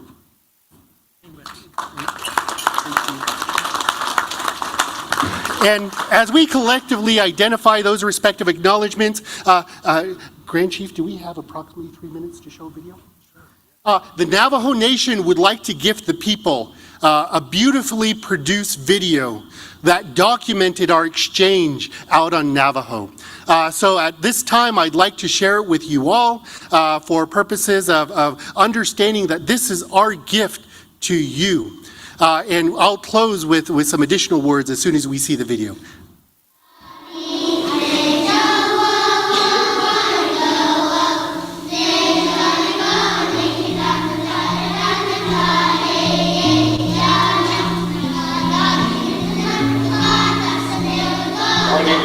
I'm the Chief of Police for the Navajo Police Department. It's an honor for me to welcome you all to our home. This collaboration has been just a whirlwind of just amazing conversations, discoveries, and just through those conversations, realizing that although we're roughly 2,000 miles apart in two different countries, that we are similar in so many ways. Struggles that we face are the same struggles that the Anishinaabe police face as well. Or policing in any country is very similar wherever you go. So when you look at the map that we had in comparison to the Navajo Nation, we are very similar in size and geography. The Anishinaabe area is a little bit larger. However, the challenges that you have in terms of getting to locations, we have the same challenges, but we just have to fly. So again, establishing partnerships is always important because we know in Canada, more communities want to have their own service because the cultural piece, that understanding of the culture, they want their own people policing their own people. To have nearly 100% of Navajo members police Navajo, that is something that we're all striving towards. So you're doing a great job at what you're doing already. It's been an honor, a privilege to be here. Coming to the Navajo Nation, getting to know the chiefs of your police service, I'm very impressed with their leadership, the things I've learned from them, and what I saw was just something so fascinating. And the teachings and the sacred areas that we visited and some of the history that comes with it was just absolutely astounding. You're protecting your communities. So again, thank you very much everybody for having me in the past. It's not the end. This is not the last day. I just call it the beginning. So thank you very much. up north, far away.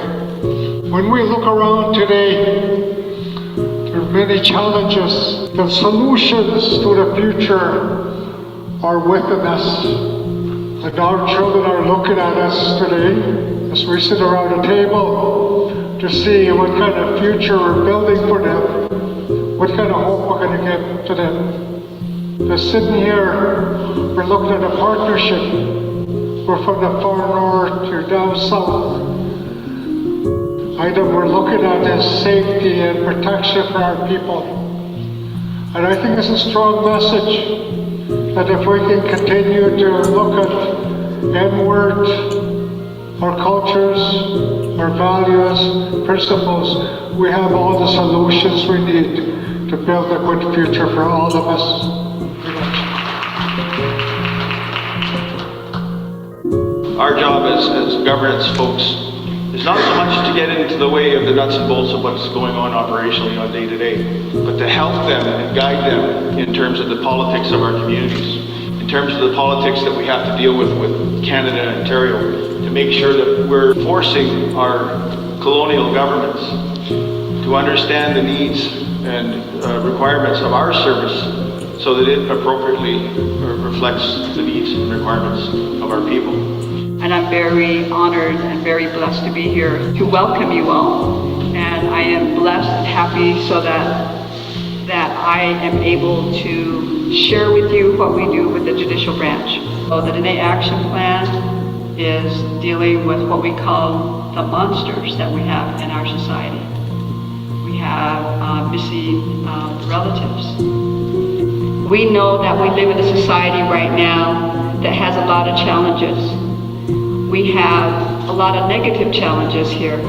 However, we can balance that out with a lot of the positive that we do have. It is this lifetime that has been given to us as a gift, as a way to show that we can live here in harmony, that we can live here in regards to the tests that we would be given to see how we are treating one another. I would like to thank at this time the Navajo Nation police officers, all of you that work for the public safety of our Navajo Nation and outside our Navajo Nation today. So thank you very much.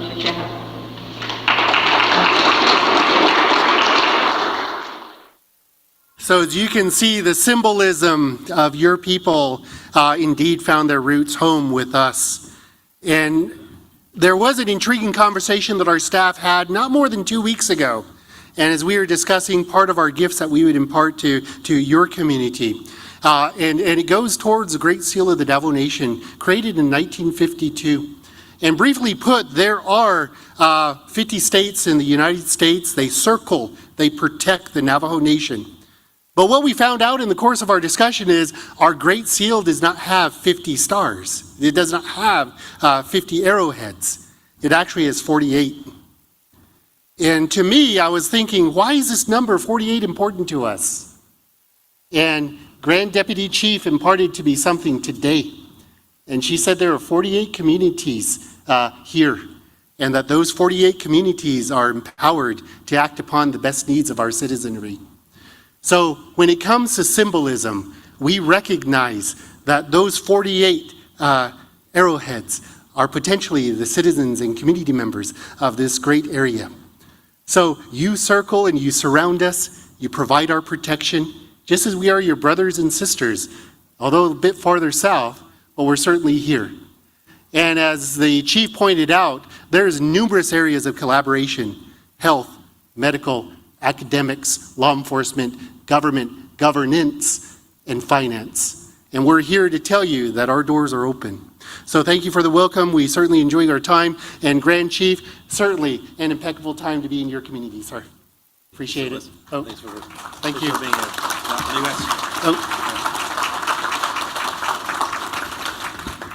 Thank you, Deputy Chief. I do want to acknowledge that we went to several communities. We toured through the Chapleau, Matagami. We went up to Mushkegowuk Youth, the Camp Chickapac. We went up to Fort Albany, and we went over to Moquebec and Moose Cree. So certainly we went into Winneman Lake, to have our guests experience some of what our beautiful nation has to offer, and that's wonderful fishing. And then we went over to Lac Sewell. We went over to Lac Sewell. We also went into Sandy Lake. And on Friday, our guests will be catching an early flight at 5 a.m. to go up to the community of Fort Severn. So they will be trying to hit all our communities. But we told them you'll have to come back to see the rest. So we hope that in the future we will see our guests from Navajo again and in our rest of our communities. I just want to acknowledge those communities that really, showed a really welcoming. I can't say it enough.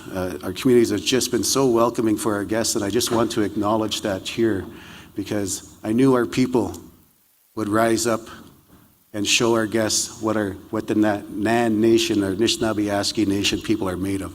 And I'm very proud to say they were received very well in each community, and my hats go off to each community where we went. So Grand Chief, I just want to let you know that. Deputy Grand Chiefs, our communities came together, they united, and they saw the strength and the success of that unification of NAN.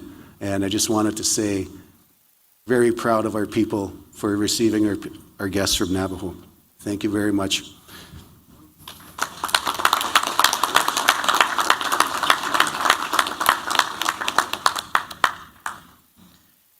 Language.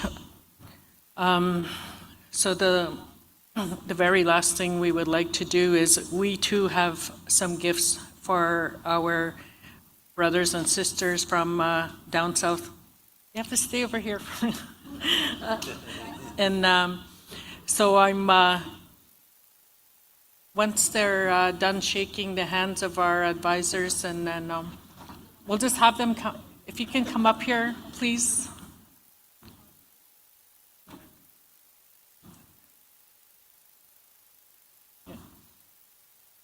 So the non-executive will do the presentation of their gifts, and we're also going to have an honor song for them to thank them for what they have shared with us, and also to honor what we have shared with them, and also to wish them safe travels throughout the rest of the week and as they go on back to their homelands as well.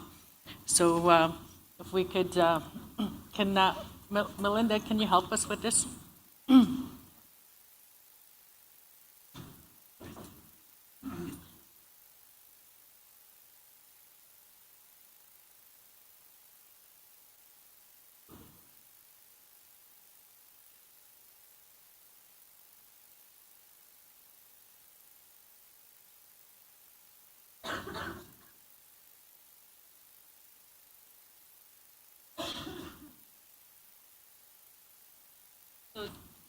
This is a gift that we normally that we present. We recognize it as when we present to our NAN citizens for to acknowledge their contribution to Anishinaabe Nation.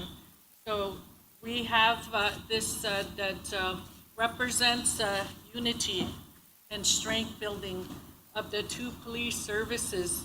So on behalf of Anishinaabe Nation, we present this to our Navajo brothers and sisters.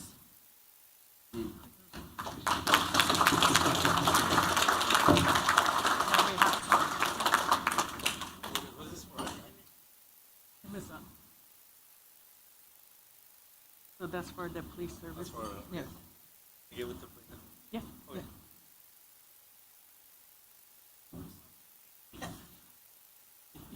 He made this, he said. You're not supposed to say that. Thank you. Thank you so much. Thank you. Thank you. Thank you for being here. We wanted to give a gift that symbolizes part of our history. And so that canoe is made out of birch bark, and that is something that they will take home and display at their police services administration office. And we also have some some sweaters as well that we will present to each of them.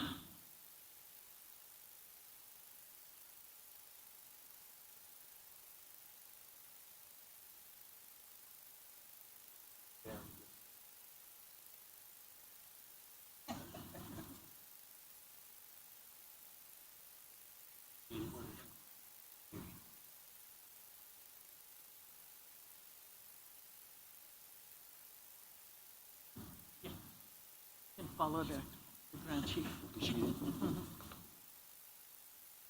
Follow the Grand Chief.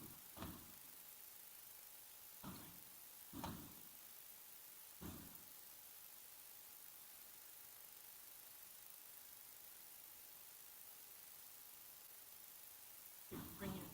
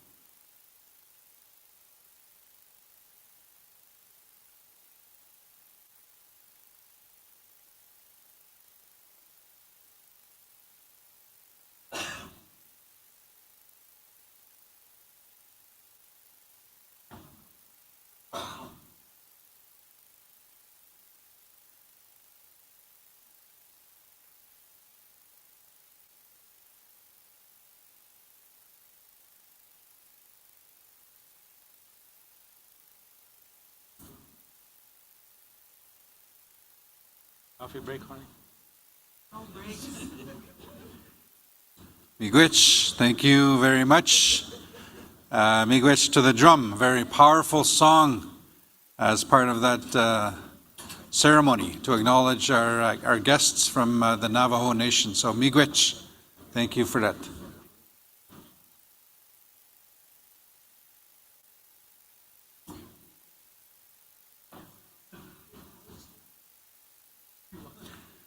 Just as a follow-up, if we can have the NAPS delegation please stay in the room. I'm going to turn it over to Deputy Grand Chief Narcisse and Achnibneskam. One more. Yeah. If we can have the drum group stay, please. I'll ask our two Deputy Grand Chiefs to have a song rendered for, well, Alex, you can explain. Thank you, Co-Chair. Just like to take this opportunity as well. We had a request from the family of Alex Nate to do a prayer song for him. I know the family requested that we acknowledge him. He's a NAPS officer who's dedicated countless years to the NAPS service. And we'd like to also invite the NAPS leadership up here as well to help acknowledge Alex as well in his roles with NAPS. And I know that he's in the hospital, and our thoughts and prayers are with him. And we'd like to have an honor song for Alex and his family during this very, very hard time. So, Deputy, you want to say something? For the past few months now, some of you may have heard that Alex has been in the hospital in Toronto, and it's come to the time where the family has asked for your prayers for him. And we would like to honor that because Alex has served on the Anishinaabe Police Services for many years. And so we thank you for taking this time. So if we can have the board representatives as well join with, by the drum with our Chief of Police and our Deputy Chief, and also anybody else that wants to join. So that we can and keep Alex and his family in your prayers. Miigwech.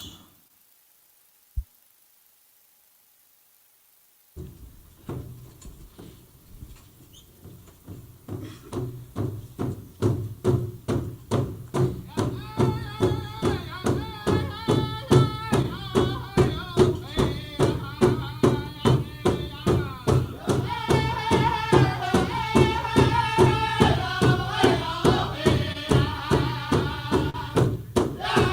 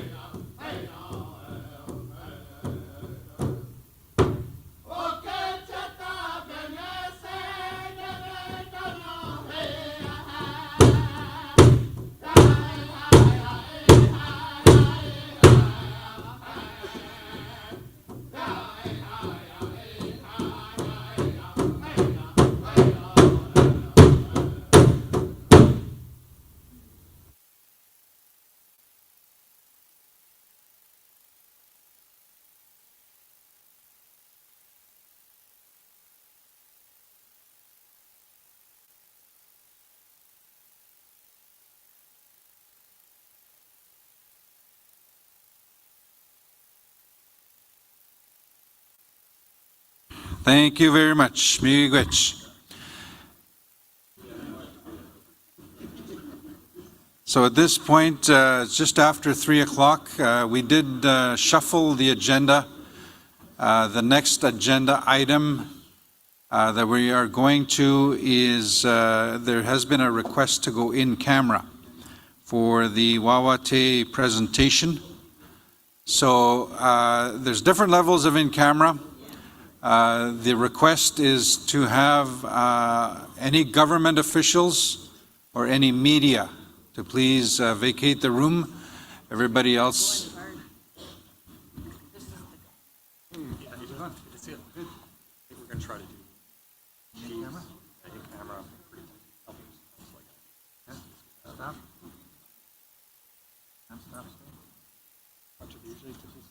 Yeah, they're part of the team, so I think it's government, and from industry to the government. Media, that's usually the three categories. Non-citizens, preferably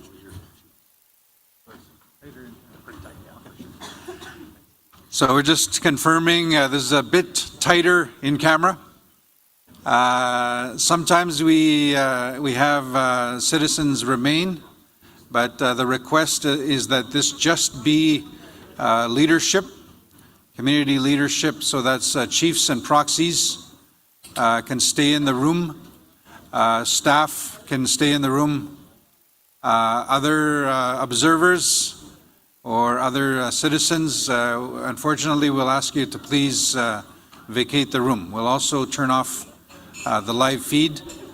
There are some sensitivities, some sensitive issues that need to be dealt with, and so we ask for your support that this session will be in camera. Again, the Women's Council, Youth Council, and the Elders Council can stay. Of course, community leadership can stay. Camera. I'm going to turn it over to my colleague, Connie.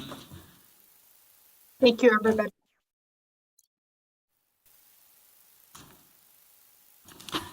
I get to do the fun part. It's now 4:30, so we're going to call it a day. Everybody has to go and get their hair done, eyelashes put on, and all those good things. So, we've had a good discussion, and we're going to reconvene tomorrow at 9. Just some housekeeping, make sure you've signed in, and what else? Yeah. So there'll be no prayer as well, because we're going to be continuing on with this evening, the Keewaywin award ceremony this evening. I hope you all come out. It's in the next room, right? Yeah, it's in the next room. I'll go out, same building, Tejiamagan. So enjoy your evening. See you there. Have a good rest as well. 9. Not 10. 9. Aha, Mia.